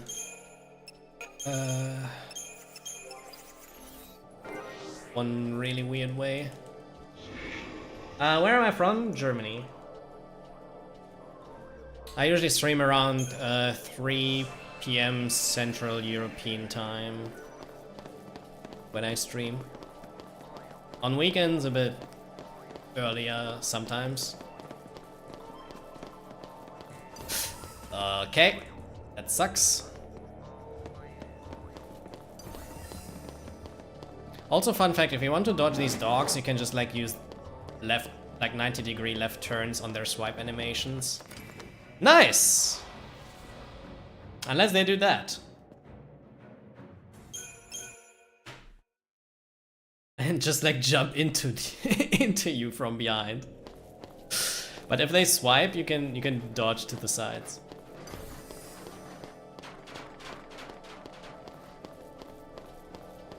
Yeah, for FFXIII.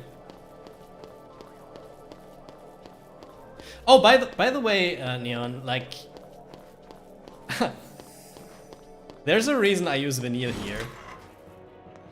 Because Hackathon is actually completely busted in some of the fights.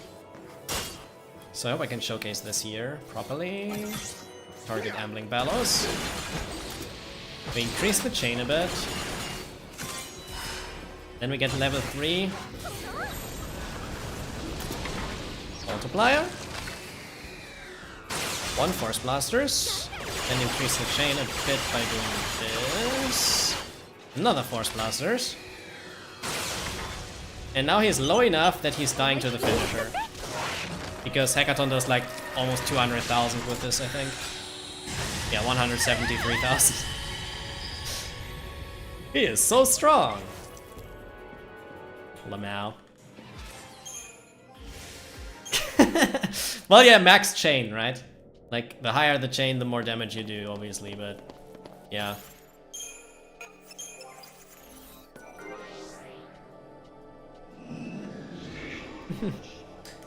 We use Hackathon again on Penangalan, which is mission 26. Vercingetorix. I guess you're memeing, but yeah.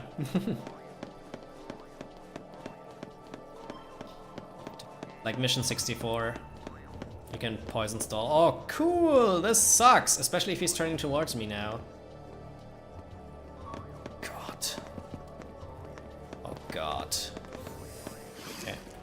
Somehow that worked. We want to have preempts for basically all of these fights, because not preempting them is slow. But yeah, I think honestly, like back to the topic, I think that is like M's biggest weakness, is just like too easily tiltable.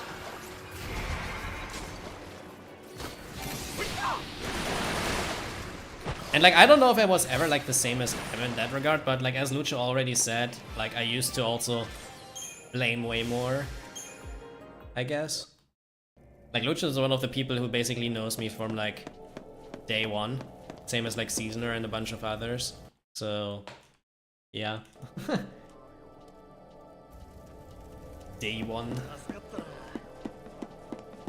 We're all old.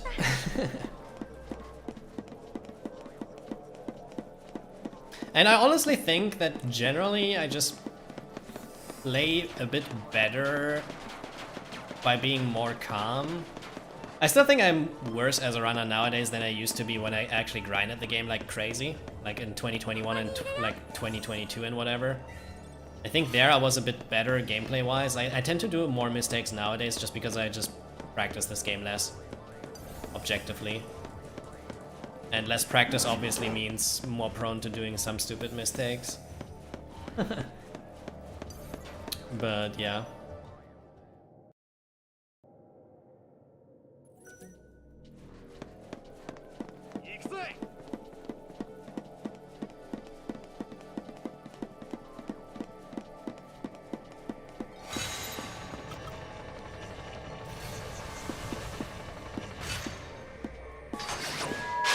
I mean, today, for example, honestly, I had like, out of the 13 failed dodges I had like at least 5 that I remember that were completely dumb. No, and I'm not interested in that. Because 13-2 Platinum is actually complete garbage. Like the category that speedrunners usually do for the completionist category is the just gathering the 160 fragments the game has instead of doing the true Platinum. And even that still sucks sometimes because there's the lucky coin fragment in the casino.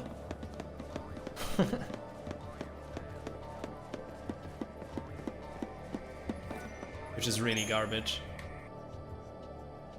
Yep, that one is complete garbage. We have a mod for PC who actually guarantees to get this as quick as you can, but that mod is not allowed for the speedrun.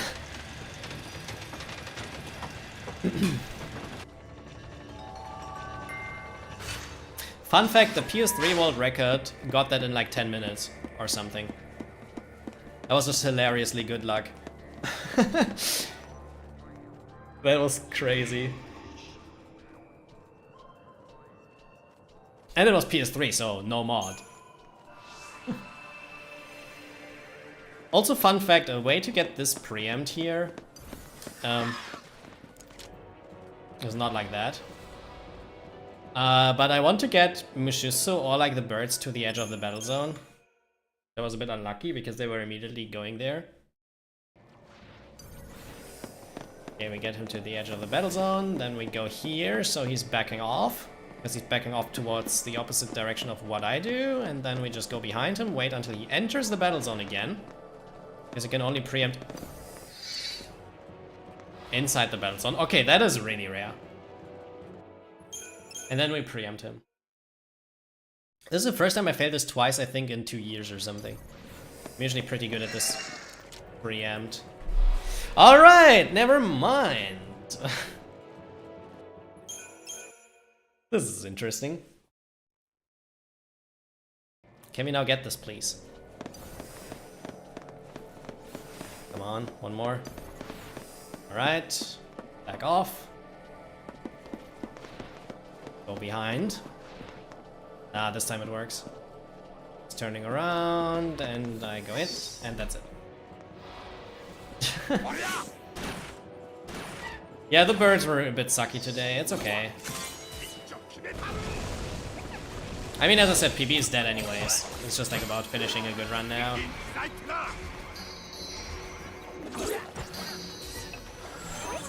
Haste snow. Should attack the bird again while Sass attacks Mushiso.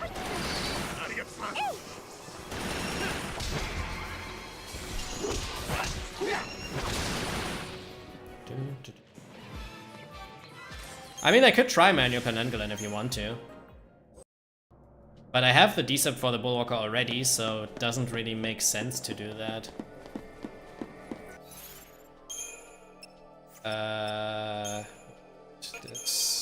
I forgot what to do for a sec.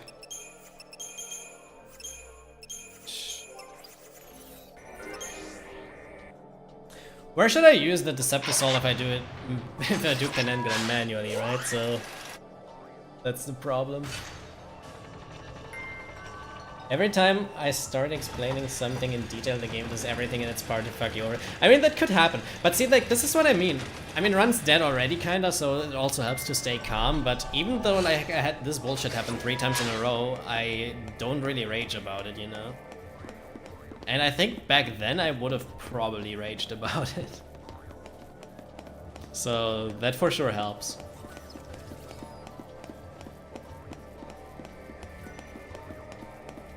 For the Kellet Decept. I mean, I could Decept chapter 12 dodges if I get it, but yeah. Nah, we're just Decepting Penanggalan. Speaking of, you don't have to do some of these missions in the order that the game wants you to do them, and we take advantage of that now by doing mission 26 before mission 25. Because mission 25 is actually the most dangerous mission. And if we do mission 26 first, I can get higher stats for mission 25. And we don't need higher stats for mission 26 because mission 26 uses Hackathon, and a summon doesn't really benefit from you being stronger HP wise. So what we do is we just ignore what the map tells me to do right now and just go here. Well, it does, but it doesn't benefit in any percent because we don't really need a high HP Eidolon. But yeah.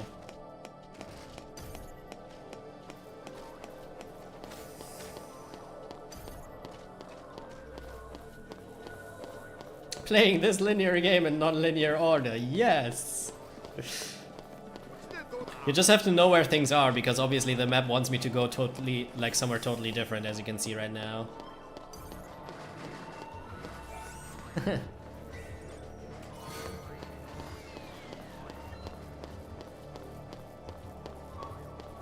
Alright, Megorias, thank you. I'll join M stream too, I guess, after I'm done.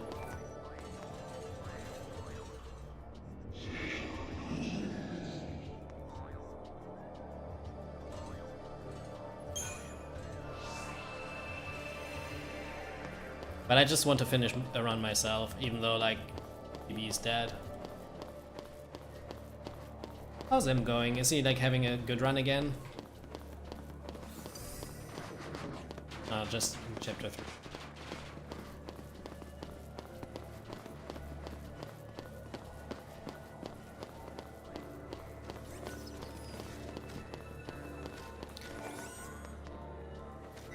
But yeah, like, also, not even kidding, I think the fact that M is kind of tilting easily throws some people off too, like, does that make sense?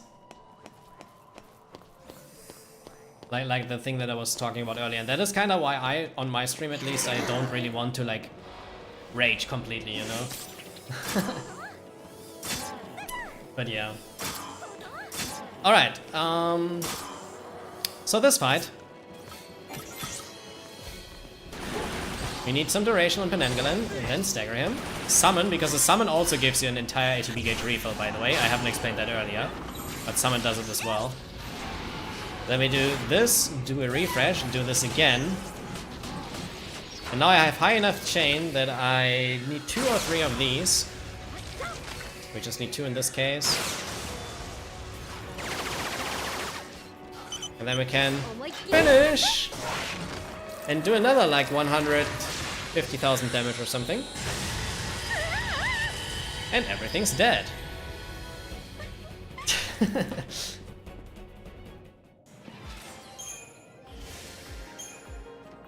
Alright. And that is why we don't really need high stats for this mission, because we use the summon anyways. And after we got this down, we finally do what the game wants us to do and get mission 25.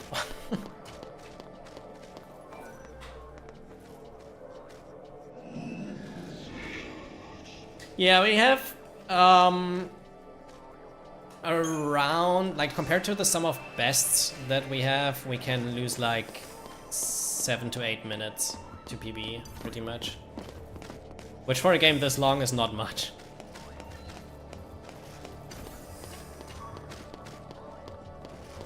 Because sum of best is obviously without failed dodges and all of that. Alright, one more menu. This.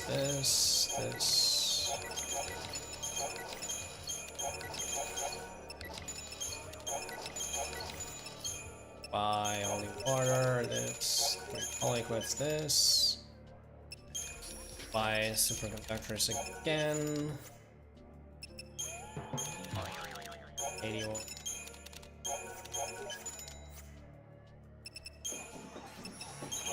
Sorcerer's Mark. It's wristband.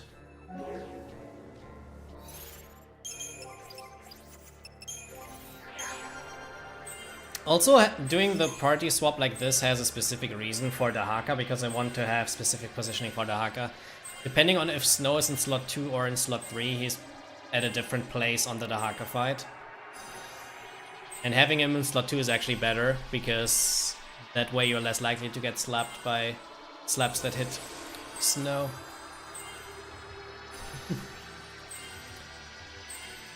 That is why I did 2 party changes here.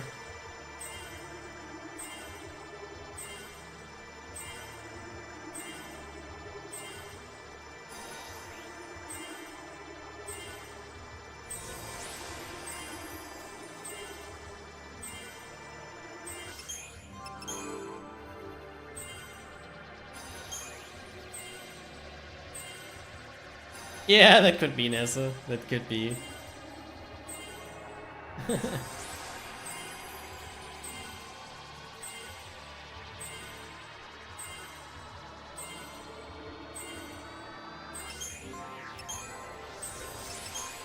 Alright, so...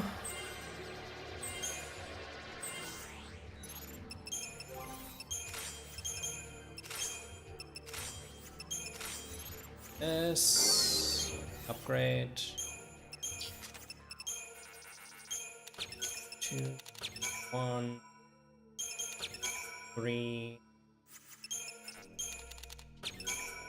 1, 7... And the rest is for chapter 12. And now I just hope that we don't get completely wrecked on this fight, but since I have higher stats than normal, if we would do this mission first we would have way lower stats. Should be fine.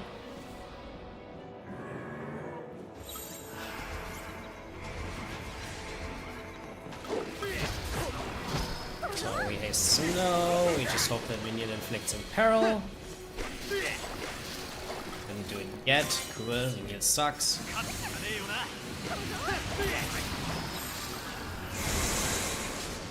It's actually dangerous if she's not doing that.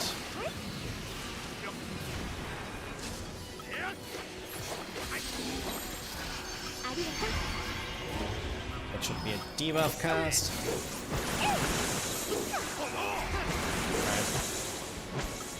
Right. Considering late in peril, that was still pretty okay. Like, the strat already is way safer than what we used to do, and the fact that we do this mission last now is even more safe.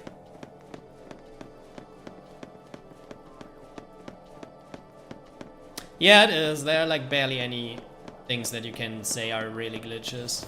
Like, even the despawns we use in chapter 9 are not really glitches, right? Just like making use of how spawn and despawn mechanics work.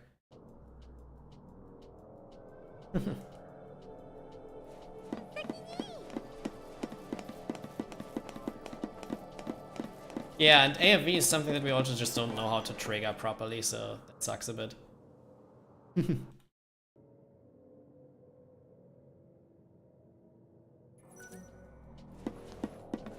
Alright, now what I teased you guys for is finally happening. We are about to fight the Haka.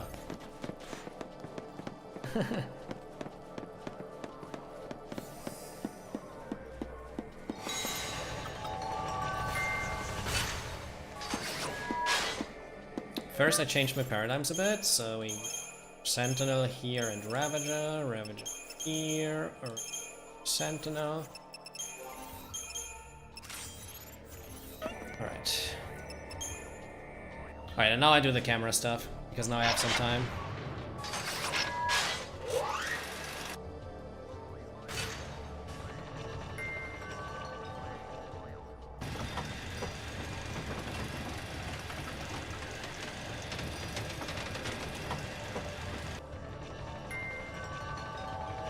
Like, restarting it pretty much. That's what I mean.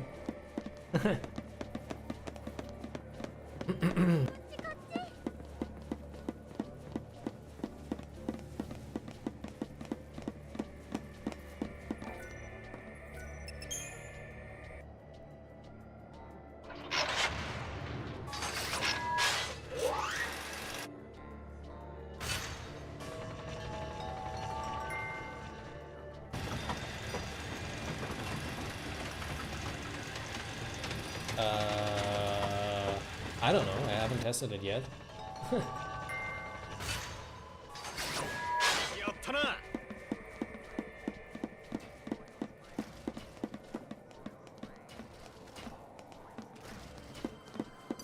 Alright, let's see if this something.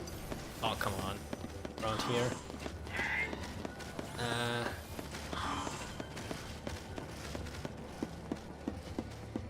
Okay, it didn't do anything.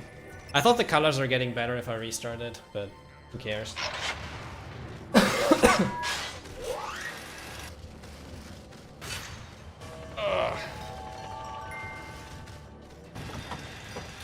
I can try this run then. Like, what do you think makes it better?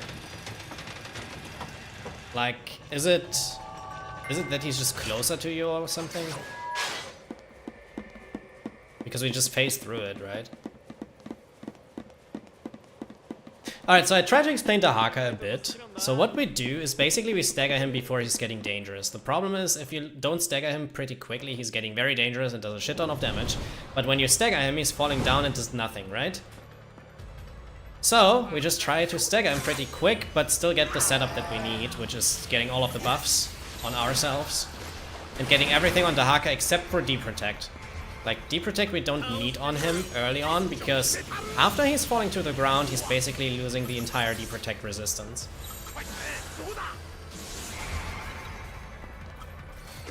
Which is pretty convenient. That means that Vanille always inflicts it literally first cast, when he's on the ground.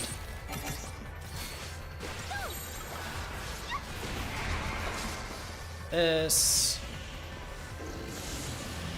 Come on, get Imperil in. There we go. If I get Deprotect now, it's okay, but... Okay, nice. Because I had to do backups, it was a bit different. Now I'm throwing a potion, so we get a stagger slowdown skip. Which is another optimization. Okay, never mind. Now he's falling to the ground.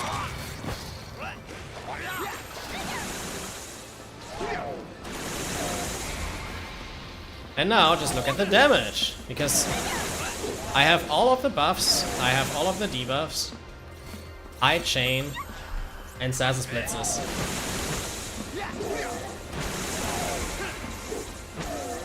And by the way, to top this off, Dahaka halves physical damage.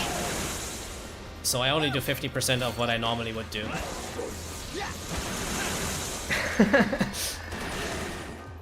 And that's this boss. He is gone. So yeah, normally we get Deprotect post stagger. In this case I got it before stagger because I got Imperil late. We want to have Imperil earlier than I had here normally. Alright, but if people haven't seen that yet, they usually are kind of blown away by how much damage we do. Which is understandable, right? Like, just killing a boss that has like 2.3 million HP and halves physical damage in literally a minute and a half is kind of ridiculous. And to be fair, we kill him like in 45 seconds, because stagger duration is 45 seconds and we only really start doing damage during stagger.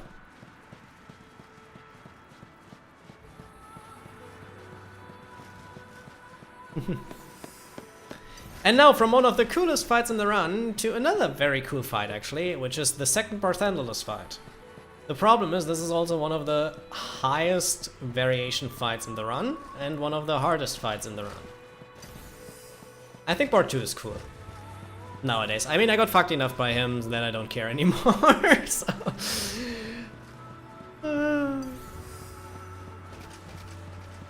I think the fight is kinda cool. See, the thing is, part 1 can be worse than part 2 nowadays, depending on what happens. Like, they are pretty similar, like with different things that can go wrong. And part 3 is just like a scripted fight that is a DPS test, which I don't really like that much. So I prefer 1 and 2 over 3, for example. Yeah, wins, thank you for the good luck. Hope you're doing good.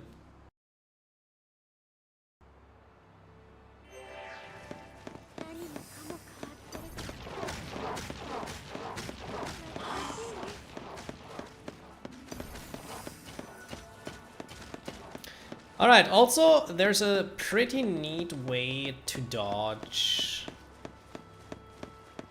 the Seekers on the bridge that I'm going to do.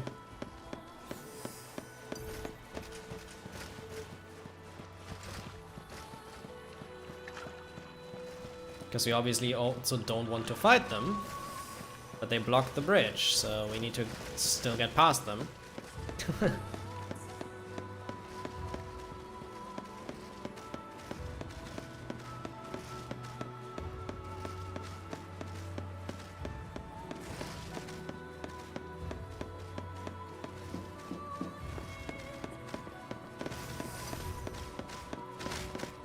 And the way this works is they do an animation that, like where they swing their arm back to the center of their body. And during that animation, they kind of open the hitbox on the side a bit. So what I want to do is I want to get them out a tiny bit. Like this. Then go back, activate the D-step, wait for that animation, which is this. And we have space to pass. You can do this without Deceptisol, but we mainly need the Deceptisol for this guy. Which is also a fun thing we can do on PC that doesn't really work on console. Where you retry the fight, and then the hitbox is not loaded in immediately. So you can just face the room like this. Doesn't really work on PS3, sadly. But on PC it works.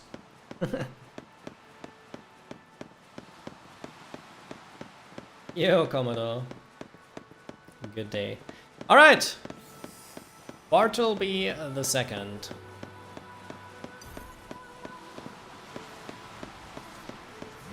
Ah. Yeah, I tried that again with the waiting, but... Guess we cannot really do this on these guys. Alright. So, Bart 2, I tried to explain this a bit, but TLDR, what Bart had, phase 1 we tried to get his head split as fast as possible, which is at half HP. And then he's doing either apoptosis, which we want to see, or Thanatosian laughter, which we don't want to see. And then after he's doing one of those, he's doing the next one after the first one. We want to see apoptosis first, because we dodge it, or like we try to dodge it. I also forgot the menu, I think. Yep. Man! I was explaining, so I forgot the menu. I was like, wait, this pace is way too good for like me dying on a hackathon. Okay, so, first I have to change the paradigms a bit again. But basically what happens and with apoptosis is he's getting rid of my party's buffs completely and his debuffs completely, right? But it's kind of neat that when the summon is out and you go into the Gestalt mode, it is missing completely. So I want to have the head split, then I wait for apoptosis, and then I go into the Gestalt mode to dodge apoptosis. That's like what I try to do, and that way I keep my buffs completely. Bart is still losing his debuffs, but we can just reinflict those, right? Right, so let's go. I lose like 3 minutes in this chapter now. Yeah, was to be expected. Yeah, but you have to react to this. So basically, start of the fight, let Vanille do a full debuff string, then we buff Saz with Bravery and Haste, Vanille with Haste and Faith, and Snow with Bravery, and hope that Vanille gets at least Deprotect and Imperil inflicted in time. So you just need some Imperil, which should be fine. Renew to heal up. 1, 2, 3, 4. She didn't Imperil yet because she sucks. There it is. Do this. Libra Scope.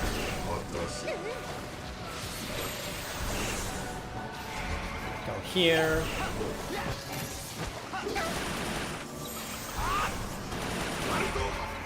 And I have to alternate this a bit compared to what we normally do. Alter this a bit, not alternate. Alright, Snow do one punch. Come on. There we go.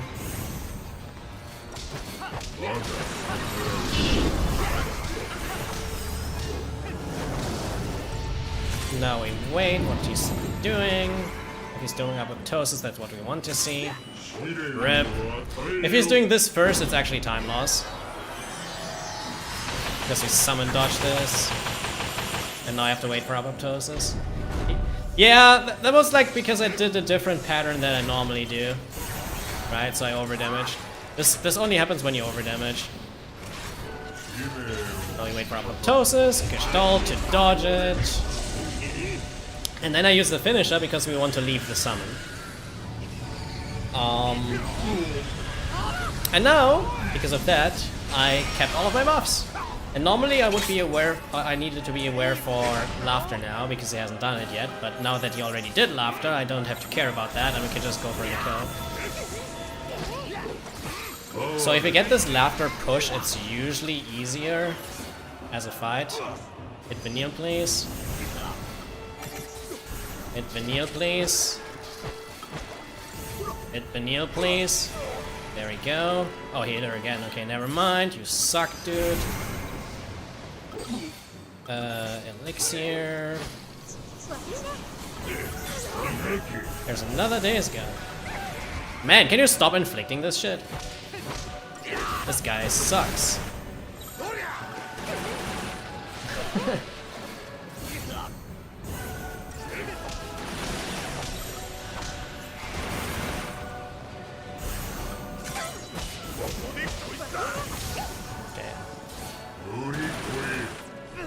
Bruh.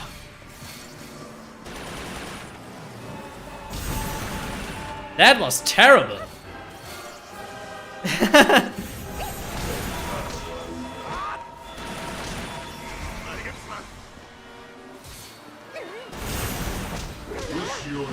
That's okay, he's dying. All good. There were a shit ton of Days inflictions. Like literally everything that I want to showcase today just get like worst possible RNG, which is funny.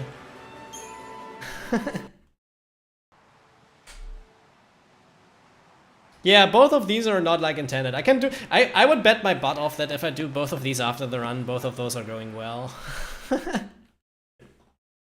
But it's okay. Like part 2 is prone to have some bad luck happen. The first one not that much. But it's okay. We're still on a pretty solid pace. This chapter just sucked.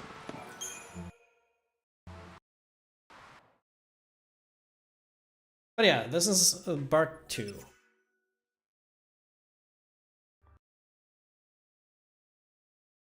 And now, fun fact, you can finish this fight without the summon. Finisher. If you do a specific attack pattern, that is a bit different on PC and PS3, but it's okay. This. We go closer again. And now we just kill him before the finisher if we just do all of this without whiffing hits. Which is also pretty neat. Tiny bit faster than using the finisher if you do it like this.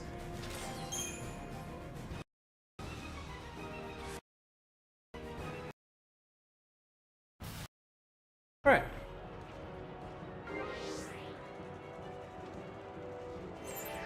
Chapter 12, one of the hardest chapters in the run actually. One, because this has not the hardest dodges and not the hardest fights. But as a combination, the dodges and the fights make this the hardest. Because there are some chapters with harder dodges, like chapter 4, chapter 9 and whatever, but those have easier fights. Like this chapter, I think, in combination of dodging and fighting is one of the hardest to be fast at.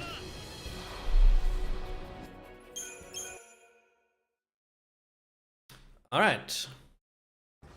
And number 2 of the reasons is that this chapter is super late into the run, so usually you're also more exhausted than if you play an earlier chapter, right? Does it make sense? I died on Hackathon and I had a very bad part 2. Pretty much.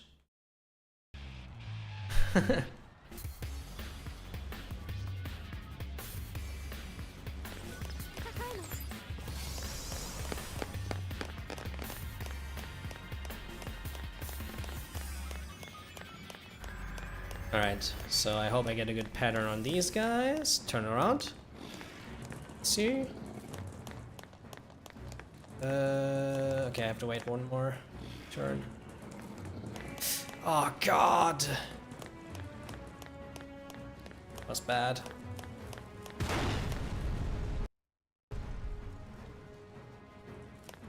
Oh wow. Well, this happened. This is now Decembless. I thought I have enough duration still. Whatever. I should have cancelled.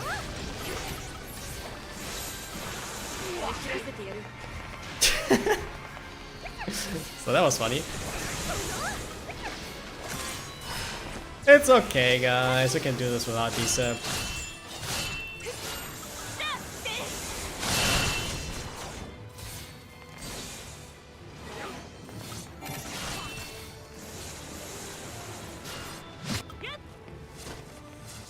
Oh, level 2. That sucks.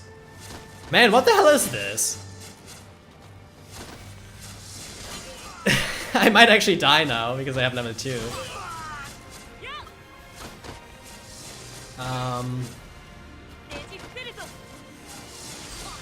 I need one more post.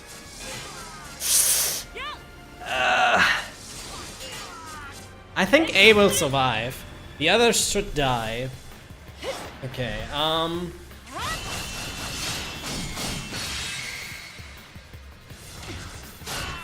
there we go. How do we kill him now?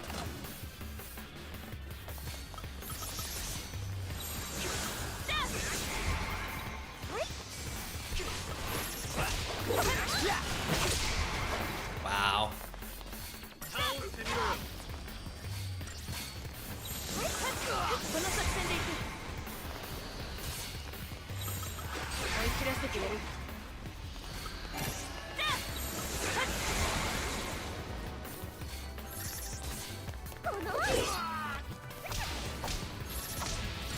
Man.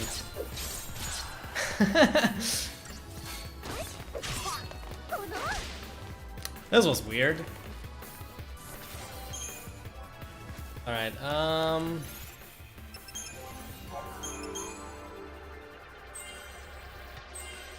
that lost less time than actually retrying it, by the way, so that's why I just kept fighting. But I don't know why I had level 2 Zantet. Like, normally you should have level 3. Man, this endgame is going completely bad. I was saying earlier that, like, hey, my endgames are usually not that terrible, and then I get a very terrible endgame. I should just shut my mouth.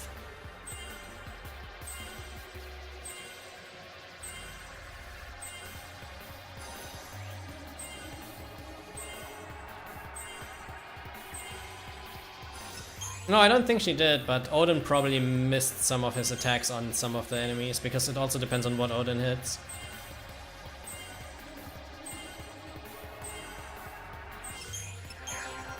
Or like how many enemies Odin hits.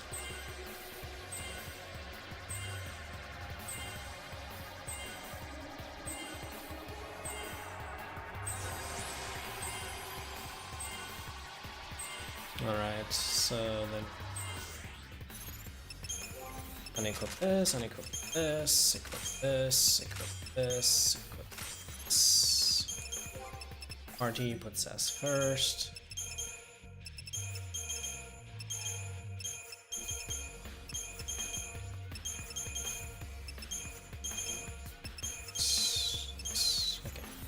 Okay. So this enemy will transform at half HP. We don't want that. So the way we get around the transformation is actually kill him before he's transforming. Sounds easy, right?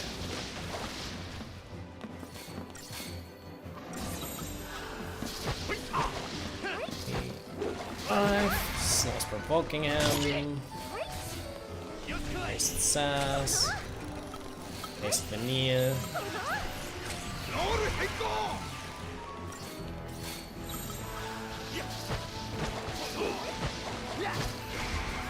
Snow's provoking him. Now I Bravery and fire Sass. And then Bravery and fire Snow. Hope that Imperil inflicted, because we need Imperil. Nope. Get Imperil. There we go. And now we just shred him.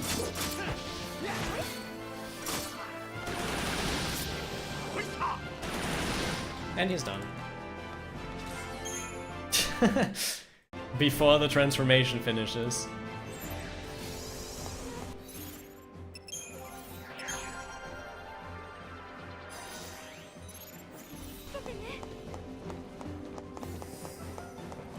Buy him a...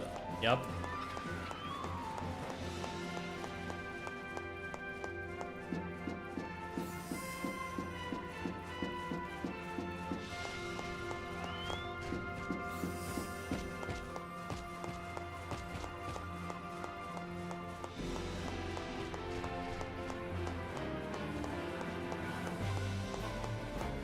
Man, M gets another god early game. What the hell is this? Also, I'm an idiot. I was just checking M's running. Okay, this is going to be fun. So I forgot to get my Decepticol back. Man, I hate this. We get caught here, but it's okay.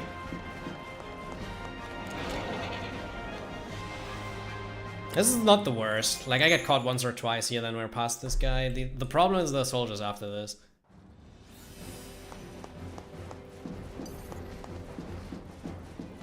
He should catch me again, but after the battle zone this time. Yep. Like, this is kinda consistent. But now is the problem. Because we want to have the Decepticol for these dodges.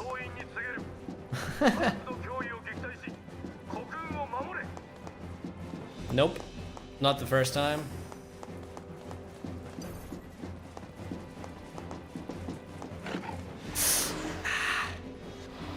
Shouldn't chase me this far usually. I need to get them to the right side a bit. What the hell is this? They shouldn't chase this much. I did this before. You know what? Let's just try this.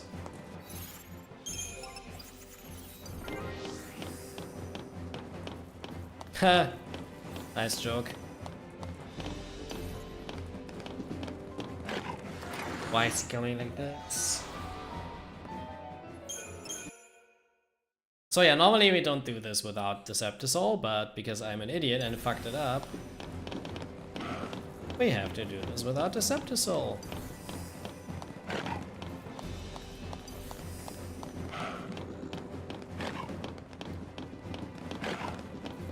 Alright, we're through.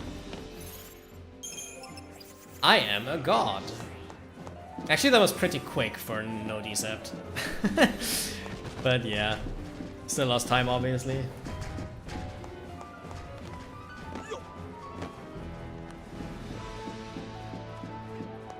Alright, we lose like probably 2 more minutes in this chapter overall now. Maybe a bit more, depends on the rest of this. Okay. I should not check M's runs during my own runs.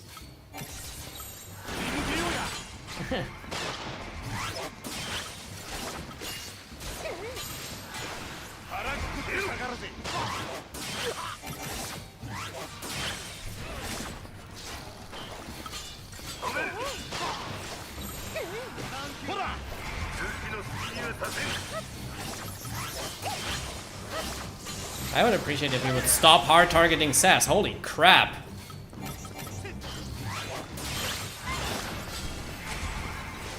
This guy.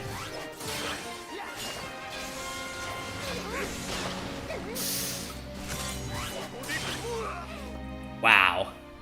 Alright. Good thing this was not a good pace. This was just RNG. I even had Vanille do a full cure string exclusively for Saz, which he's not doing normally. Like normally you have way less healing than I had here. I had more healing already. And I also wanted to do renew. Nah, it's alright. Like, I mean, Run was dead anyway, so this is kind of funny that, like...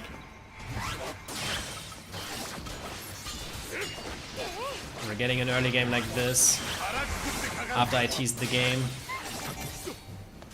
I guess.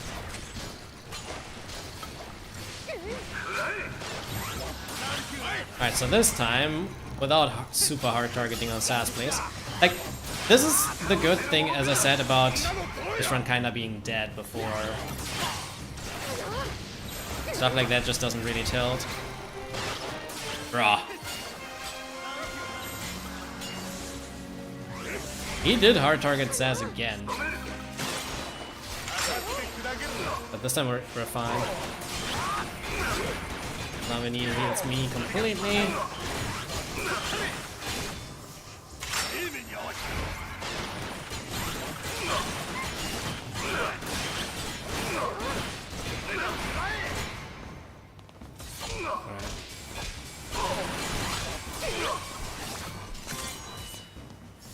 Man, this is so fun.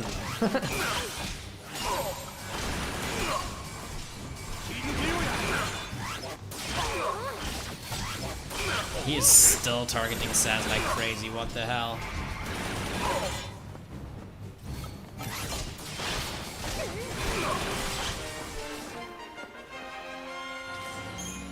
But that's okay.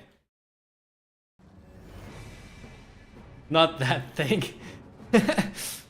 You know, that thing, like that first prod clad is getting more dangerous after the first stagger expires. So we want to kill him during the first stagger. And that is also a tip casually. You can delay the first stagger forever if you want to and just do a lot of damage before it.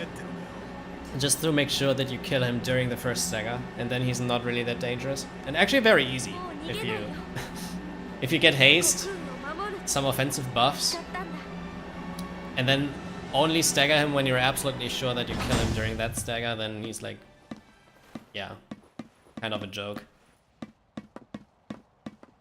The second one though, it doesn't really fall for that trick, you know.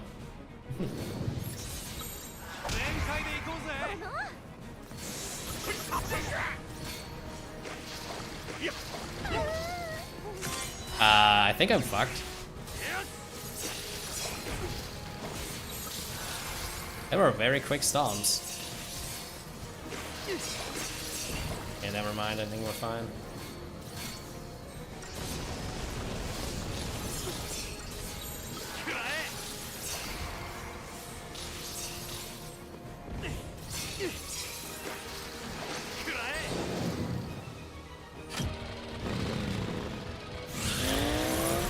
Barely in time. Because he attacked so fast, that Quake happened so early that I couldn't really get high chain in time before gestalting.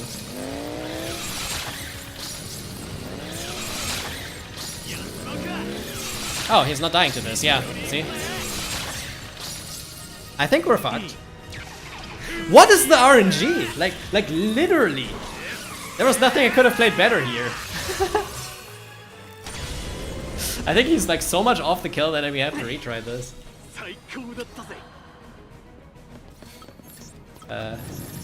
Yeah, oh my god, okay.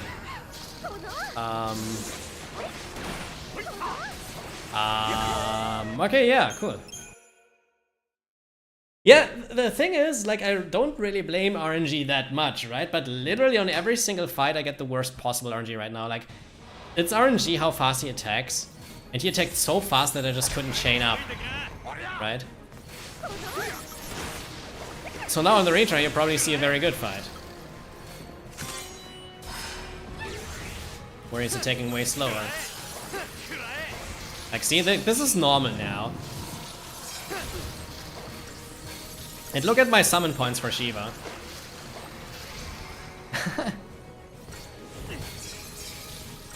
Man.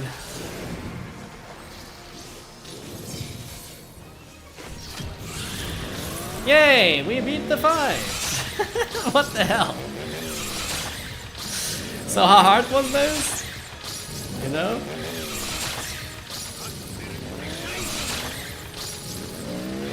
I don't understand this, man. I get so much bad luck, this is ridiculous. The good thing is, I can just repeat myself. This is all happening on a run that already sucks.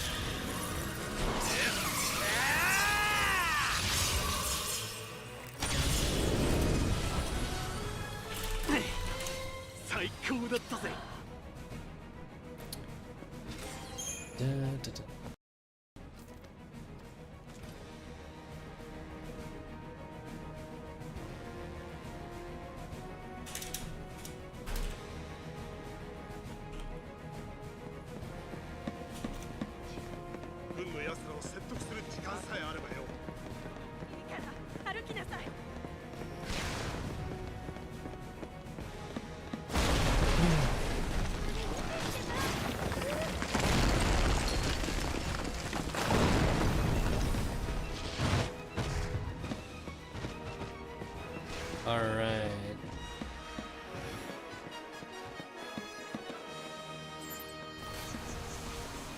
Okay.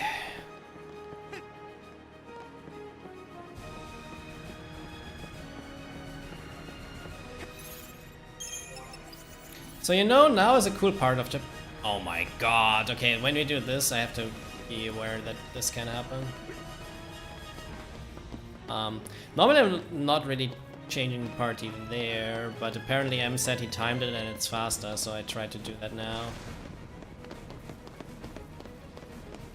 Alright, can we now get a good rest of the run, please? Of major bullshit.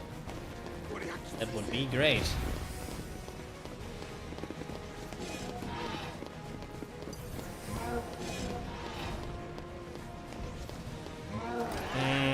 Okay, I thought I was past the battle zone before this.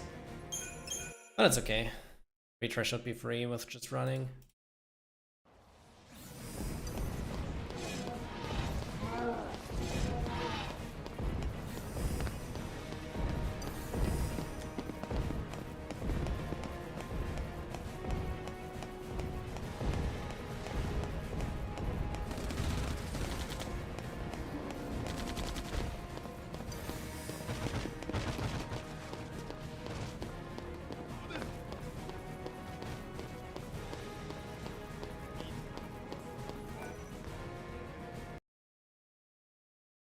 Alright, so, fun fact. You were seeing the phase throw on Vitala, right? We do the same on a seemingly impossible dodge. And I love this way of doing it. Normally we had a different strat to just like push them out of the way with their hitboxes by themselves. So that we kind of manipulated their movement in a way that they push each other out of the way. What we do now is we kind of try to get a specific position and then make use of that phase through because their hitbox loads in late. And that way we dodge an encounter that is normally undodgeable, which is the Vernal Harvester and Tyrant dodge that's coming up soon, in like 20 seconds. So if you thought you cannot dodge this, you can dodge this. Like those two enemies back there that fight each other. So this is kind of recent. Like we used to do, and on PS3 you have to still do the old way where you just make them push each other out of the way. But what we do now, okay, this might not work the first try. But yeah, retry this and try to turn the camera super fast to the left side. Okay, easy, worked. This is great because Vanille has a pretty small hitbox, and if you're fast enough with the turn and your positioning is correct, like you need to have a specific position at the wall there. If that is correct, and then you're fast enough in turning to the left side, you just get past them. Yeah, and don't bong into the wall before that. That is one of the things that can mess it up for some reason.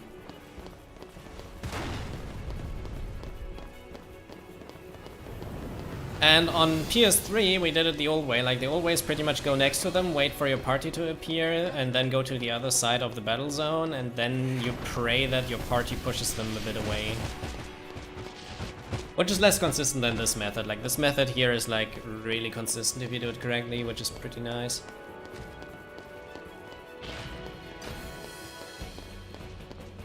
Ah! Thought that was enough.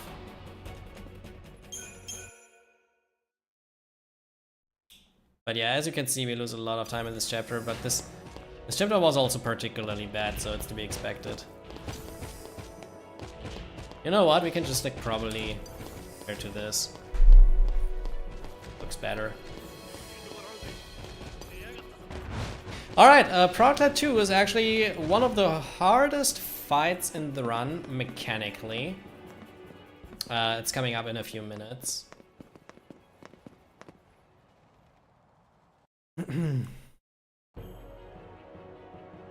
Because it's very precise in the way that I need to chain a specific way with Cold Blood, but also have Snow launch him at specific times.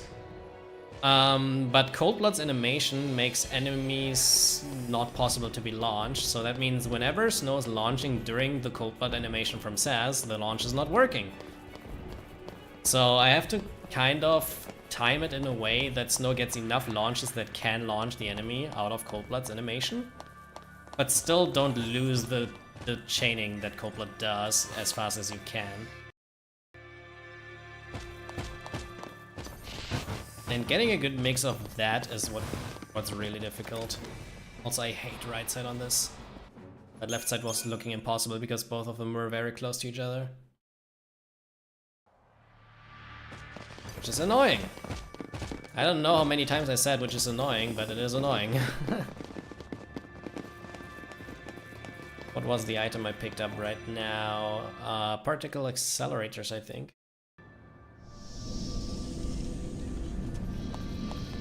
That I need for the next upgrade. The left one is the chest that we need. I don't really memorize which chest is what, I just memorize which chest I have to get. But I think it's the particle accelerator chest. And they have a lot of experience for upgrades because I do another upgrade before the boss with it.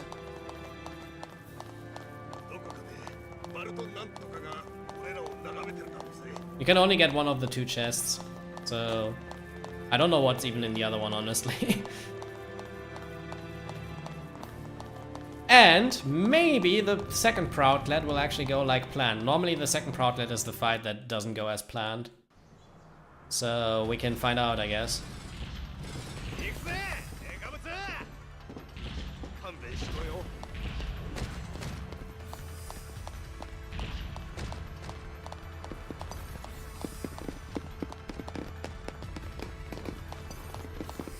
So it's kind of funny, but this run perfectly showcases why this game is hard as a speedrun.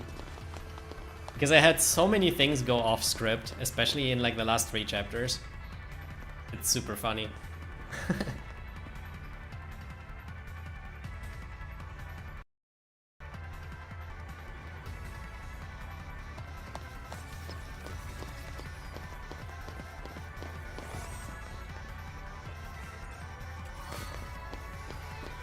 Alright, let's do another upgrade. So we max the Doctor's Coat here, so we can dismantle it. We max the Power Glove with 6 particle accelerators. Max this Goddess's Favor.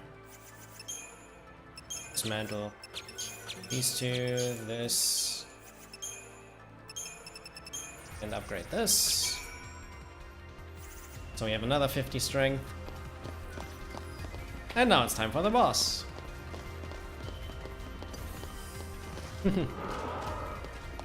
Obviously using a Fortisol and an Aegisol for offensive and defensive buffs.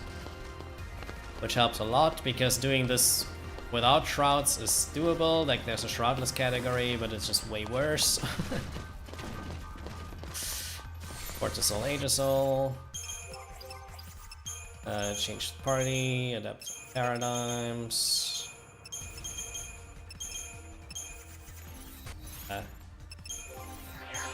Starion.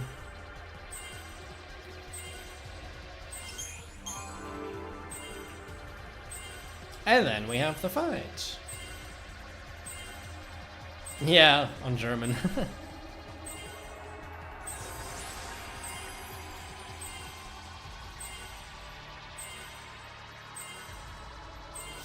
Alright.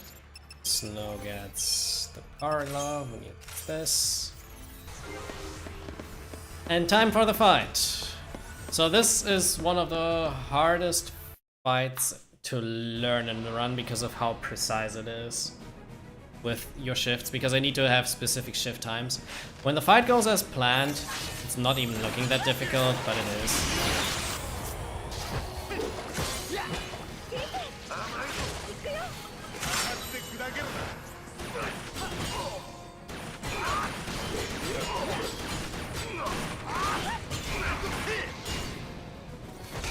Okay, there we go, that's the first launch. And the goal now in the first stagger is to get to around 66% of his HP. Because that triggers the limiter's deactivation, which means that he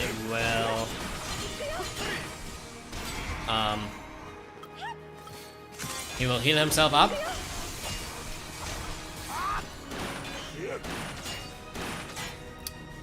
And after he's healing himself up, phase 2 starts, and then we can actually go for the kill.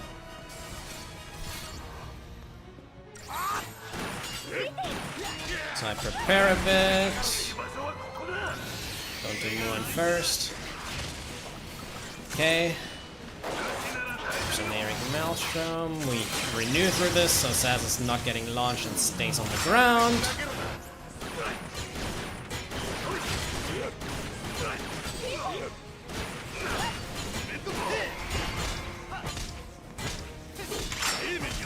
Wow, okay, this sucks now. We might die, because he didn't launch. Okay, there he launched. Fine. This is still a bad fight.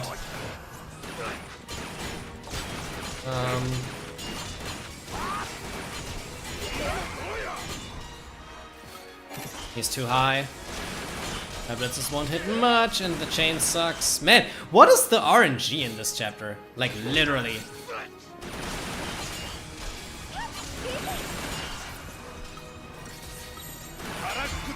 Holy crap. Please do some damage. Yeah, we kill, but after stagger. Muon Blaster.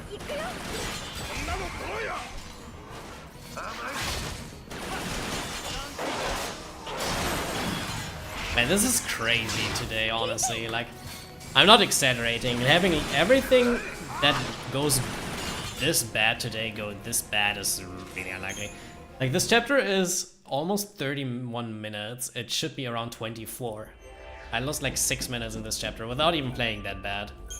Holy crap.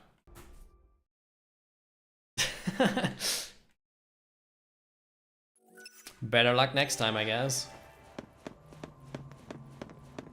Alright, let's get a good chapter 13, and then we have the run done in around 19 minutes. This has just 6 fights and that's it.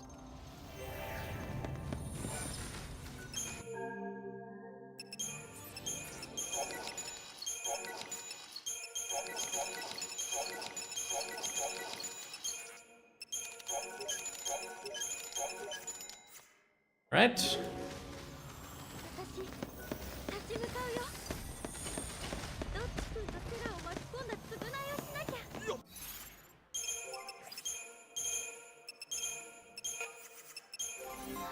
I love this new menu, by the way. This is so fast.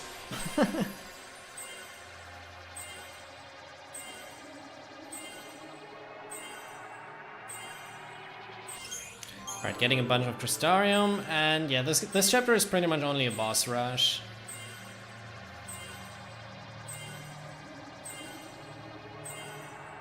With 6 bosses.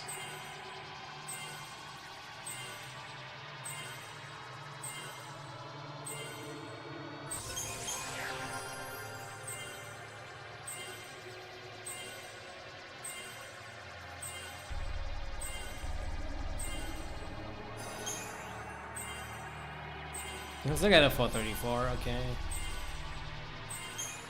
Not even that bad, potentially. Alright, I have Vanille lead again for the reason that I basically always have Vanille lead if I have her lead, which means Hackathon on the next boss fight. But we're actually not killing the entire fight with Hackathon because that's kind of impossible. Because it's 2 enemies, but we want to get rid of Bandersnatch as soon as possible with just the small of the 2 ones. Because when the big one is alone, he's not that dangerous. So that's the goal.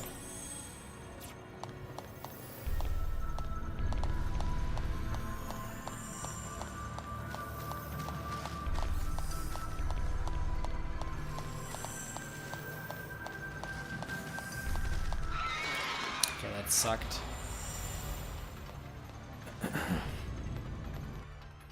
He's phase away from me.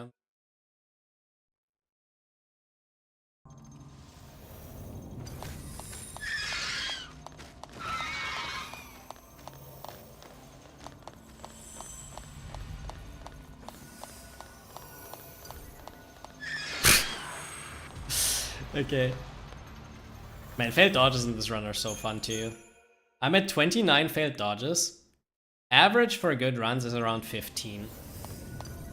By the way. So we have twice as many failed dodges as we normally have. Like, we have around 15 to 20 normally. But it's okay.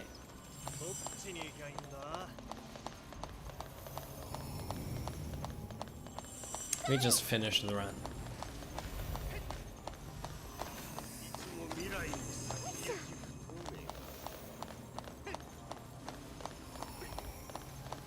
Also, fun fact, I will literally lead with Vanille for the first 2 bosses, not even only for the first one. On the second boss, on the Vladislav, we want Vanille lead because then we have control about the debuff inflictions ourselves. And also about the healing on the medic. Which is better than leaving that to the AI.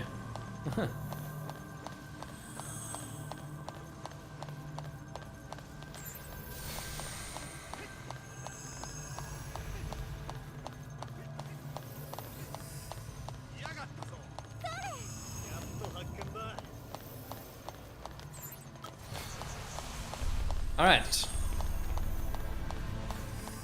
Boss time. I want Imperil on Bandersnatch. If I don't get Imperil on Bandersnatch, it sucks, because that loses some time.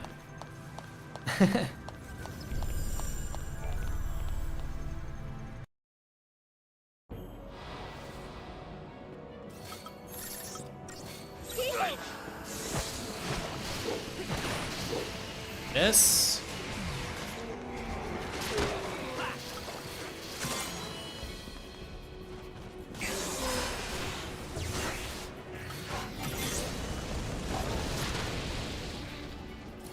Wait. Breath of the Beast.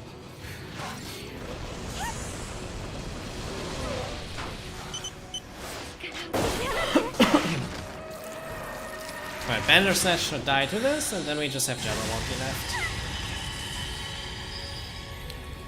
So this is fine now.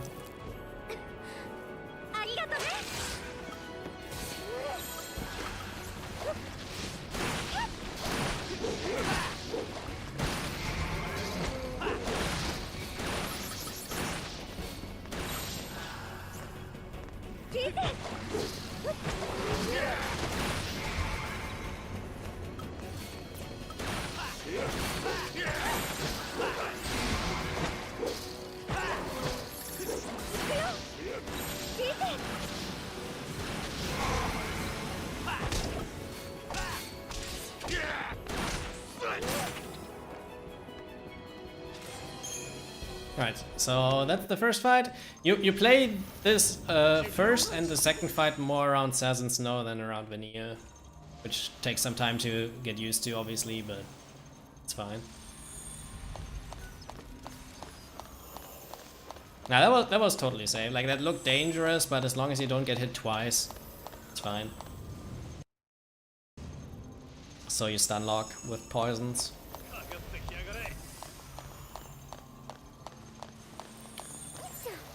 Also, fun fact, the Megrum Thrasher enemy that's coming up soon has a janky hitbox that we can basically just like exploit that a bit and go through his legs with the Decepticol.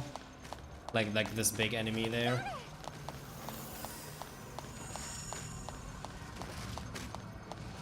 Just exploit the hitbox.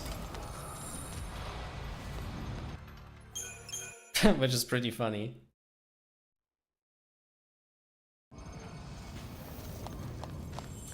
Alright, this.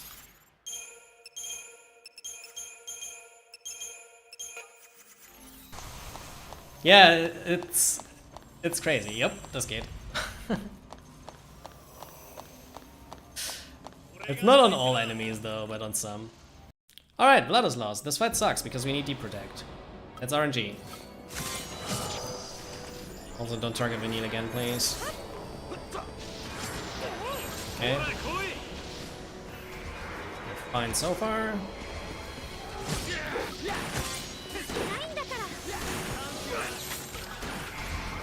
We should do Mounting Contempt.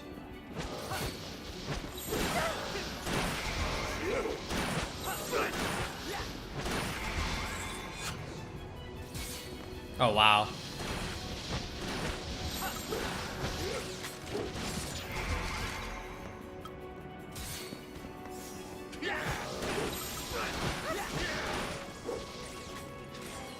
Pretty good fight.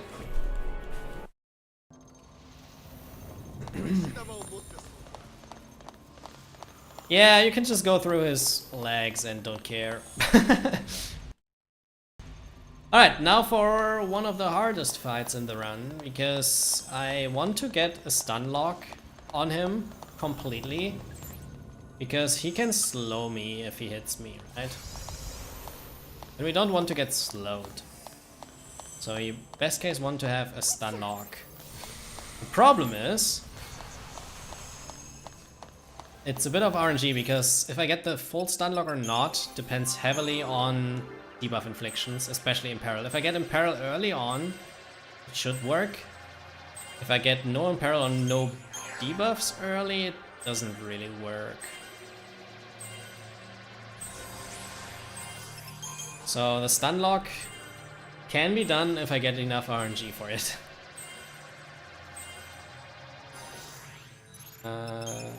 Equip Power Gloves and Snow, give them a sass. Change this to Aggression, change this to Consolidation. This double Sentinel is very important for final bosses. Reduces the Ultima damage on Bard 3 by a lot, and also I need it for Orphan. Because on the first Orphan he's doing a lot of slaps, and I need to basically tank every single slap that he's doing in double Sen to take less damage. So that's the final paradigm setup. Alright, this fight. Got to try Disaster, and let's see. He's breaking out once after this Cold Blood, but that's best case, that's the only time he's doing something. Like now. Which is hopefully not Tailhammer. And no slow. Okay, we're fine. Shift after one attack of Vanille. Shift after one attack of Snow. Shift after two attacks of Vanille. Now Snow interrupts him. After Snow, Saz will interrupt him. Now Snow will interrupt him again. And now, the important part, debuffs. Debuffs.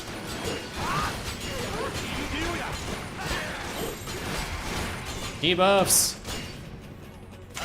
He broke out. Alright. That sucks.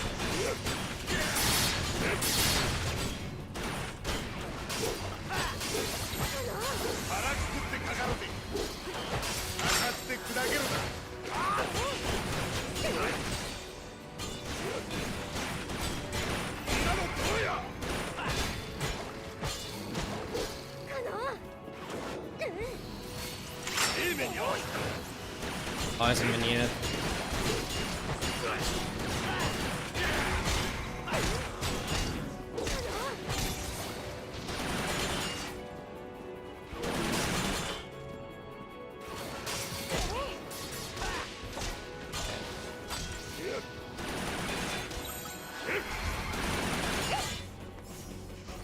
That's not how this fight should go, but that's okay.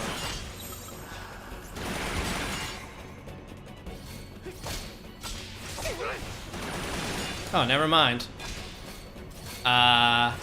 This sucks. I don't know how many times I said this is not how this fight should go.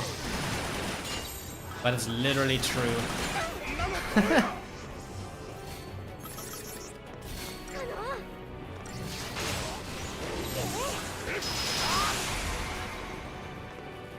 Man.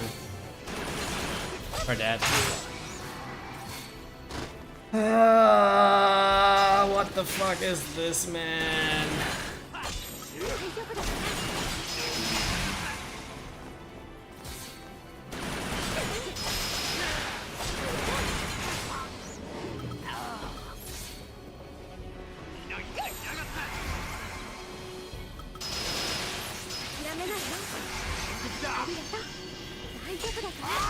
Can you stop? Holy crap!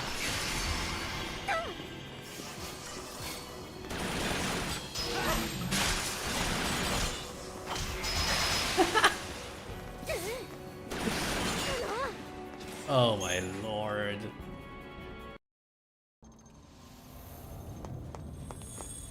The thing is, it's ridiculous to have all of this bad luck in the last 1.5 hours in the same run.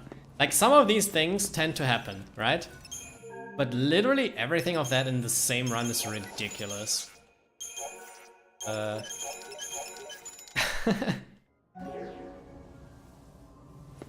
What have you missed? Me basically getting a shit ton of bad RNG. If you want to, I can show you all of that after the run. And then you will probably never say that Emma's unlucky ever again. Like, this is so ridiculous at this point, it's dumb. Like, and I run this for 6 years, right? I have a lot of experience on this game, but this is extremely stupid. Yeah, I know. But M himself likes to say this. Sarcastically. Like, compared to me, he is like super lucky. Like, this is ridiculous.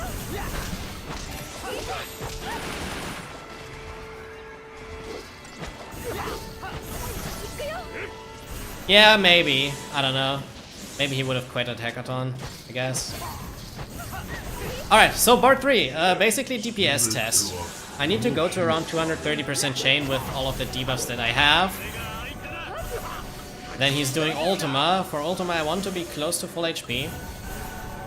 I have double Sentinel and he's targeting Snow, which means I have Fringe Ward, which means I take much reduced damage.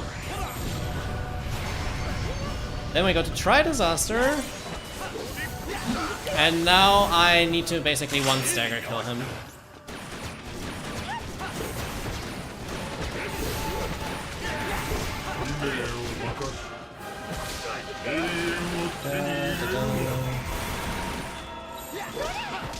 He's doing Thanatos Laughter next, because this guy alternates between Laughter and Ultima, so we're safe right now because he's not doing Ultima.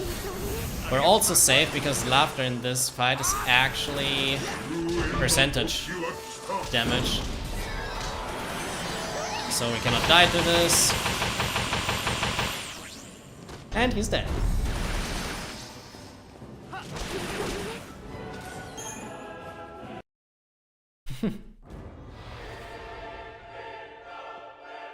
Alright, and now this fight we kind of cheese a bit. Because at the start he's doing Merciless Judgment, which does 99% damage to the entire party. We want to have that happen, so... I basically summon immediately at the start of this. Because when you have a summon out, this will kill the summon, but that results in you starting the fight on full HP. Because the summon arises now. So that way we start with full HP. And now I have to tank every single slap that he's doing in Consolidation to take less damage. That is very important. Buff up while we do this. I didn't tank this because I suck. It's fine though. What a smart bomb. I still need to get used to this new paradigm order that I normally don't have. Tank. That's no challenge. Very important. And now Vanilla needs to inflict debuffs. We need all of the debuffs except for D-Shell. D-Shell is need to have, but not required. Looking good. Challenge. Throw potion for stagger. And we need poison. Poison is the MVP in this fight. In case that he's doing Requiem. Like this. That needs to hit snow. If that's going on Saz, we can die.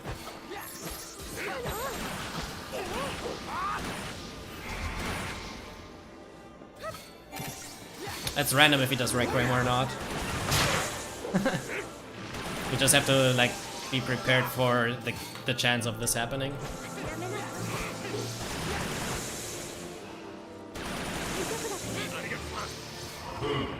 Okay, no damage push, that sucks, but it's okay. Alright, this is a scripted Merciless, which happens at around 40% HP, which makes phase 2 start. Now I use my elixir. And now I need to see if he does Vile Exploitation, DZ Ray, or Progenitorial Wrath. And depending on what of the three he's doing, I need to react different. Vile is the best, and the other two suck. He's doing Viles, that's good.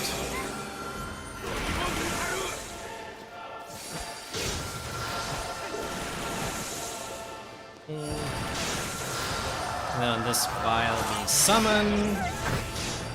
And now the fight is won.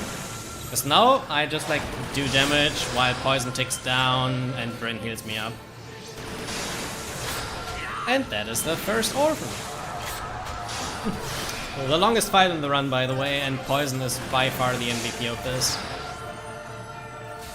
Because the majority of damage is just poison ticking down. And yeah, that is Orphan. One of my favorite fights in the run, actually. Is it possible to beat the fight in one stagger? Nope. Not without cheesing with Odin.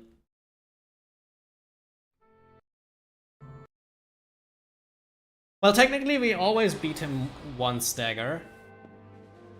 But you, like...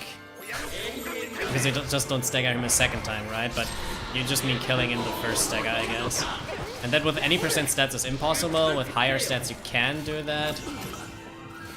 Oh wow, why did that hit snow?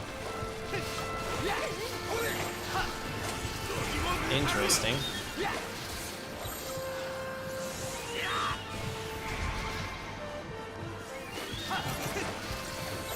Stone slap. There's no necrosis. There's necrosis, that sucks. Okay, we need to do your job. I need Imperil. There we go. That's pretty much GG now. Oh wait, I'm in the wrong paradigm. Need to be in this one. Alright, GG.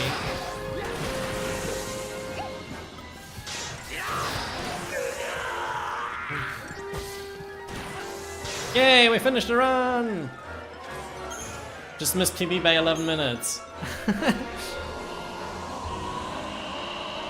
We did it.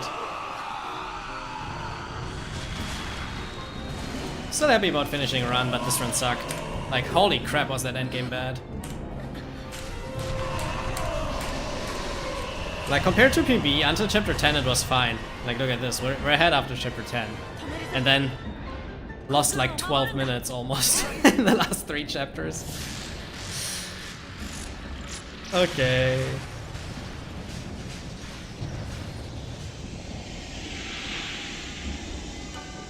I first do like for Neon I do a turtle fight.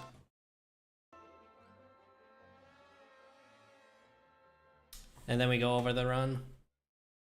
Need to get my save quickly. Yeah, we just call them turtles.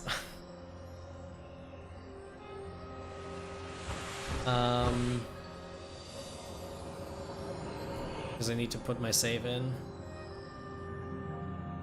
So it's save 39. So we put this out and we put this in. Alright. So you can do it in 2 ways, with and without summon. Yeah, exactly, the super boring strat. That, by the way, hits 6 9s. That shows you the strength of comm buffers, which is pretty neat. So you can do it in 2 ways. I do it in the cool way. I'm very gespannt. I hope I don't mess it up because I don't do this fight often, but this is basically what the Platinum Speedrun does. It uses commando buffered deaths. Like, this guy is immune to death, but it still does damage. And when you use commando before it hits, you get the commando damage boost, right? So stat-wise, we have Max Crystarium. Menil has like these stats: Marlboro Wand equipped, Waiting Glyph, Sorcerer's Mark, Iron Ring, Genji Glove, whatever. Snow has this, and Lightning has this. Right. Well, based on the time that I did this log, there were a few reroutes, but whatever. Alright, so fun fact, I don't know if you were aware, but when you're summoned in these fights, look at what happens.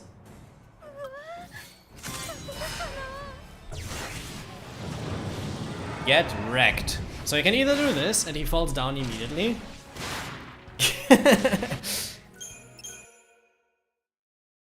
A lot of people don't know that. But it's boring, so we fight it with the legs.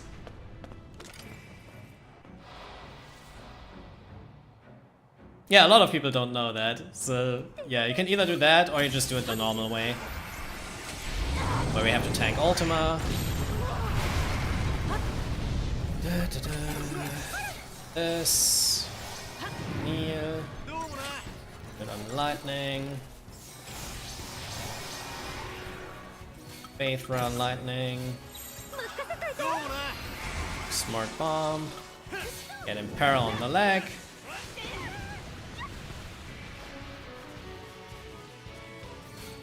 Key Shell into poison. Hopefully get poison.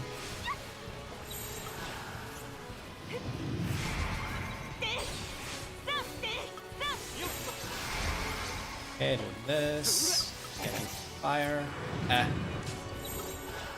On everyone. Repeat the kneel. Okay. I have no adrenaline, so we need 2 of this. But as you can see, if you do death, and then you go to the commando before it hits, it does a lot of damage. So that's 1 leg down. We basically do the same for this leg. Get Imperil on it.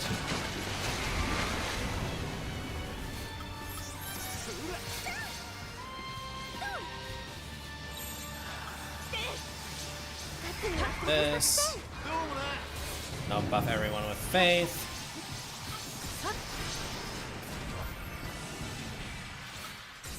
So we need this.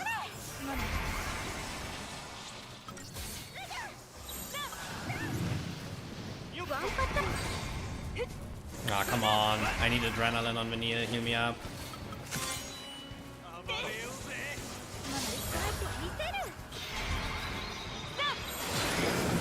Alright. And then when he's falling down, we have around 50 seconds until he's getting back up.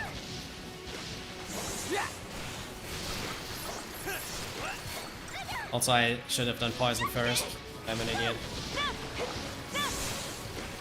Yeah, this is actually bad. I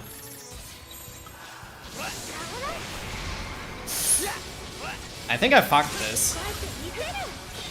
I need to get 4. Yeah, I fucked this. Okay. I need to get 4 before stagger. Else we're not killing. Well, maybe we still are. I can try.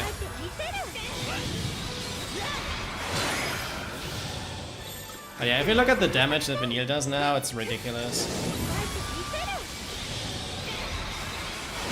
Boom.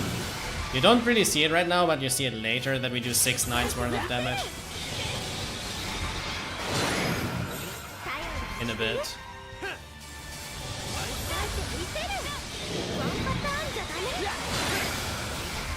976,000 there. He's getting up probably. I think in this I actually don't kill.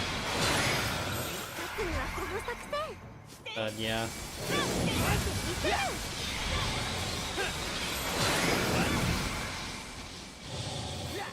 This will be very close, we said before. Fuck. Okay. Oh yeah, this is kind of the strat. And then you kill before he's getting back up. Okay, let's do this again without fucking it up. And then I actually try to time it in a way that you also can see the com-buffered deaths. But yeah, that is what you want to do with the lags. Without the lags...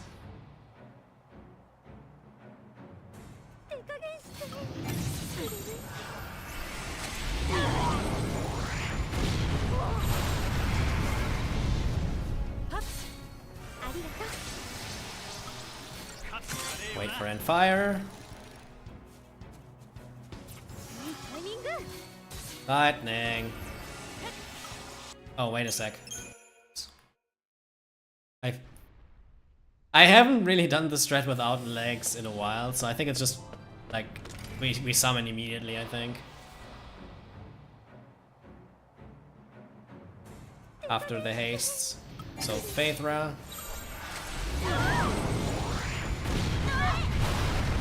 Make it back. Eat. And when everyone has haste, we summon. Here. Poison. So this is the first mistake I did before. We want to poison early.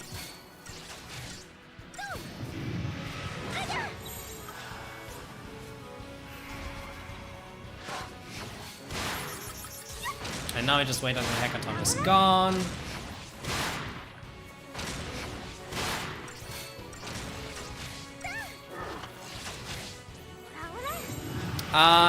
It's not really killing the lags. I think it's just like making him fall down. Right? I don't know how it mechanically works. Okay, so this is what you do with a summon. Like, this is way easier because the summon being out extends the time that he's lying on the ground.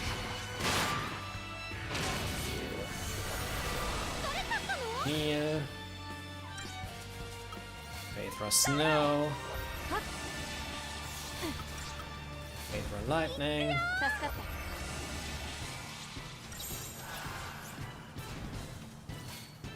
Oh, wait. I think I forgot the Libra scope, right?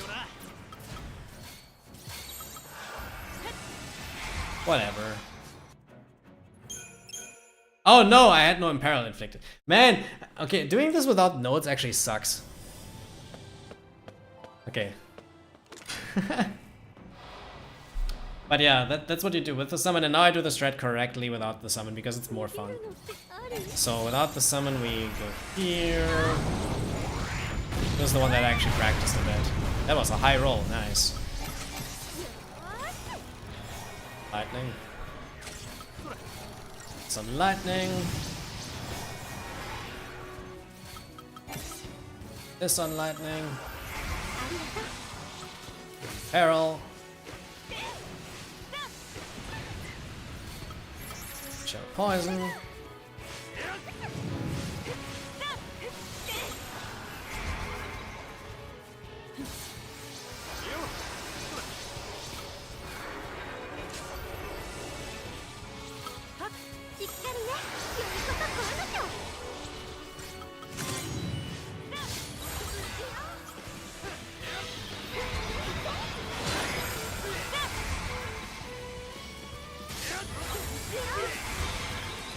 First next down.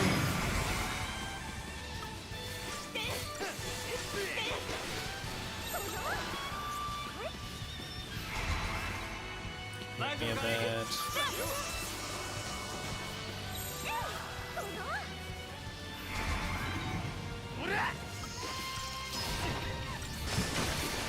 Still no poison infection, that is cool.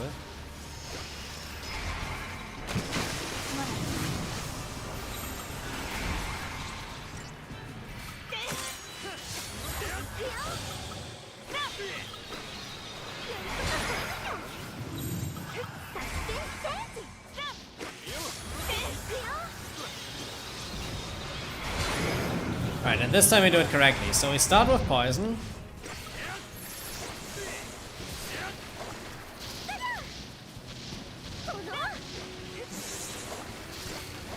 Bro, can you inflict poison, please?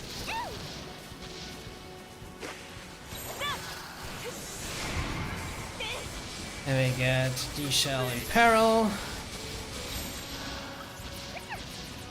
And now we do 4 of this.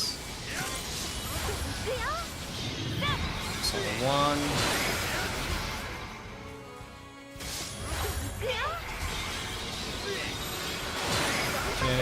2. Does 700,000 damage.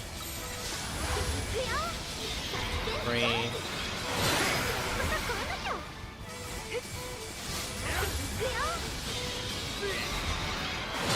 4. Smart bomb, so they stagger. And now we do a lot of damage.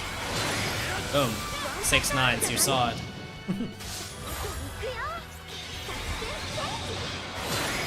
There it is. Like, this is just so funny. Literally 1,000,000 damage per death. And Saz, yeah. Snow and lightning still do some damage.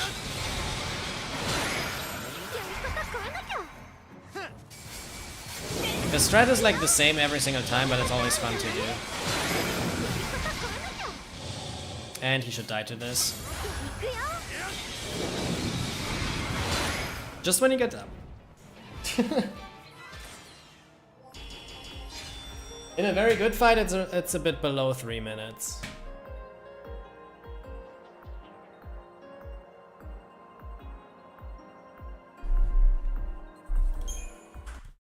Alright. So now, I hope I can actually do...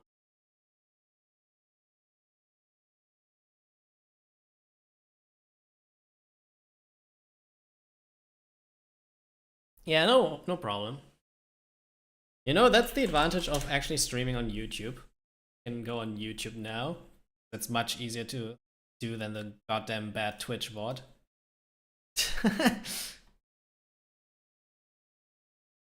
Alright, let's go to YouTube.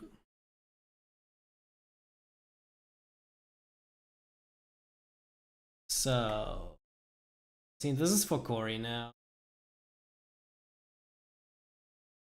Capture.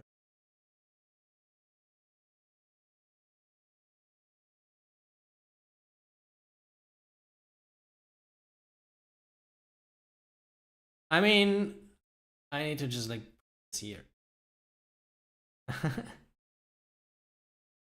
Yeah, because of a 2K monitor. Alright, so what was the first thing that was bullshit? Oh yeah, the chapter 7 dodges. Let's go to chapter 7 dodges. Everything until here was fine. But then, chapter 7. So, first thing that was stupid.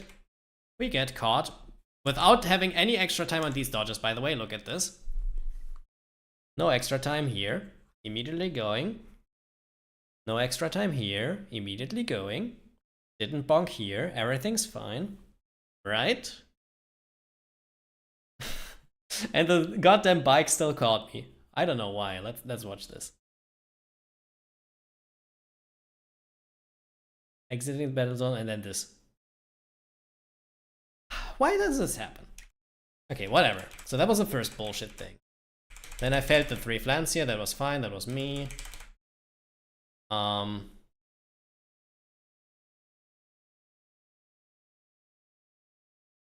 Everything until here was fine. Then we have this dodge fail, which is okay, I guess. Like, you know that this sometimes fails. It's Batman. But what was bullshit was this. Look at that. Dodging here. Bam. All in the same run, by the way. So that happened. And then everything else was fine. Chapter 8 was fine. Chapter 9. Got bad luck on the second fight. That was okay. Was okay. Next bullshit thing, look at this guy. He's not turning around like he should. And then he takes a good, let's count, 1, 2, 3, 4, 5, 6, 7, 8 seconds to start moving. That's cool.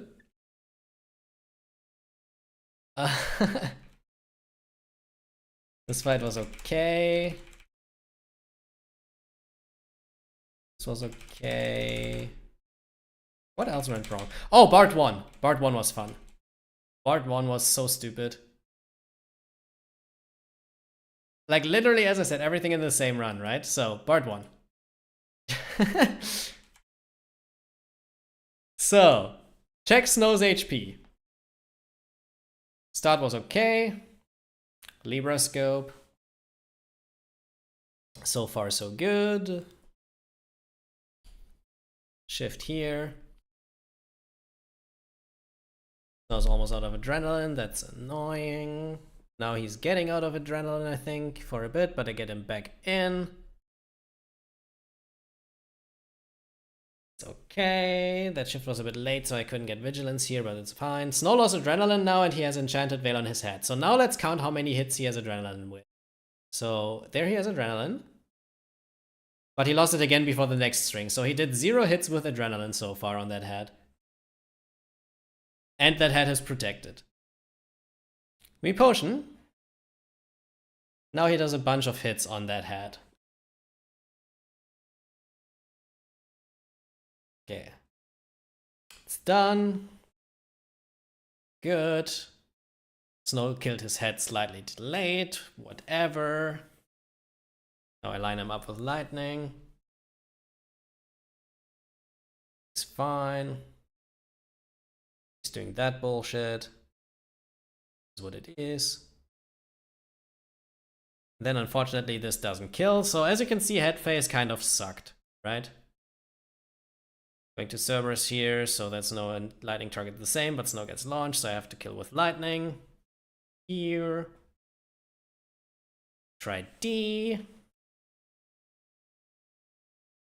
Snow's jumping, so he's getting hit. Feels bad, man. But this is now where it starts to be a bit stupid. So far, so good, because now he's doing a Ruingar that hits lightning before I could repeat. That's okay. Around that. Potion first. Don't care for stagger slowdown skip. Just line her up with Saz. This is not a refresh yet, so I thought about repeating one Thundara for the refresh. 2 Thundaras. So this is all good. Except for one thing that I wasn't aware of. And now we got the Shooter skip, right? Ah. Get this refresh.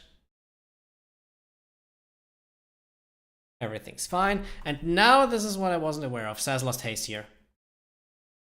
And he didn't have full ATB yet, so it took like a second or something longer for him to recharge ATB. So if I would have noticed that, I would have attacked one time with lightning, but I didn't do that. So this ruin string starts a tiny bit later, as you can see. So he broke out. Yay! Okay. So Thanatosian Smile. I let lightning jump back here so it doesn't hit her. Oops. Wait a sec. Monitor wants to turn off. Power chain, whatever. He did destroy here. It is what it is. That fight sucked. Was a 259. Right? Then Chapter 10 was very good. We can skip this. Chapter 11 started very good.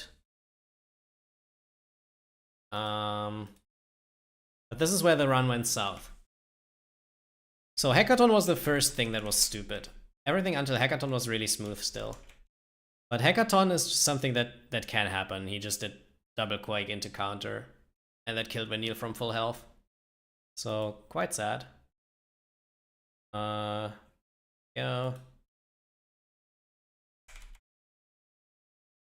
Like this. Fang is on 600 HP. Fang is on 200 HP. Heal her up. It's all okay.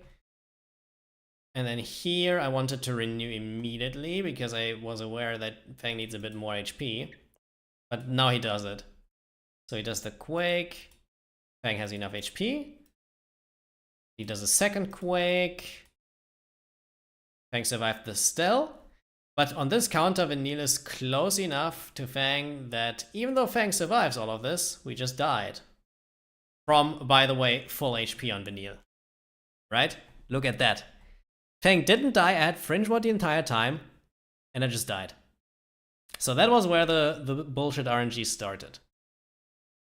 Alright, so that happened.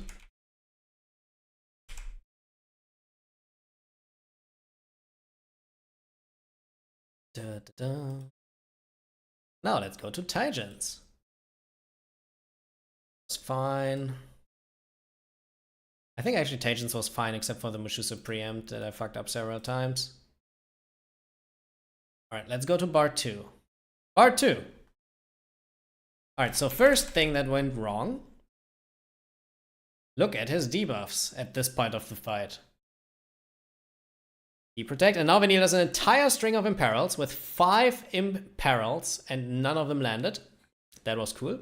I knew that, so go to Smart Bomb here. I actually want to see why I failed the kill in the end, honestly. Rest of phase 1 was fine. I accidentally laughter pushed, as you can see. And that is even more crazy that I failed the kill, because I had laughter push. That means he didn't do laughter in phase 2 and I still failed the kill. I want to see why. Okay, so days go. Double days on Saz and Vanille.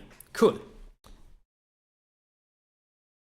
I cured Saz. I was praying for him to hit Vanille because that's what we normally do. We normally don't like to doing 2 items, and the chance that he's hitting Vanille with one of the like 10,000 lasers he's doing is pretty high, but he doesn't hit Vanille so far. Then he hits Vanille here with another daze. That inflicted again, by the way. Check Vanille's debuffs. She has daze. He's doing daze guard to get rid of daze. So daze is gone. But it inflicted again. Okay, so that is fucked. So then I was curing Vanille here because I was like, okay, dude, we do this. Cure Vanille. Now he's staggered without deprotect. Elixir. Days gone. Oh boy, he hit Vanille again. So now he weakens my chaining because Vanille is hit, which is the only character that chains when I'm in aggression. I went to aggression here, by the way, instead of diversity because he's not doing laughter anymore, so you don't need the medic normally. Alright, now it's fine. We do some damage. Kurska. That was actually good that he did that because that didn't do anything. Then go to Tireless. Renew here for Adrenaline. Days go on Snow, which, by the way, at this point of the fight is the worst he could have done. Snow or Saz, right? So, yeah, I missed the kill. Cool. Alright, then I was like, okay, he's so low, we can just go normal, right?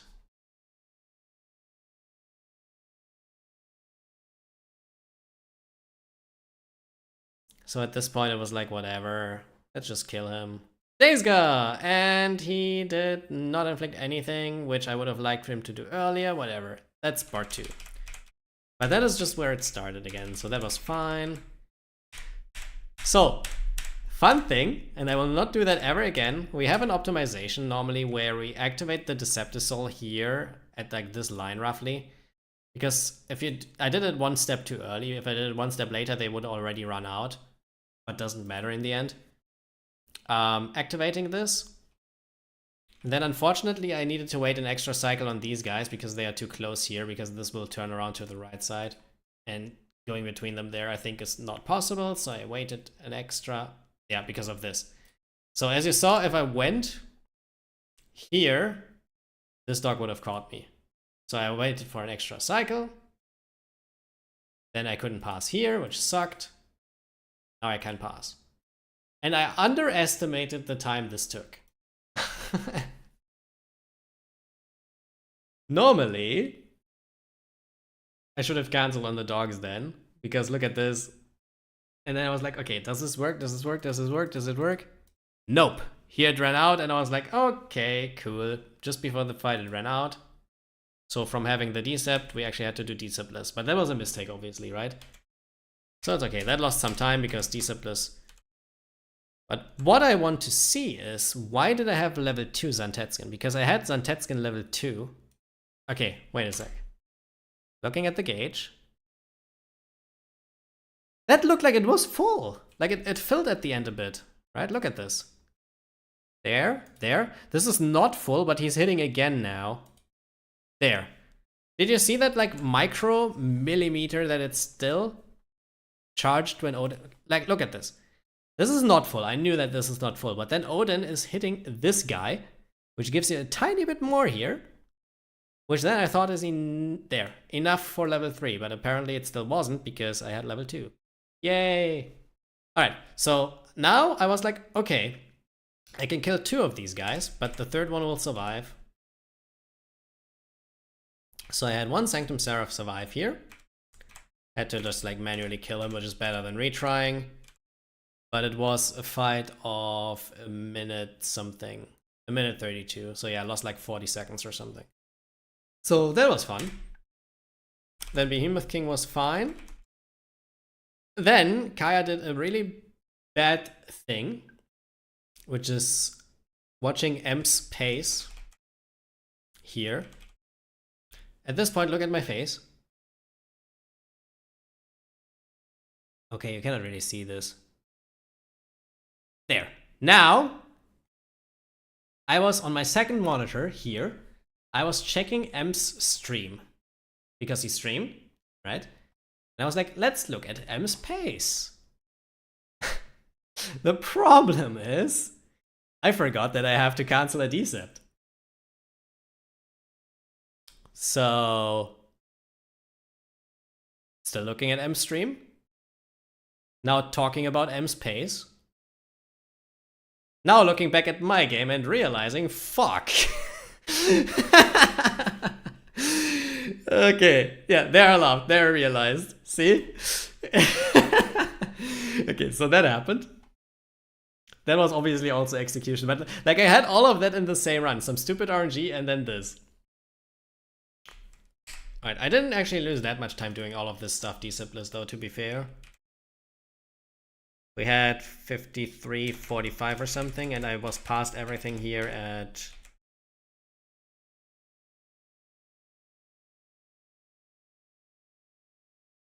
55:20. Yeah, so like just like roughly a minute and a half that it took me here, which is really good. Like that's way better than what I had at GDQ. At GDQ it took me like 3 minutes or something.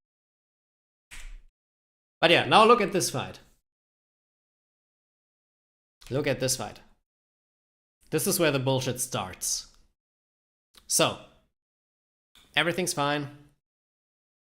I mean, I already had some bullshit before this, right? But this is where it really starts. So look at this targeting. Saz is already in yellow. I'm like, okay, I have just... Oh my god, look at this.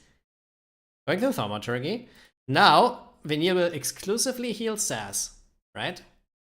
Which is normally not what she's doing, so this is even better because she's healing me up to a lot of HP. I keep getting targeted. I keep getting targeted. Faith Haste Vanille. Go here because I'm healthy enough and go to... that was the mistake. I actually should have gone to Thaumaturgy again. But I didn't expect this to happen, and then I was like, okay, I'm in Tri-D. I have to early renew here. And boom. Okay, so... If I went to Thaumaturgy here instead of XIII, I would have probably lived. For now. But with the amount of damage he does now, like 700 something, yeah, whatever. It was just kind of dumb because I knew I had the renew, but I just died before the renew. So that happened. Second fight was fine.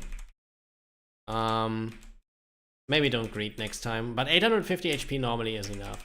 Alright, and now look at this. So. Bam. XIII. He's doing 2 stomps already, and I haven't even started my string. Now I start my string, 3rd stomp. Killed Sass and Vanille, it's fine. I didn't lose chain, 4th stomp. We're at below 5th stomp. Now he's doing Quake. And look at my chain. Oh my god. Then I was doing a partial string there to get this refresh faster. Another stomp. And I staggered. And yeah, I didn't have full Gestalt points here because I was gestalting slightly too late. So result of this was he lived with this HP, which is impossible to kill him with. And the retry was fine. So that happened. Getting so quick stomps that I just couldn't get high enough of a chain to kill him. So this was fine. It was fine. And then PC2. Phase 1 was okay, Phase 2 just sucked. Is it Gestalt in German version? I don't know. I haven't played this game in German basically since the first time I've played it. No idea, honestly. But now he's so high up that I just couldn't kill him. It's fine. He survived. We killed him a bit after stagger. But as I said, literally all of that in the same run, right? Then BNJ and Vlad were fine.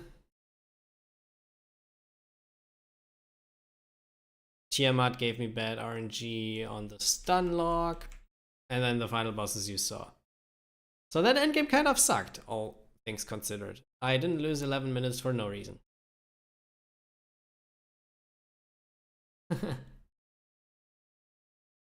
Like, some things I fucked up, some things were just stupid RNG. But yeah, all in the same run just added up to a lot of time loss.